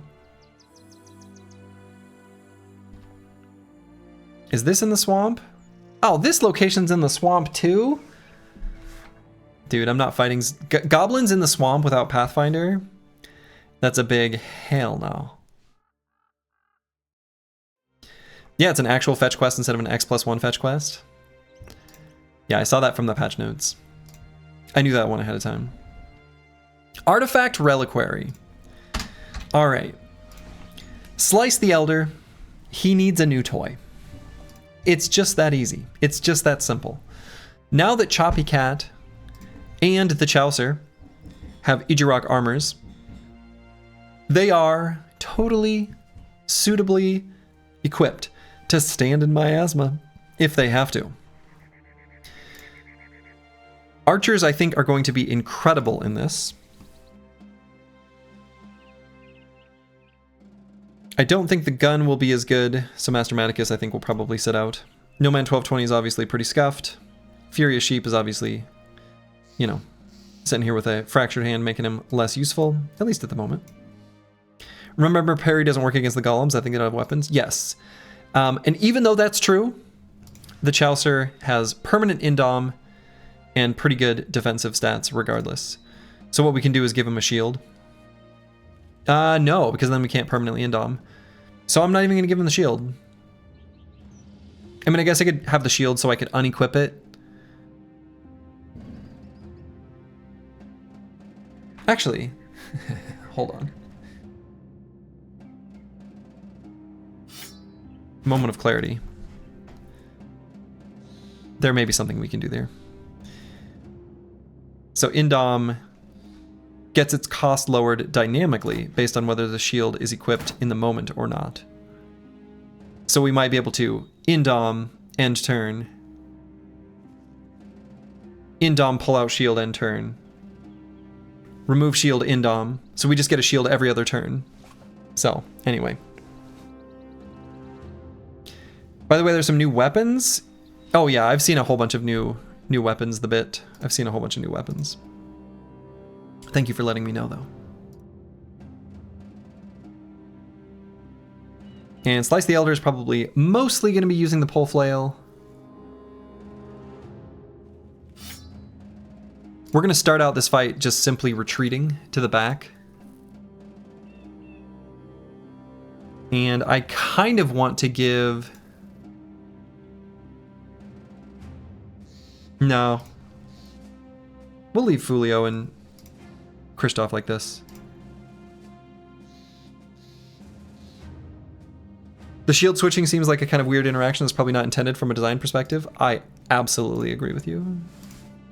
I also don't think it was intended to stack range defense and pull out an Adarga until the enemy comes at you, then putting it away for parry. But it's brilliant. So, anyway.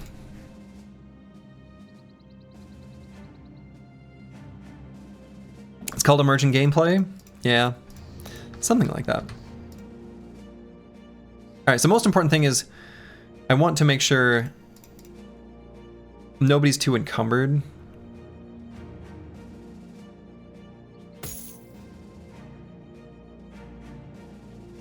That actually is pretty important.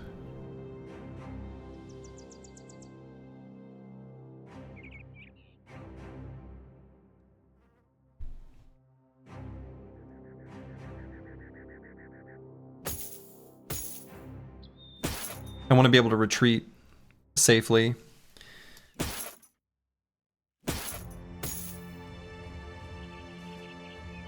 I guess bringing Savage Same is like slightly risky. What's the Obituary Shame looking like on this run? Oh, it's a thing of beauty. I guess this level of encumbrance is fine. How long has Fulio been with us? 174 days. Since basically right away.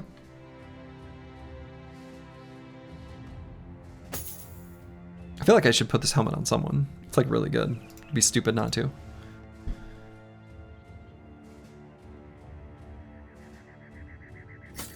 I guess Kristoff can wear it.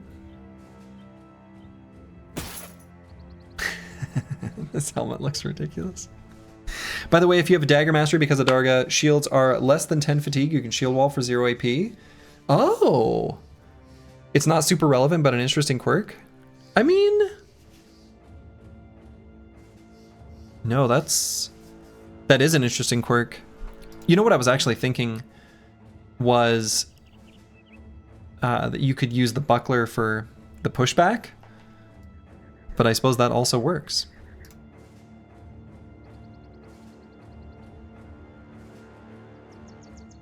Okay. I think this is the squad that I'm going to bring into this fight. Will apples and fruits have enough ammo? Possibly not. I want to say I put another extra quiver on someone. Apparently not. I mean, I've got the extra one on the little soul. Well, we'll have the worst melee skill attack in the world with the backstabbing Warpike. If push comes to shove.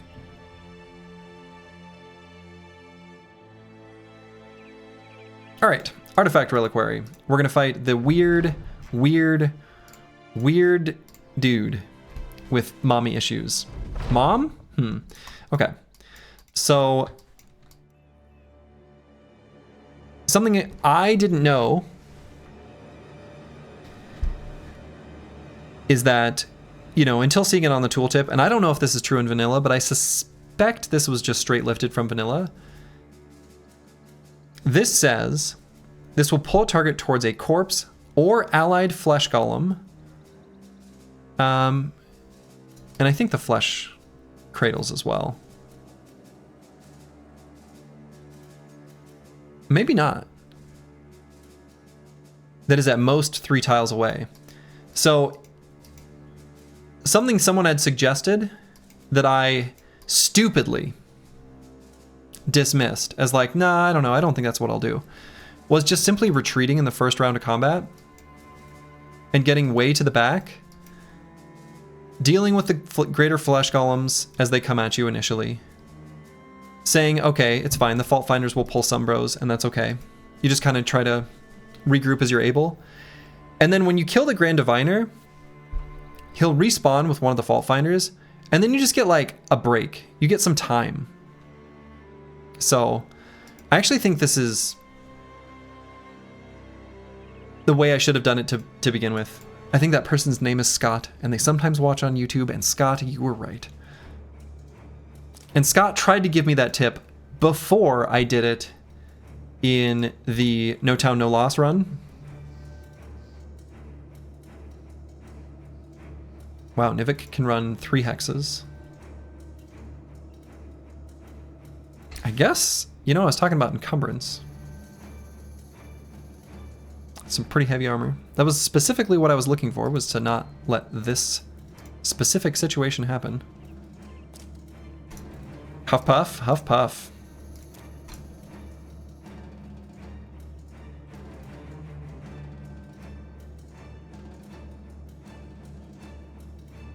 Kind of tempted to just do this aim shot.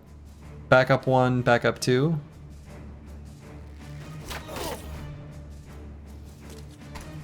Seems good. Go away. That guy's mean.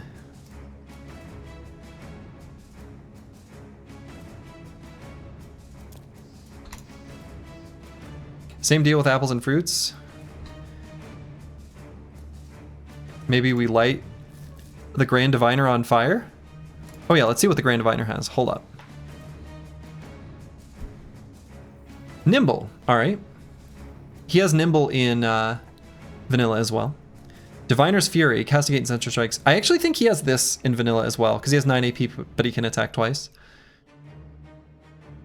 He does have Fearsome, Adrenaline, Footwork, blah, blah, blah. I think these are kind of the same as Vanilla, except for Sweeping Strikes. I don't know. Okay. Let's try to light him on fire. Or maybe I just go for an aim shot, because that's more likely to hit.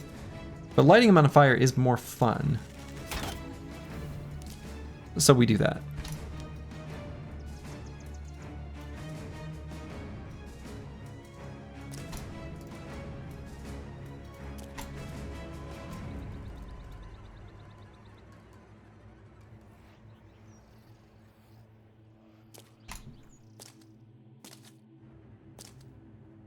So then a lot of these flesh golems are just going to sit as bodyguards.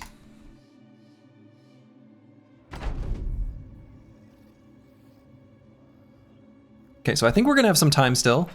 They got 12 AP. 1, 2, 3, 4, 5, 6. Technically could go all the way up to us. Do I think that's likely to happen? Oh, Choppy Cat's armor is damaged. Did I know that? Obviously should have. I mean, he's still very durable, but... Kaka? We do have a Kaka for more initiative.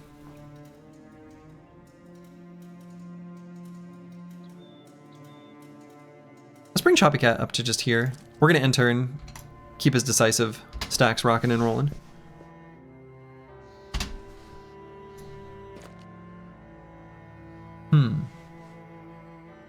He moved to here. Now he has Adrenaline, and he saved his 1 AP.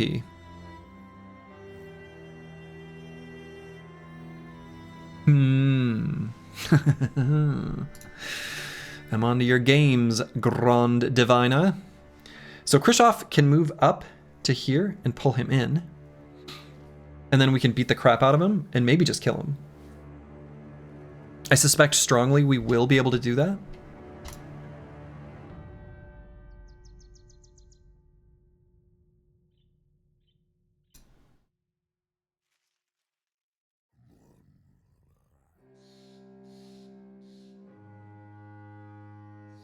Now, I'm just going to lose the decisive stacks on the Chaucer, that's fine. Diviner being sneaky. Diviner being a little sneaky.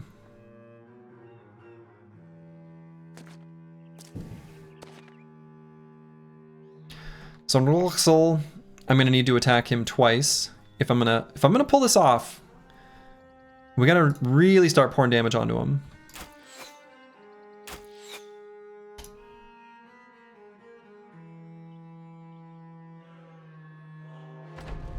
Let's Onslaught hold steady. That should prevent us from being able to be pulled. So let's move apples and fruits here.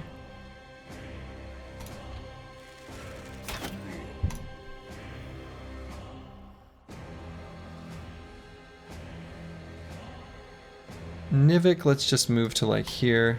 Right, so they're not able to pull me, which is good.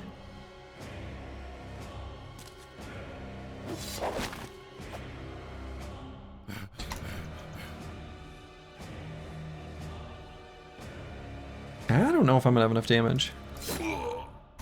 It's looking increasingly unlikely, actually.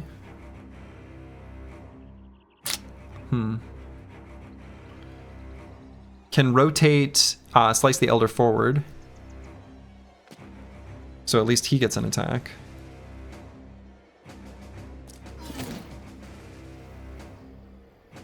Can't be disarmed. Sensible. Could put a dog down.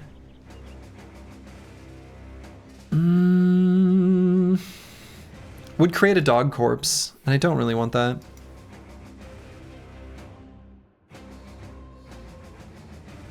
We have an attack on not delusional and with Slice the Elder. That might be enough. It's very likely to be enough. I think I don't put the dog down.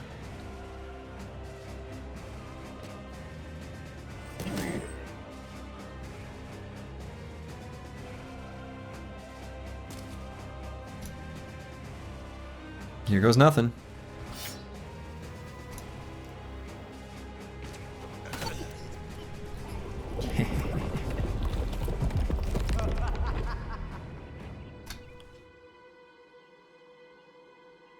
Full force is really crazy. Full force is completely crazy.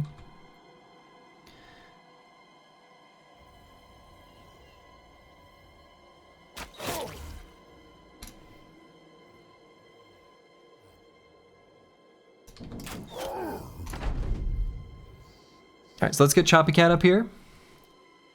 Give this guy a friendly smash. Cruiser Complex, thank you for the Prime sub. Very much appreciated. Huzzah, a stream. Huzzah, a stream indeed. Welcome, welcome.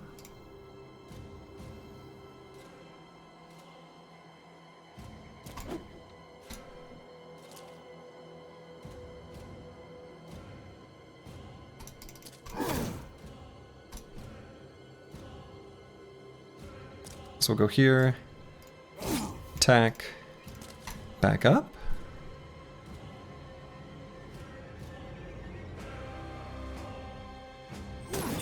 Simply attack. I don't think we do anything else. How fares the hunt? The hunt fares well. All right, probably safe to put Fulio here and net this fella in melee. We've got rotations later if we need them, and we certainly might.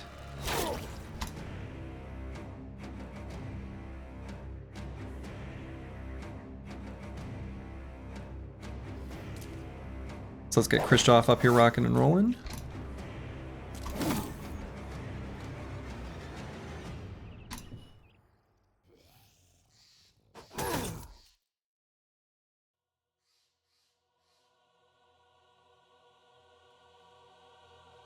So I can probably have Slice the Elder rotate in CH Monk for extra AP next turn. Let's have the Chaucer attack.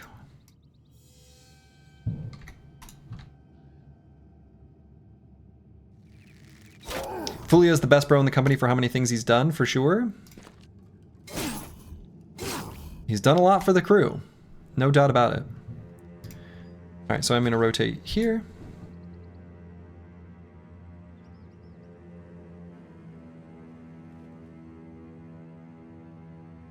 The values in this mod are kind of wacky. These golems are so chunky and vanilla. Yeah. The golems are seriously chunky in vanilla.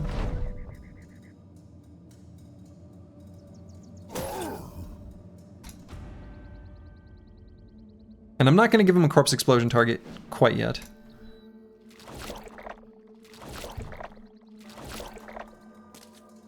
Okay, that's fine, actually.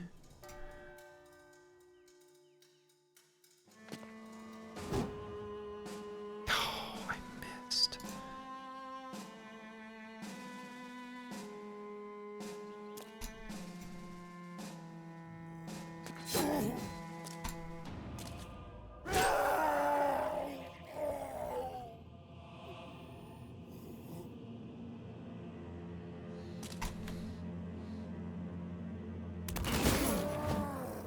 Corpse hurl. Might just recover on Fulio? No. We can stagger. We should stagger.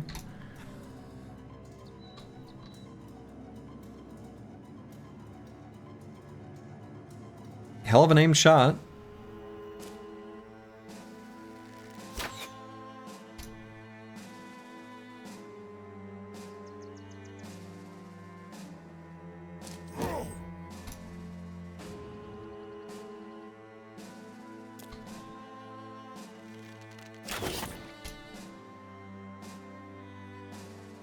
And not delusional. I guess we'll probably end up just attacking, but...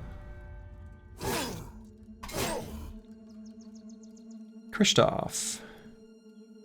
Little spooked to go to this hex, but it's probably fine.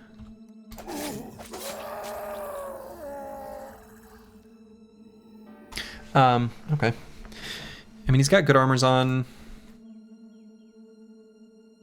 Currently staggered. Let's just move here, away from the corpse. Make them pull him in if they really want to. Apples and fruits.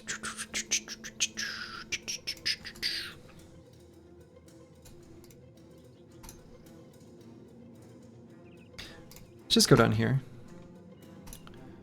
Same deal, and then not delusional. We're gonna back up. They love pulling the banner. Pulling the banner is their favorite pastime. So we're gonna back him all the way up.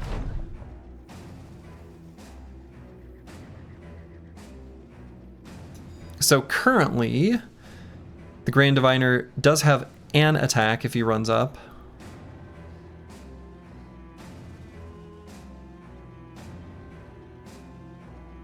Second wind letting you disengage is kind of crazy. Yeah, it really only works with ranged bros to be able to do that. Right, because obviously you can't do it if you're in melee. But, or you kill the enemy. But yes, AP economy is, it's dangerous to mess with. I think I'm going to move Choppy Cat just like further forward here. And I realize that this shield provides no defensive benefit against the Grand Diviner, but this bro is still very defensive, good armors. A lot of things going for him that make this, I think, acceptable.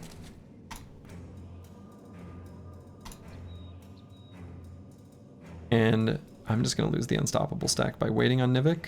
Or maybe I just take a step away from the corpses. Oh, was there a corpse there too? Oh, sweet Jesus. It's a ding-dang mess there.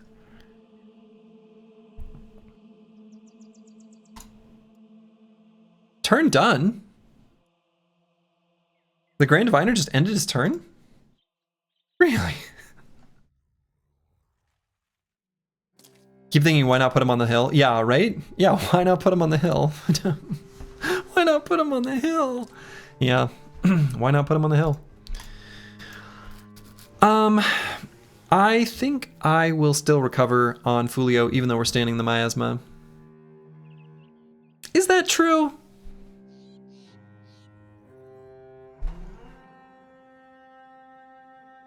Yeah.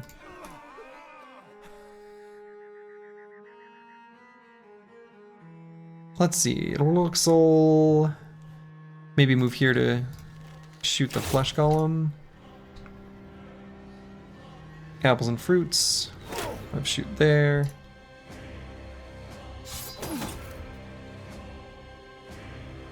Not delusional, just wait. Kristoff.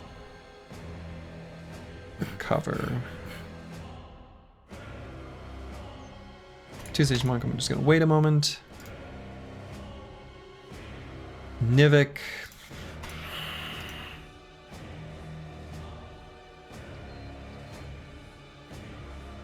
I guess just staying in the miasma for a turn, it's fine.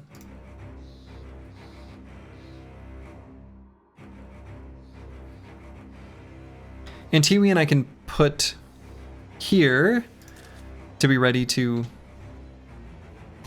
go ham on that guy next turn.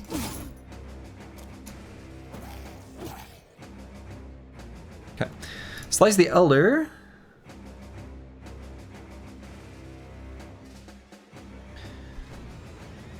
I guess I'll just attack with my reach weapon. Could rotate in Fulio for next turn. Oh, he's gonna have lower initiative. No, we'll let Slice the Elder eat the anticipation stack business. Well, maybe. I don't know. This guy does have like a big multi-attack, right?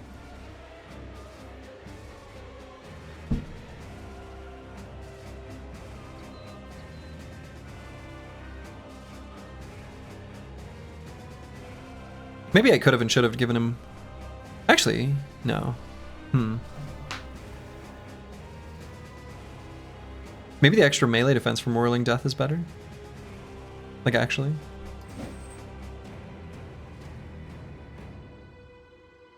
And a dog would help keep him safe, too.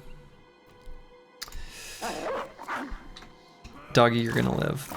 Just believe. Anticipation does nothing against Golem attacks? Why? Why would it do nothing?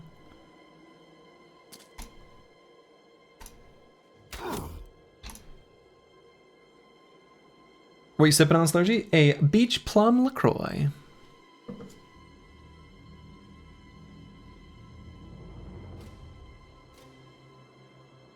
Can give him extra AP to work with next turn by standing here. Standing in miasma on purpose? Questionable.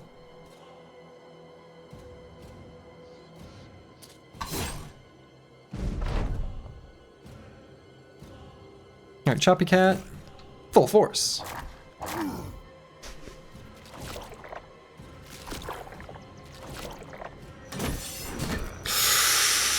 Alright, that wasn't so good. 2 CH Monk is gonna need bailed out.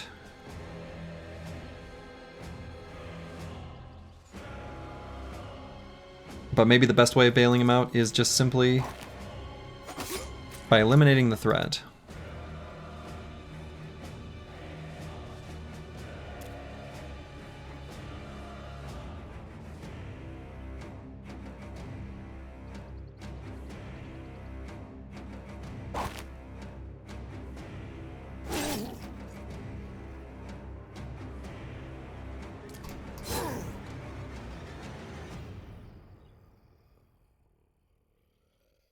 Two attacks better than weapon swapping him.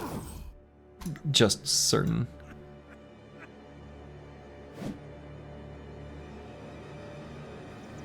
I missed.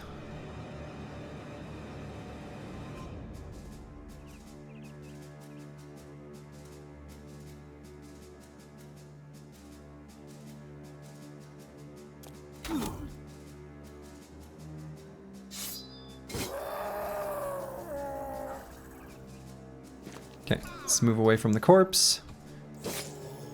Alright, 2CH Monk needs to move to safety.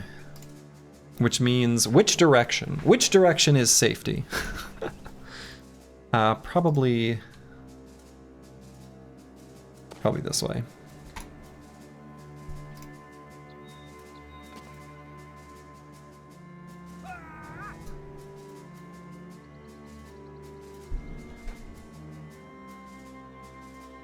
And Tiwian's fine. Just move him up here. Luxel. I guess we're within 3 of a flesh cradle, so he could get pulled. But if he gets pulled there, I guess maybe I don't care that much. Could just recover. Sure. Choppy Cat, get down here. Give this boy a slam. Or don't, because we don't even have... That's so... Good lord. Whatever, just get down there. Nivik, let's move out of the miasma.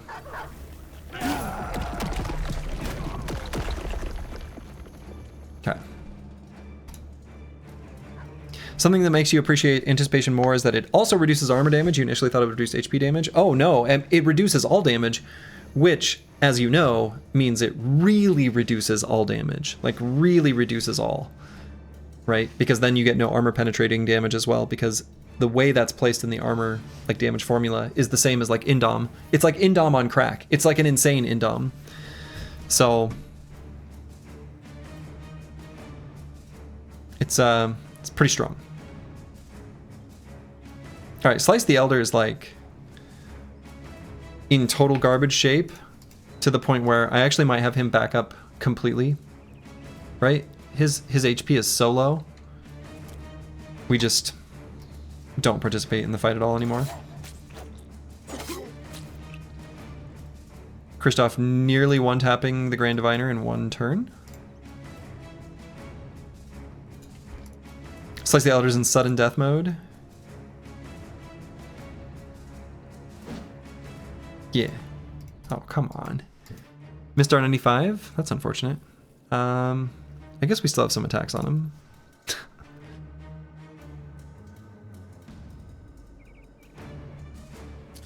Let's just back up a Hex then.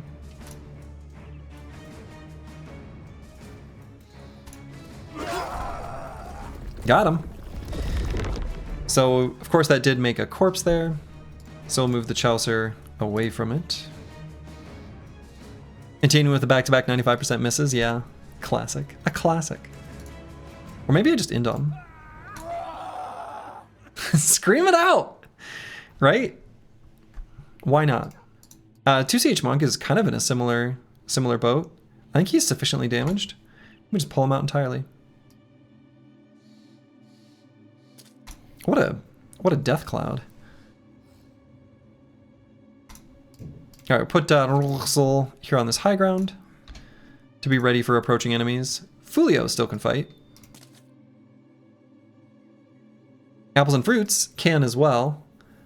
I guess we'll be ready to put him up on this high ground for next turn. Take a little casual HP damage.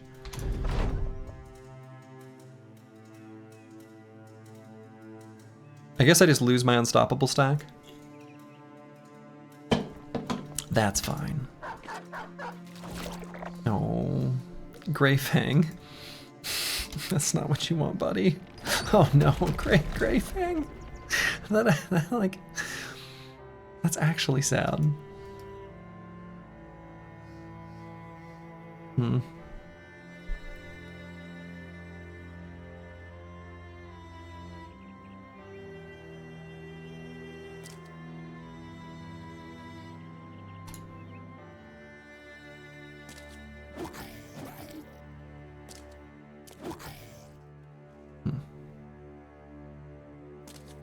Slice the Elder all the way to the back. The Chaucer... We stand in death and we don't care. Kristoff... I kind of want to recover, but I don't want him standing in death. Him I do care about.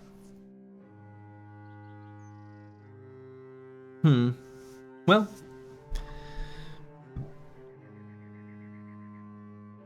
Using 4 fatigue is like recovering, but not as good.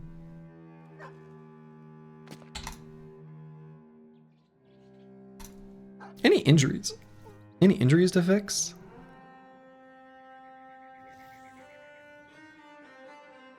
Not up here.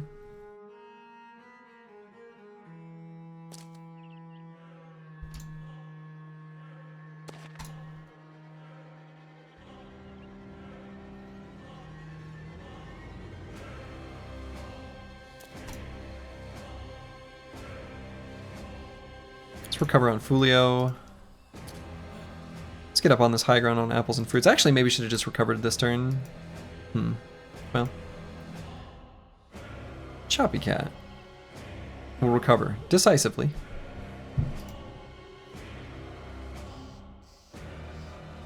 Nivik will walk 2 hexes and feel tired.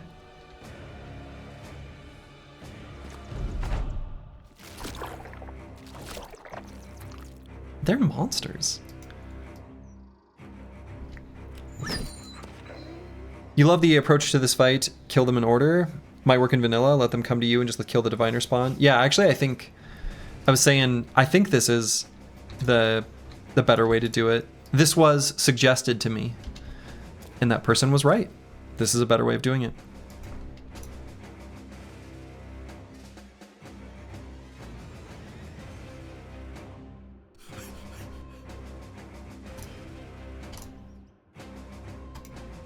All right, I think we do the classic shrunk.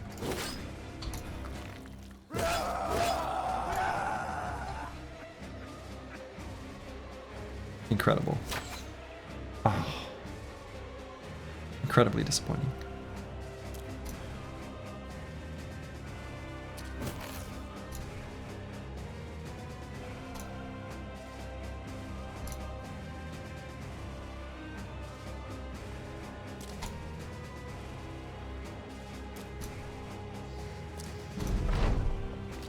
You love how the Chouts are still full HP after 9 rounds, right? Isn't it great?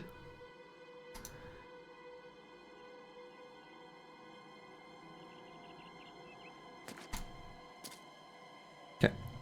Here comes the Grand Diviner. Oh, we can't shoot him from here? Ah.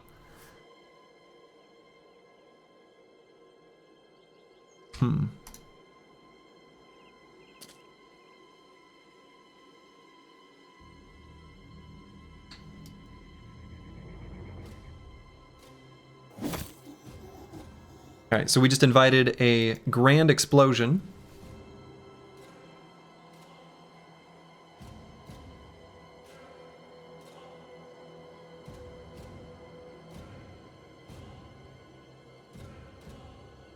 I'm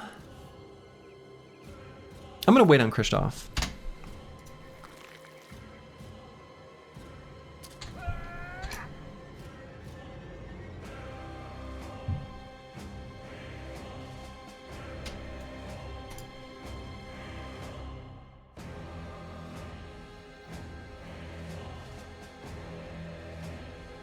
Gonna straight up move Not Delusional away.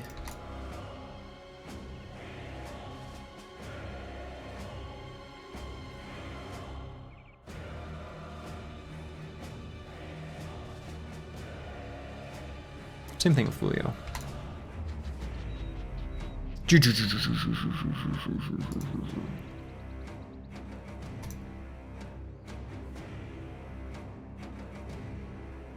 So I'm not gonna net him this turn. We'll let him do his 2 attacks. Then Kristoff will activate.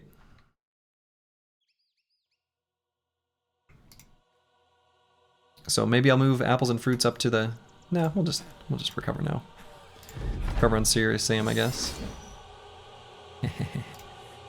Get wrecked, Grand Diviner. And is this hex actually safer for Choppy Cat? We're further from that corpse.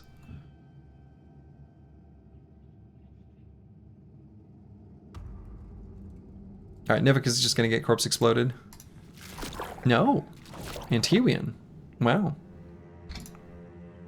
Just woke up from a nap. Did we fight the big abominable snowman? Yes, and it was like... Gonna be honest.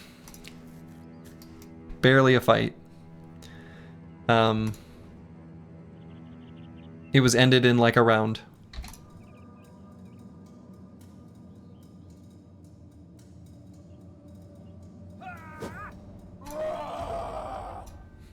When in doubt, scream it out. All right, so we're gonna let Kristoff pull him. You blocked your own Catalbro, but they pulled him in range to attack again. Yep. This is accurate.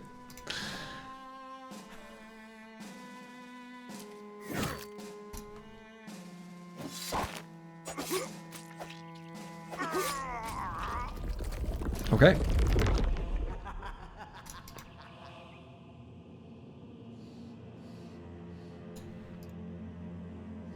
Can't attack from here.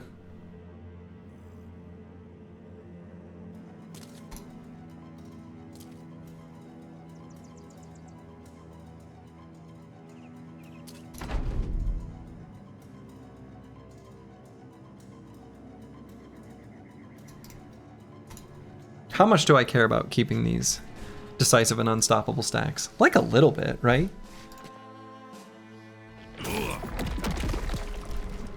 Oh, he can do the explosions too? I guess I didn't really realize that. Huh.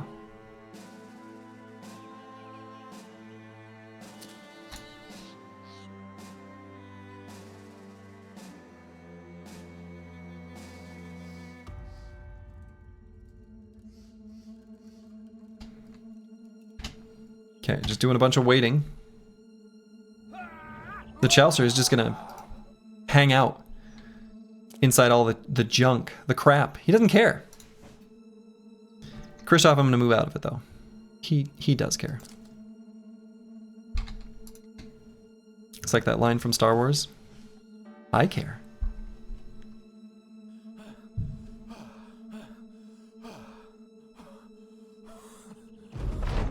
Okay. I mean, I guess I could recover decisively. Honestly, looking at this fight, even in vanilla, just kill the Grand Diviner on spawn. The greater golems are the ones that always kill your bros. Yeah.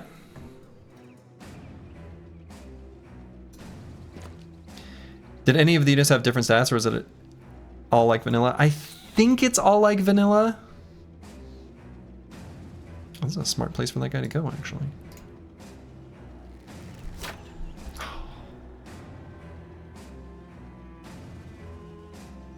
We'll recover decisively.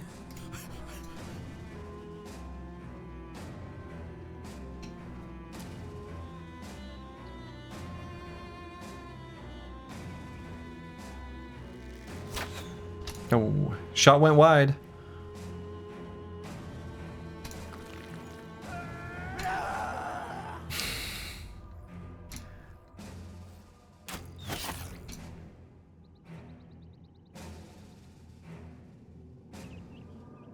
The Diviner has different perks? I mean, not really. He pretty much is just like vanilla. I'm pretty sure this is practically the same.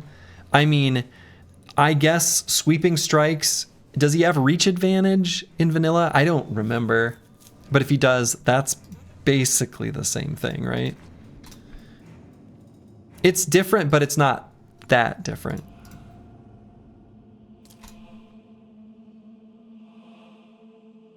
Oh no, Apples and Fruits is out of ammo. Yeah, we'll throw some axes.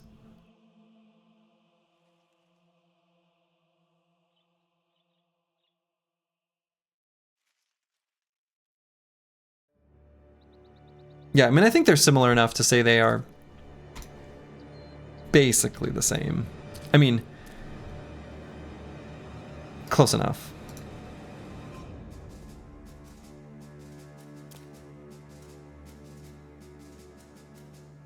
Let's see, do I try to blow him up? I think I do.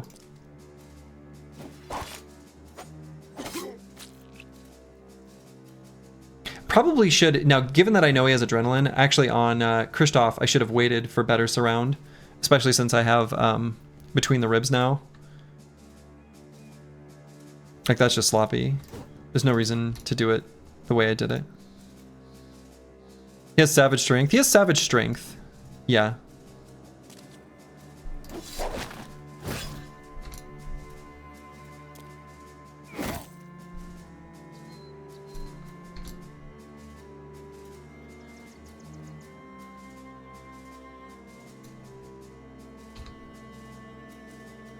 Yeah, reach advantage also worked when you attack twice with the Berserk. Yeah, it's what's one thing that's sort of bizarre to me is that like all of the defensive perks, basically all of the defensive perks got nerfed. Why? But all of the offensive ones were either buffed or left alone. I don't know.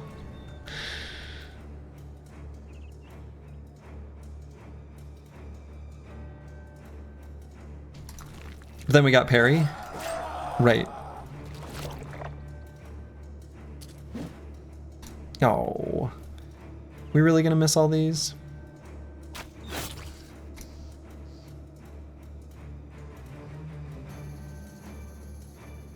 He didn't adrenaline.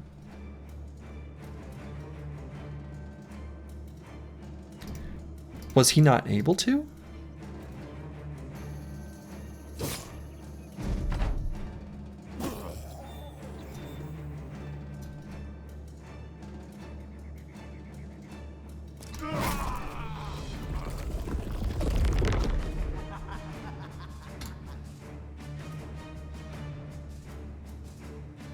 Okay, we're just gonna move away from that corpse.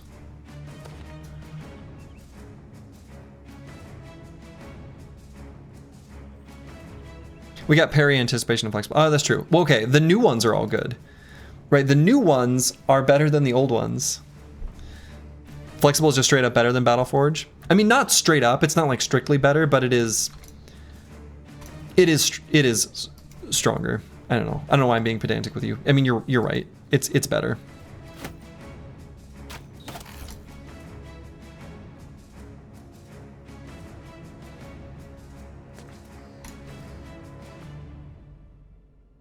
Yeah, unless you're using Stobot super heavy armor on a paranoid bro. Okay.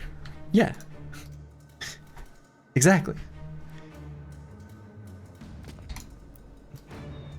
We have Dawnforged at home, you know?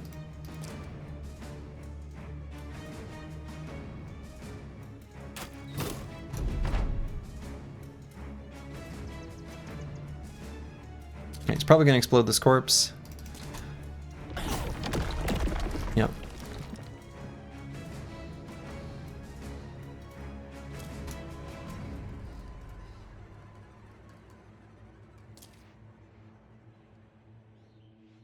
Usually you have enough initiative. I mean, you kind of, I don't know about usually, but it's probably too easy for it to be good.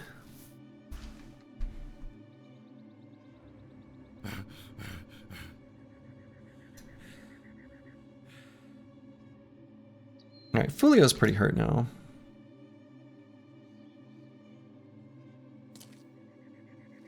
Oh, there's a rock. The boulder blocks sight? Ugh. Disaster.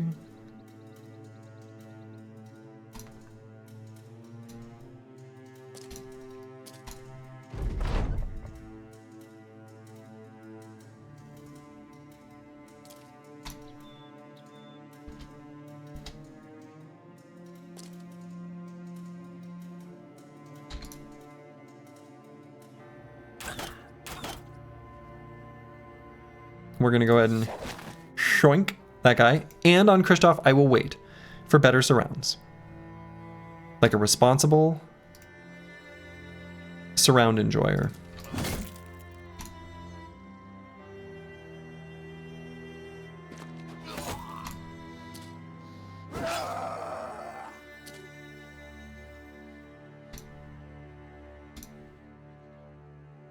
The famed super heavy armors are pretty sick with Dawnforged, sure, but you know what? You can take both.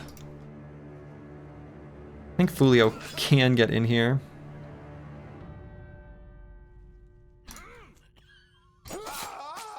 And there it is. Honestly, not that bad. Not that bad. Other than there was like one turn where we took some big damage. Where like 2CH Monk got hit. The Robes of Divination. Oh, shit. 135 for 9. And the Cowl of Divination. 90 for 2. Okay. We'll compare, though. I can't remember how those compare. And we gain the Censer of the Diviner. Damn. Damn. Okay. Yeah, how does this compare to the Assassin's Robe? Assassin's Robe is 80 for 4. Right?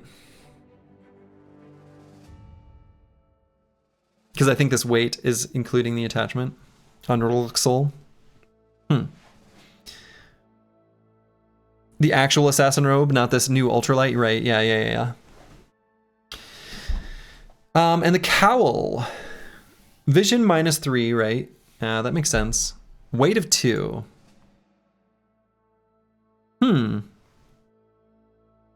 would I even give this to?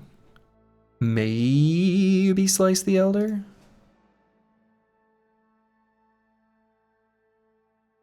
Or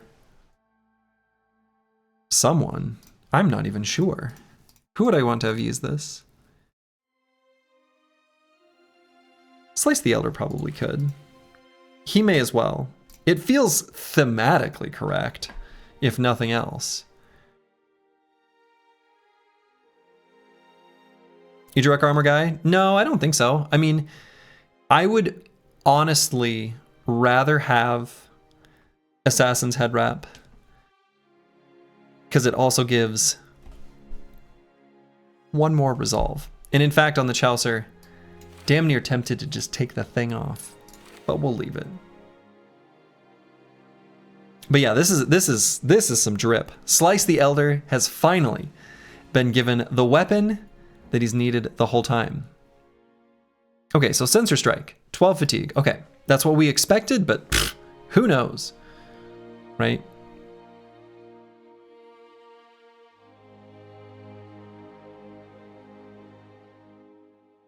And I grabbed Vigilant. I suppose I wanted something to give him extra AP. Okay. Can't wait to see the sensor with all the new flail nonsense. Right. We'll go try it out. Should probably drop his pocket weapons. Yeah, we don't need that anymore.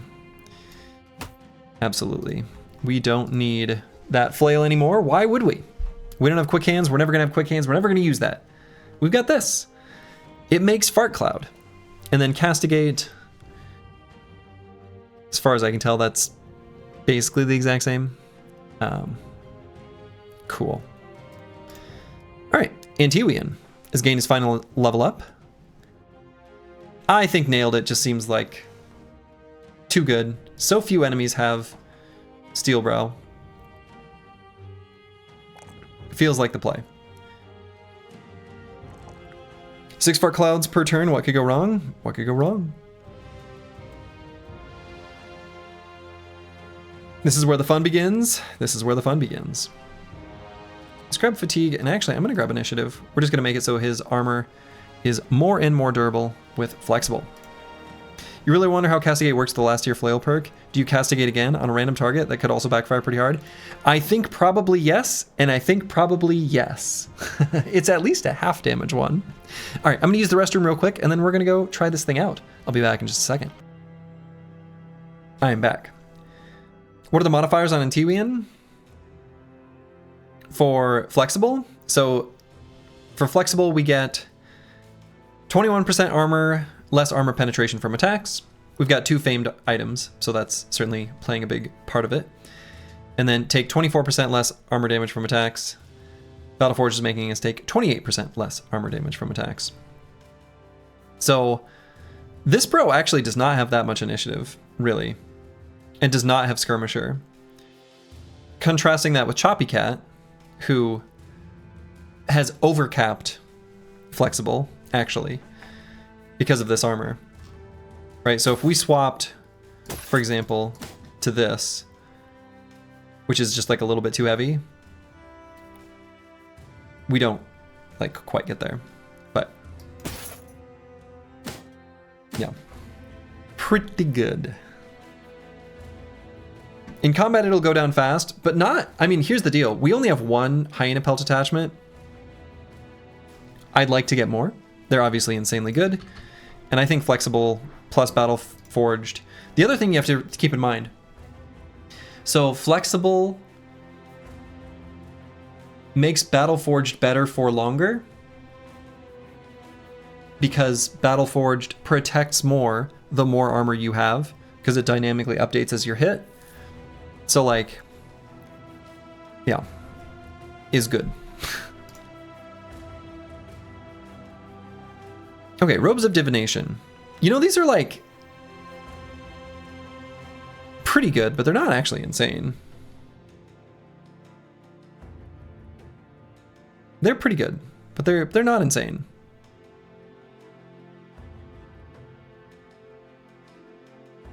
Speaking of going down, well, good Nacht. It's obviously a strong combo, even for this. The reduced HP damage was very powerful when combined with heavy armor. Yeah.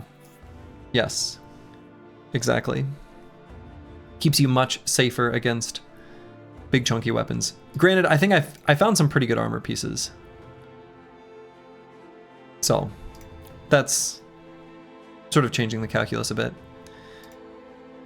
Just look cool. Yeah, it is good fashion, bros. It's very good fashion.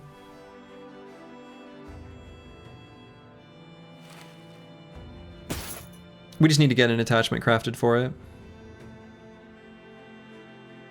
Bird plus 20 initiative. Bird plus 20 initiative.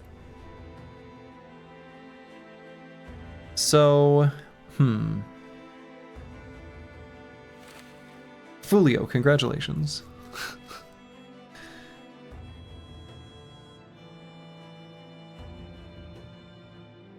You get to wear new armor, at least for a little while.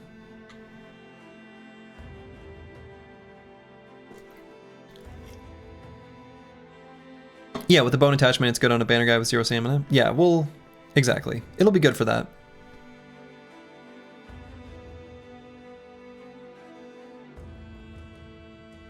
Okay.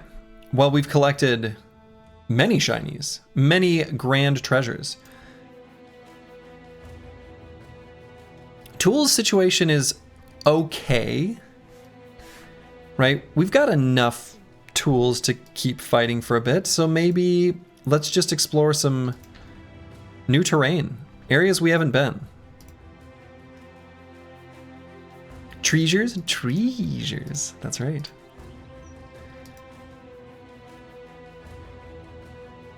Of course, one thing we could do, which I don't think I'm going to do, or am I?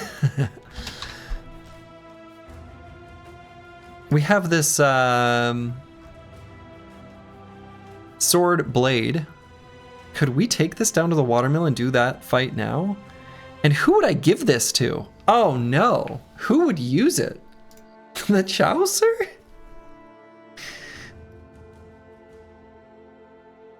Fulio?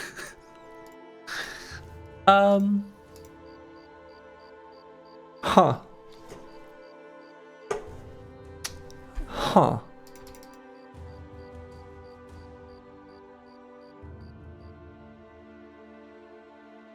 $60 melee and lightsaber, bro. I mean, can the new sword riposte, and how does that interact now? I would guess that it, I mean, the old sword could riposte, it just didn't,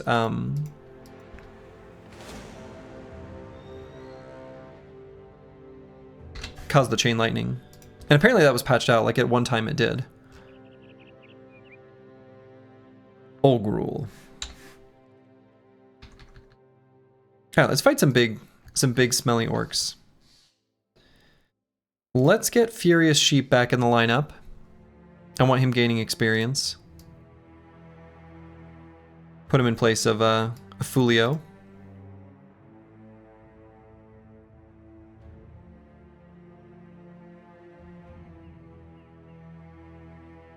Okay. Kaka! We've got a named orc shield by the looks of things.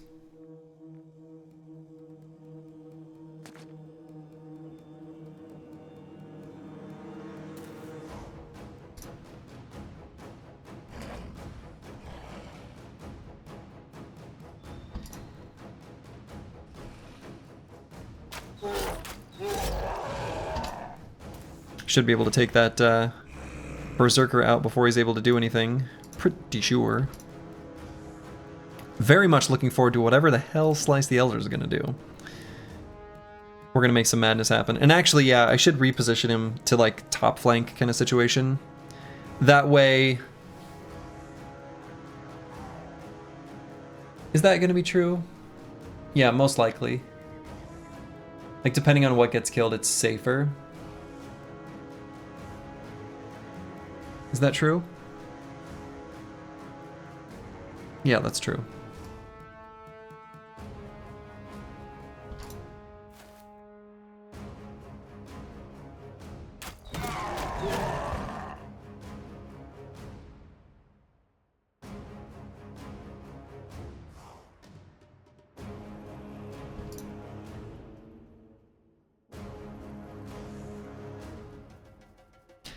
Yeah, I think there's like a whole build you would want to do around the lightsaber.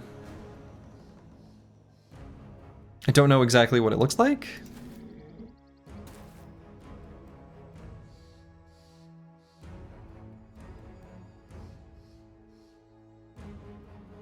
But it looks like something.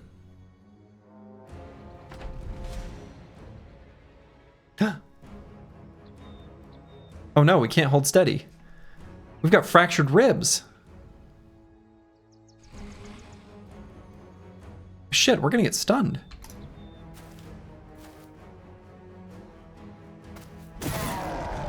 I don't like that. There's probably some Swordmaster perk that's completely nuts with the lightsaber. Yeah, like the one where you never miss. Or the one where you reduce the AP cost. I mean, boy, I think there's several.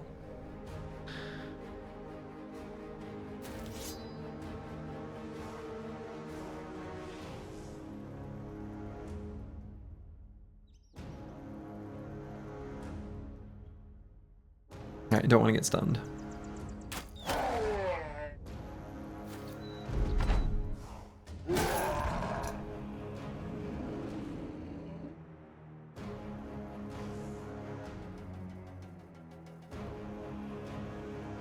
Man, this bro getting stunned really sucks.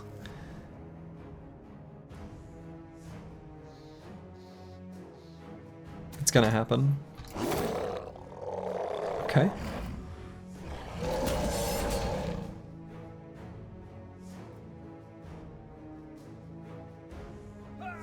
Never mind, everything's fine.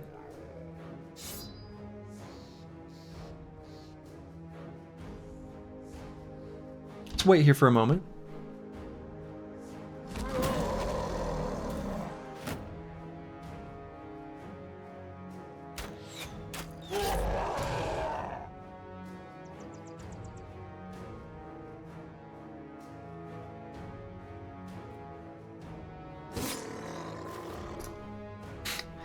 Casual stab.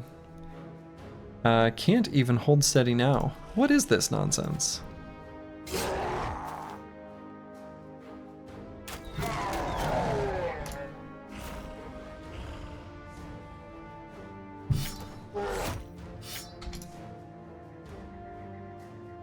Boy, I wonder, you know, if I've got this guy on the low ground. Nah, we'll let him come to me. Oh my.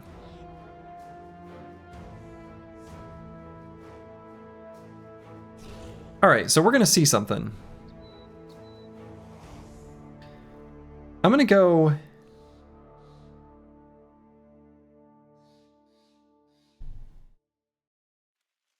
here. And do the castigate here. Okay.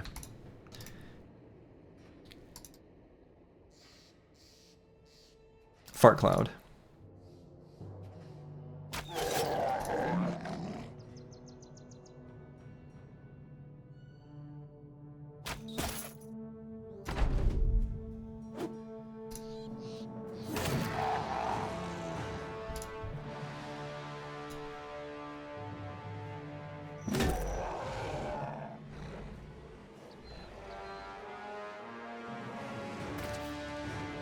Okay. It's gonna be strong.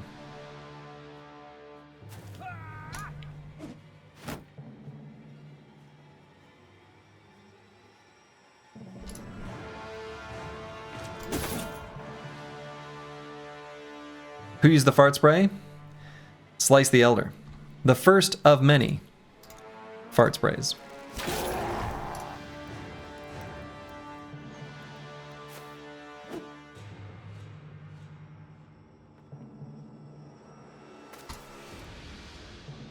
Alright.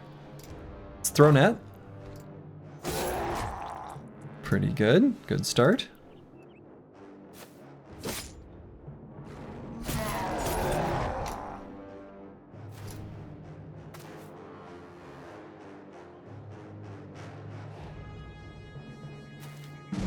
Pathetic had his hit for 137 damage. Pathetic.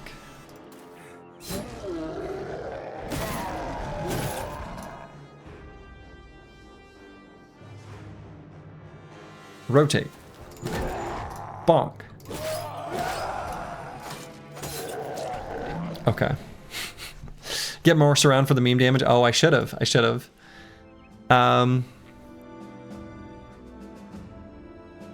Orc shields. You know, at least in this they give 20 flat melee and range defense. That does make them better instead of the 15. Skill use fatigue is obviously irrelevant because, right? And weight, I mean, right? Yeah, we didn't get to see a big number. I screwed up. I screwed up. I should have made a big number happen. It's a pretty good shield. Some would say that it's solid.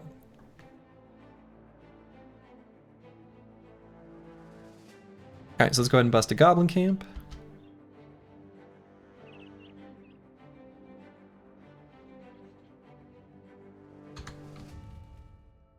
Shield looks like a decent Sipar. I mean, I guess it's light enough that it is actually like usable. Like it's lighter than a Sipar, right? Because a Sipar is 18, 18, 18. But like Sipars in vanilla are really nice, but this is kind of a big whatever. If it rolled weight and then something else, it would be fine, right? There would maybe be a place for it. When considering heater shields just give more. I don't know. I mean, the durability could be relevant depending on the fight, but nah. All right. Caw-caw! Just a bunch of goblins.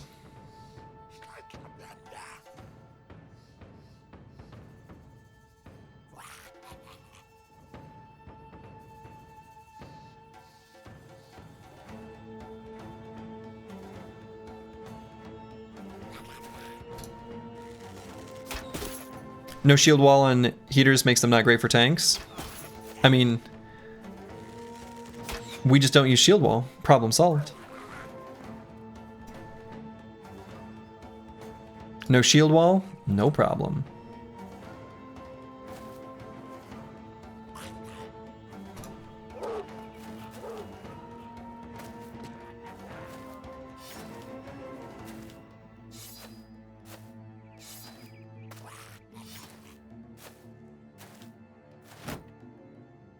They're doing a lot of really cute moving around. The goblins are being cute. Like that guy, cute. So they get elusive. Yeah, and they have the elusive effect. Just use your decisive stacks to do fatigue neutral stuns. Now we're talking. Now we're cooking.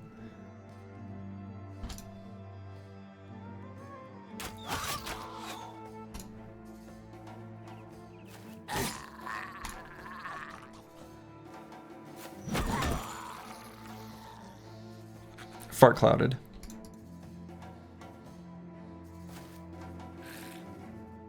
Oh man, the world is our oyster. We can shoot anything.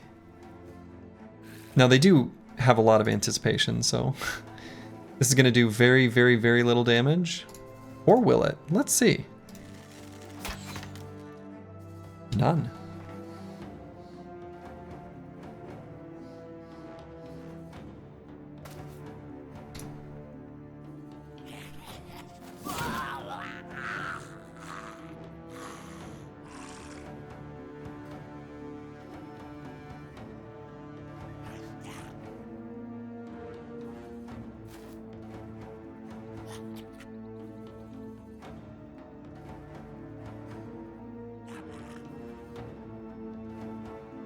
We'll do all the perks. Oh, no, we can't.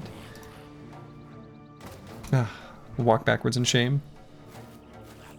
Forgot about that injury. Free Net Express? Yeah, we'll see.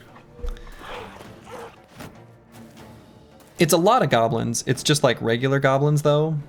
So I feel like not that spooky. As long as we just don't get punctured. We just have to like pay close attention to, you know, which ones have puncture. That's basically it.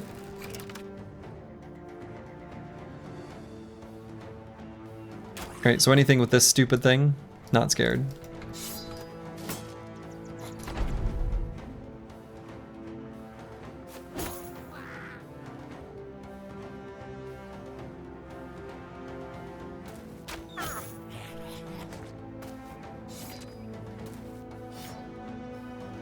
Well, the goblins are doing some stuff. They're doing a lot of shifting.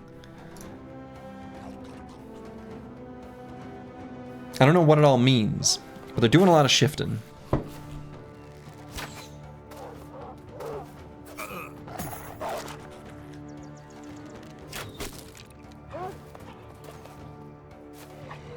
They're shifty little creatures. They really are.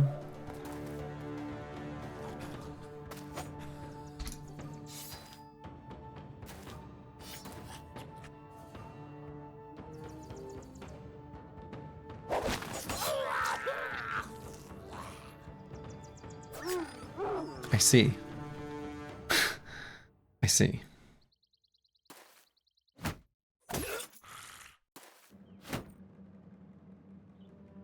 That was one attack.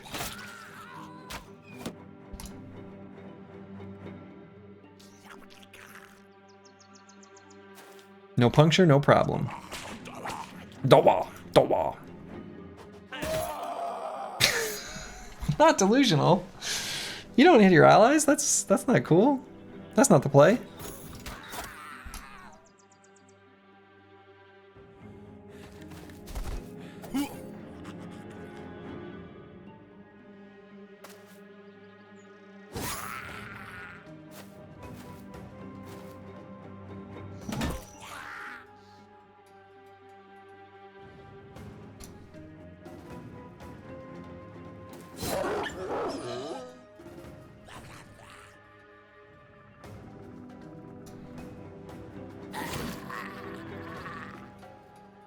Okay. We'll stand in the fart cloud.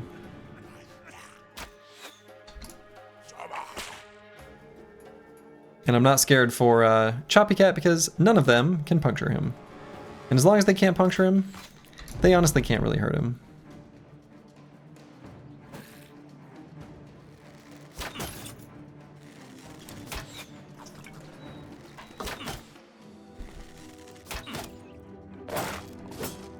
They can slowly hurt Not Delusional back there, though.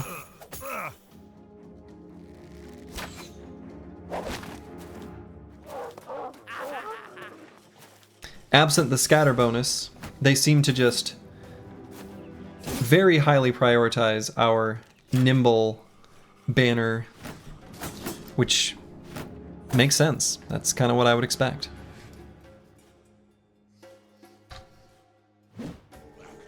Oh.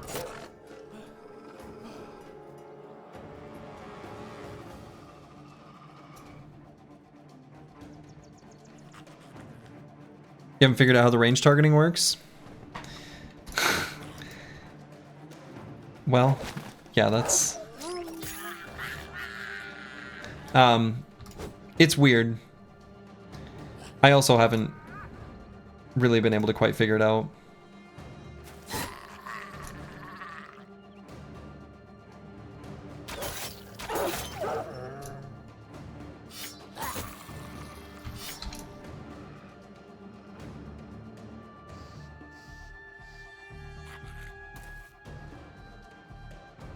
Oh, sad. It must have been some combination of perks or something, but you couldn't work it out. They love to attack. You had one bro they love to attack, but he had crazy high HP and armor and range defense. Did he have, so I guess there's two main factors. I don't know why I'm opening this up like this is going to be vanilla. Rally the troops.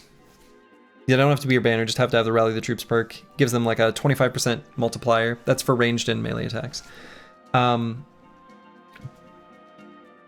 Berserk and Killing Frenzy, but I think for Killing Frenzy it just has to be the effect active.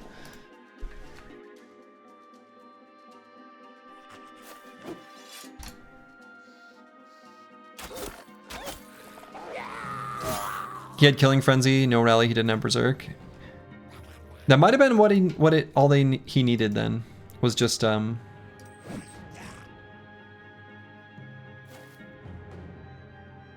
Killing Frenzy.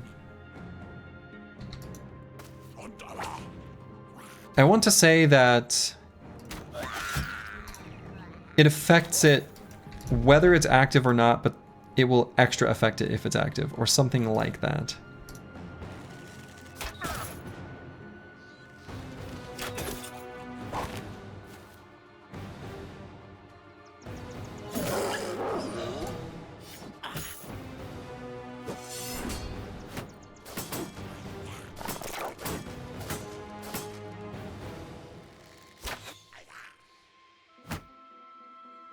You think you remember you had Killing Frenzy on other bros? They didn't like that at all? Oh, okay.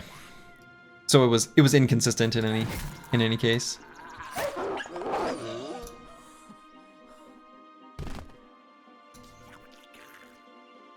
Or at least you weren't able to figure it out. Either way, you're confused, but yeah, okay. Yeah.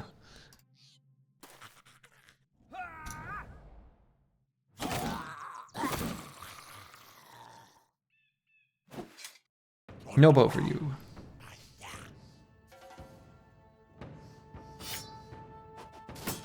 But you did notice it was very consistent? Okay, interesting. Weird. Yeah, I don't know.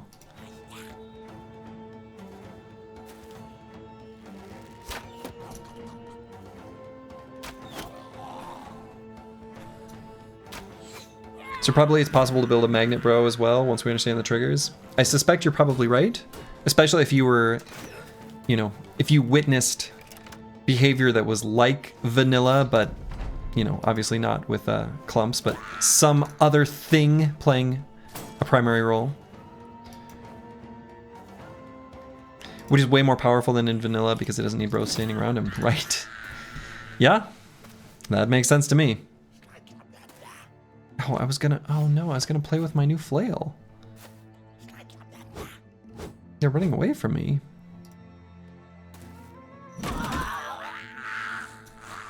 Sad.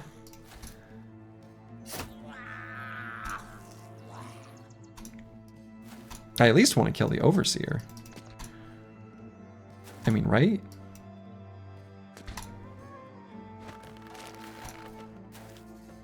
I guess I don't even get to do that. A lot of goblins lived there. Oh shit. That's pretty good. Oh whoa, these numbers are way different than this version in vanilla. I suppose they probably kind of had to for the medium helmets. This thing's really good. This is cracked. Weight 6, durability 188. Okay. All right. Whoa. That's completely insane. Yeah, and it's not even a good roll, right? This is like kind of a bad roll on both sides. This is insane. What? Whoa.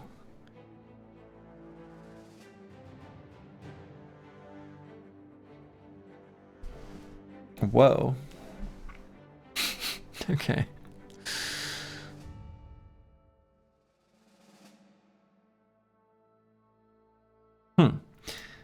All right, well, I guess we'll put that on someone.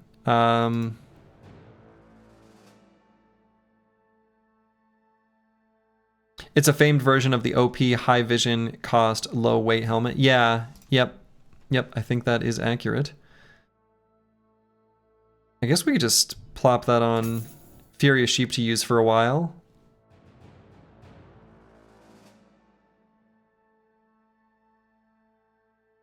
Seems good.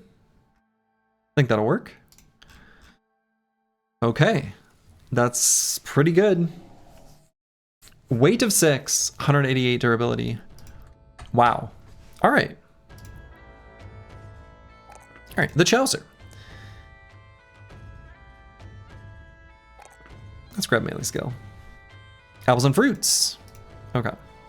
The Nordic helmet is the regular one. 8 weight, 170 armor, -3 vision if you remember correctly. It's very good for the flexible. HP damage reduction. Oh, definitely. Very, very, very good for flexible. Would be good on a nimble brother as well. Okay, so let's get Killing Frenzy before battle flow. Sure. You know, despite discovered talent, he never discovered a talent for range skill, but still rolled really well regardless. I'm not sure what conclusion to draw from that. but well. All right, Luxel needs more fatigue and maybe just HP. Savage Sam could give him Spear Flurry now. Could give him On Guard now. Could give him Sword Mastery so he's able to actually like fatigue neutral Spear Wall. I think I actually like that better.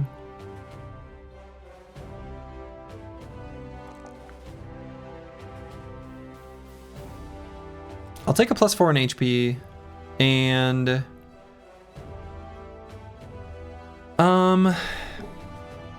I suppose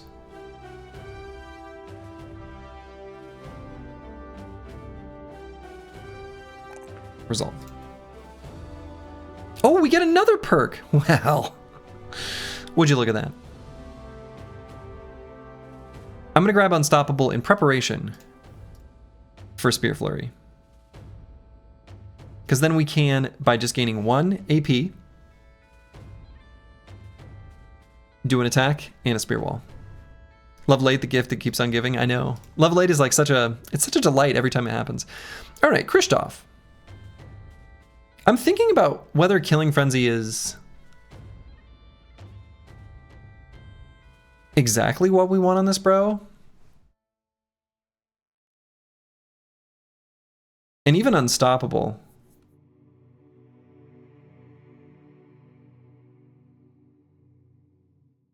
Like,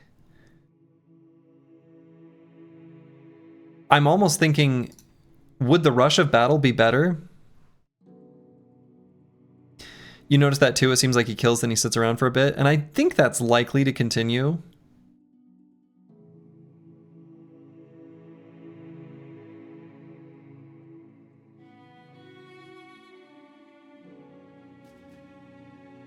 I feel like that's very likely how he'll end up being used.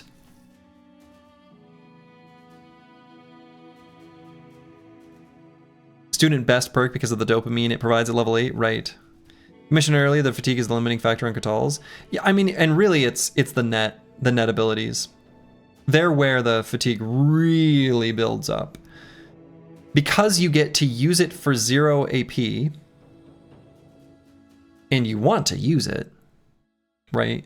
You just dump a huge amount of fatigue all right there.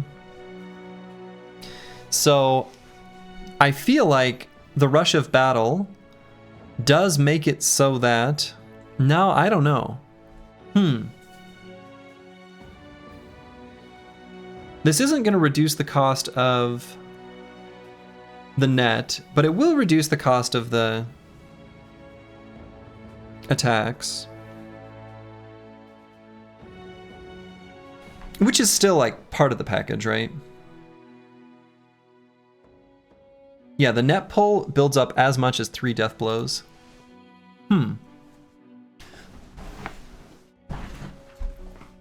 Yeah, is there anything here that can make the bro either use less fatigue or gain more fatigue or anything? I don't think there is, right?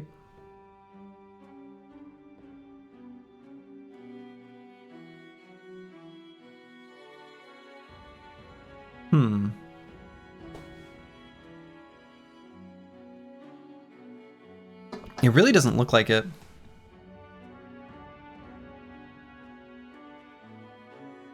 Like, I'm almost thinking like going back to Double Strike instead of Killing Frenzy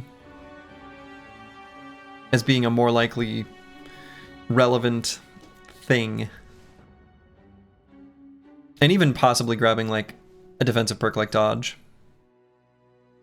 Double Strike's pretty attractive. Yeah, it really is.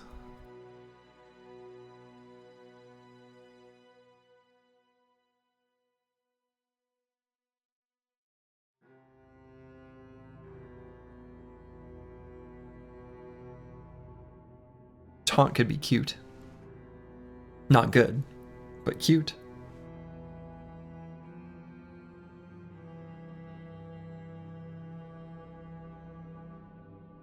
And none of the throwing things work with nets anymore, right? In vanilla, they reduce the cost of throwing the net from a fatigue perspective. Yeah, I don't think anything here really makes sense. Might end up making it like double strike. I mean, even Unstoppable's like okay, but I don't know. Throwing things don't work with nets, right? Yeah. Unstoppable probably best. I don't know. I don't think so. We just like slam through our fatigue. And we wait a lot. Yeah, I don't think so.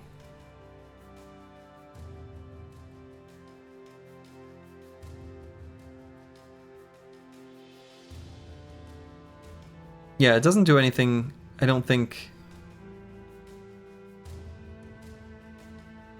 Honestly, like, Rebuke is kind of interesting because enemies just stop attacking him once you get Rebuke active and choose a different target.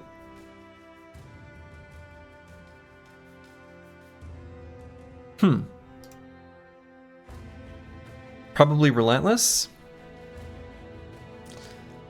We don't even have Relentless. Relentless not an option.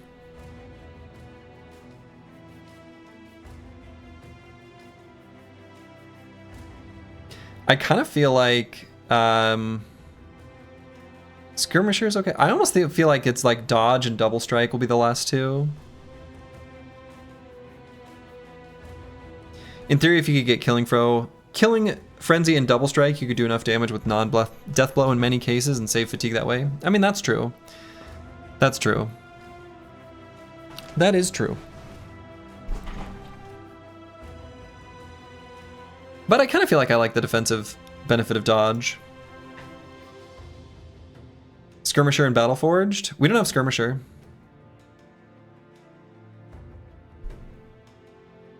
Oh no, oh we do have Skirmisher, I see. Skirmisher and Dawnforged. Bro does enough damage, doesn't need more meme damage numbers. Yeah, but meme damage numbers are kind of fun. You question Dodge with how fast he drains his initiative by spending fatigue? That's true. I question it too.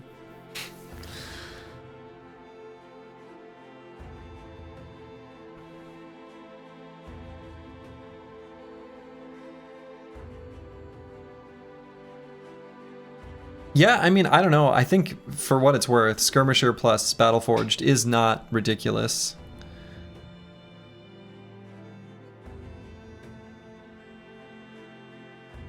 Skirmisher plus Dodge would be good for the flexible value also. Yeah. Yeah.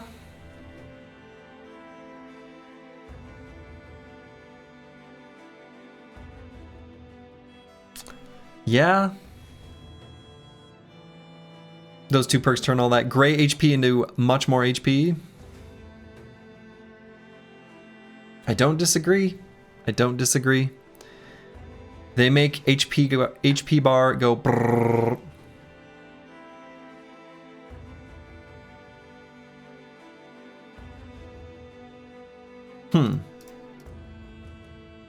But big numbers are fun. Counterpoint. Big numbers. They're pretty cool.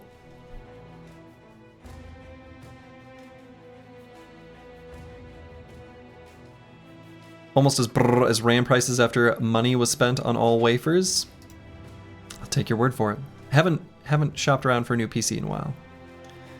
For AI, yeah, that sounds right. Big numbers means less attacks to kill, which also saves fatigue. There's the big brain observation. I kind of like it. I think if nothing else, Double Strike is like pretty alright.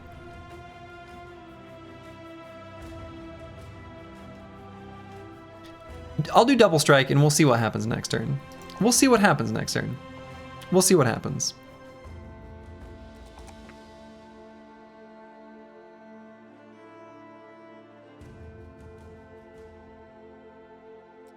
I'll grab melee defense. Like, Double Strike seems like gets the damage out sooner, right? So, there's always the blue button. I know, yeah. There's always the blue button. The blue button is there for us if we need it, when we need it. Alright, let's find where those Goblin Wolf Riders came from instead of chasing them. We also do want to find Goblin City, which we're in the middle of like Goblin land here, so. Long Pike's Den. This looks like a pretty easy and straightforward fight. I do feel like CH Monk, with his injury, is kind of not serving us particularly well. So let's sit him out.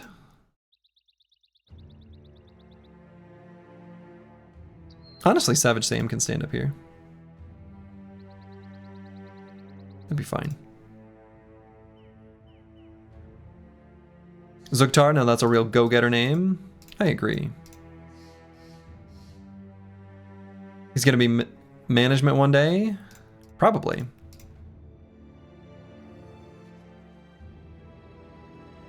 Master Maticus, you get to get back in.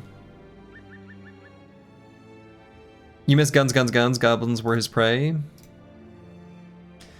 Yeah. Caw!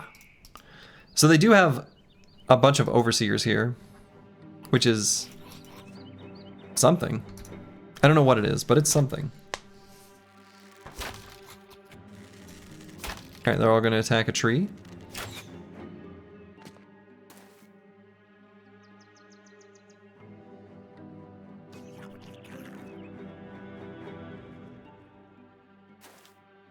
Choppygat's going to run up and have 64 range defense.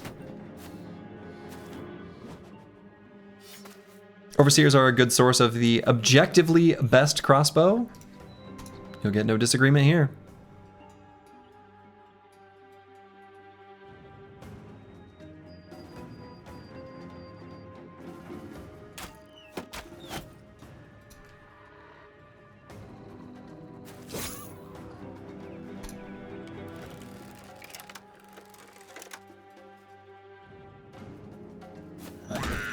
Got him.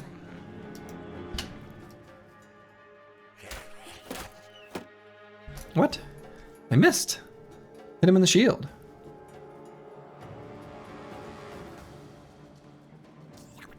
One second, I gotta respond to a text. Alright.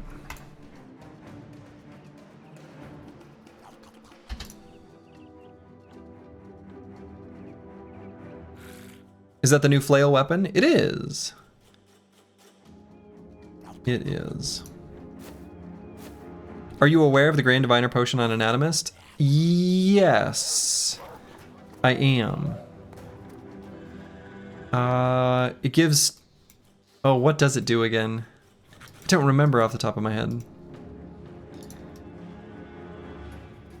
Gotta hit him in the tools, it's where it really hurts. It's where it really hurts.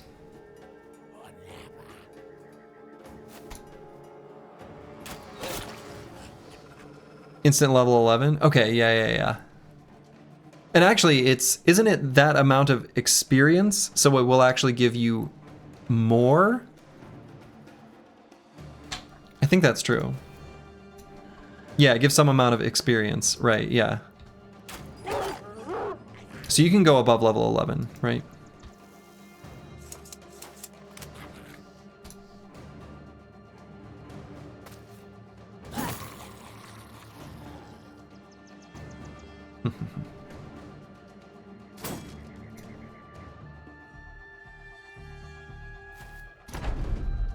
Wondrous is the day you can take a whole ass nap 2 hours into a Slurgy stream, wake up, catch up on the VOD, then continue watching live. Oh, blessed day.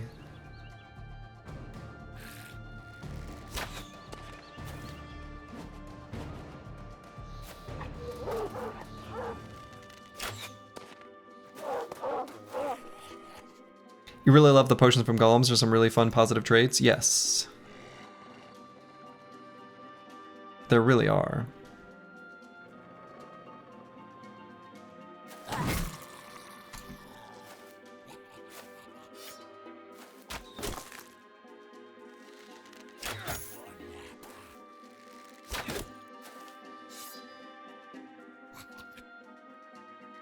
Okay, let's get Slice the Elder up here for next turn.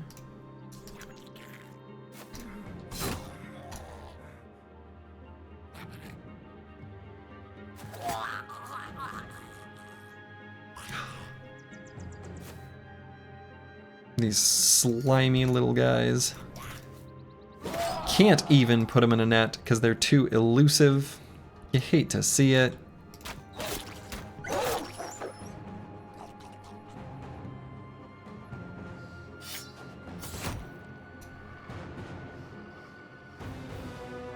Okay, we'll run Master Maticus up to here. I guess we'll just wait for the moment.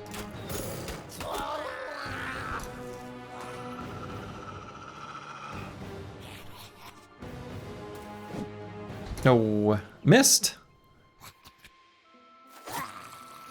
Unbelievable.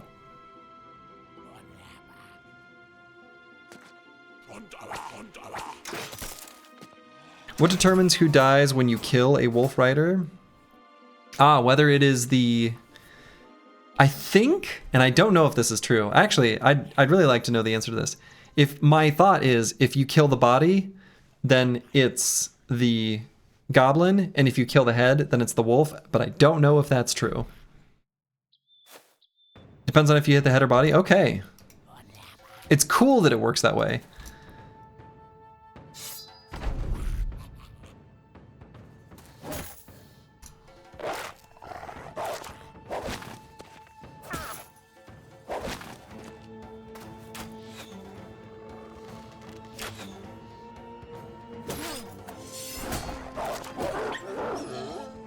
Riposte. Or rebuke. Close enough. Same idea.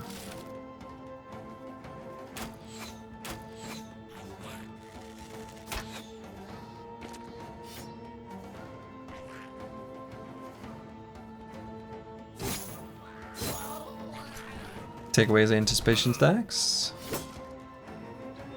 I noticed that guy put me in a net.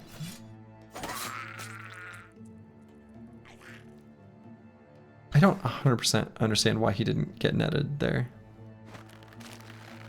But, okay. Alright, we're gonna do something fun.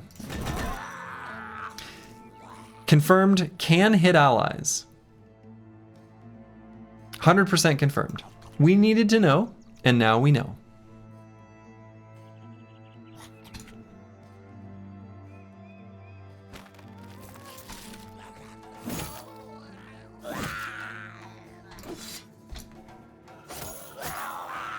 Ooh, got him. Absolute cinema, absolute cinema.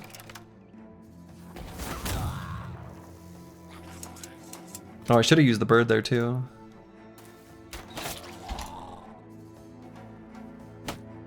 Oh, whoops.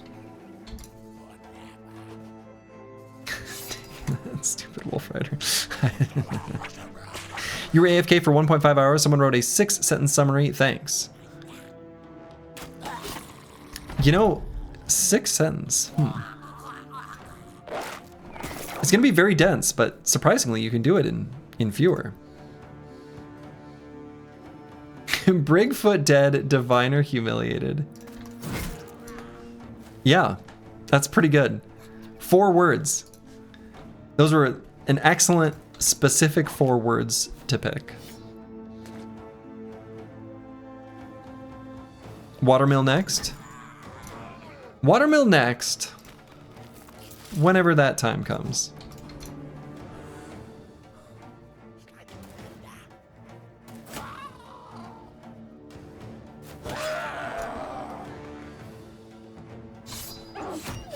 Here we go.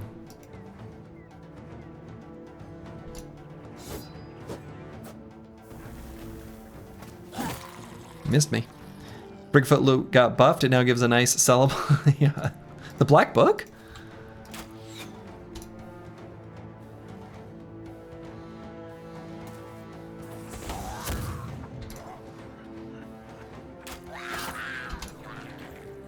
Alright, I think the last couple there are gonna get away.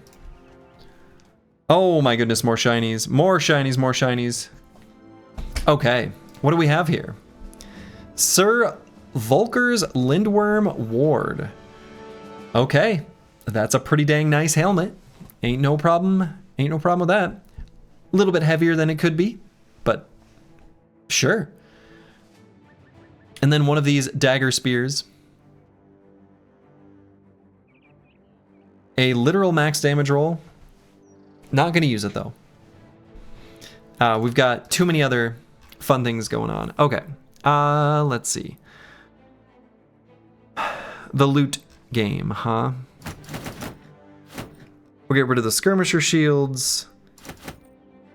We'll get rid of the strange meats.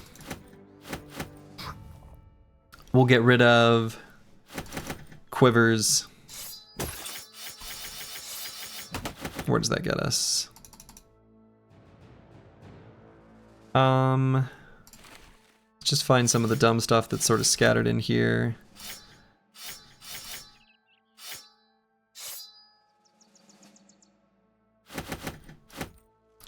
Some of these are worth like a little bit, but that's all right. We're going to be replacing them with more expensive things than that.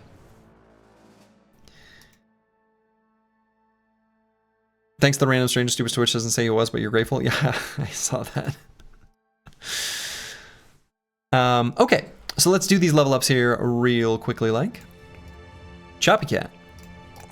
Boom, boom, and probably resolve. Probably resolve.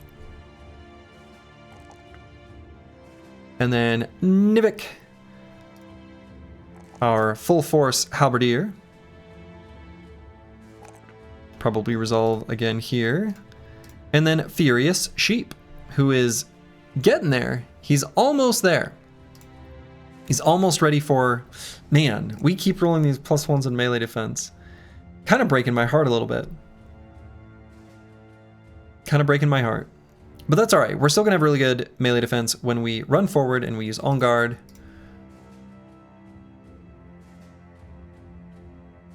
And have our shield. And shield mastery, so we're not going to end up, you know, letting enemies buff their attacks or anything like that. And I think we want to take initiative because we want to keep the armor in pristine condition with flexible. No, we're not going to skip MDef. I don't think so. I don't think we need the fatigue. This brother's already got enough fatigue. He really does. I think you'd be surprised. I think you may be surprised.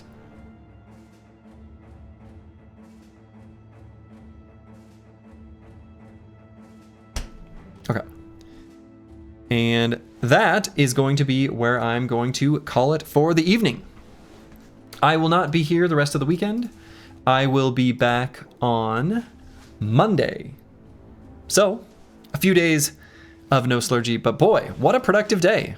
Many, many shinies were acquired. Legendary camps destroyed. You love to see it.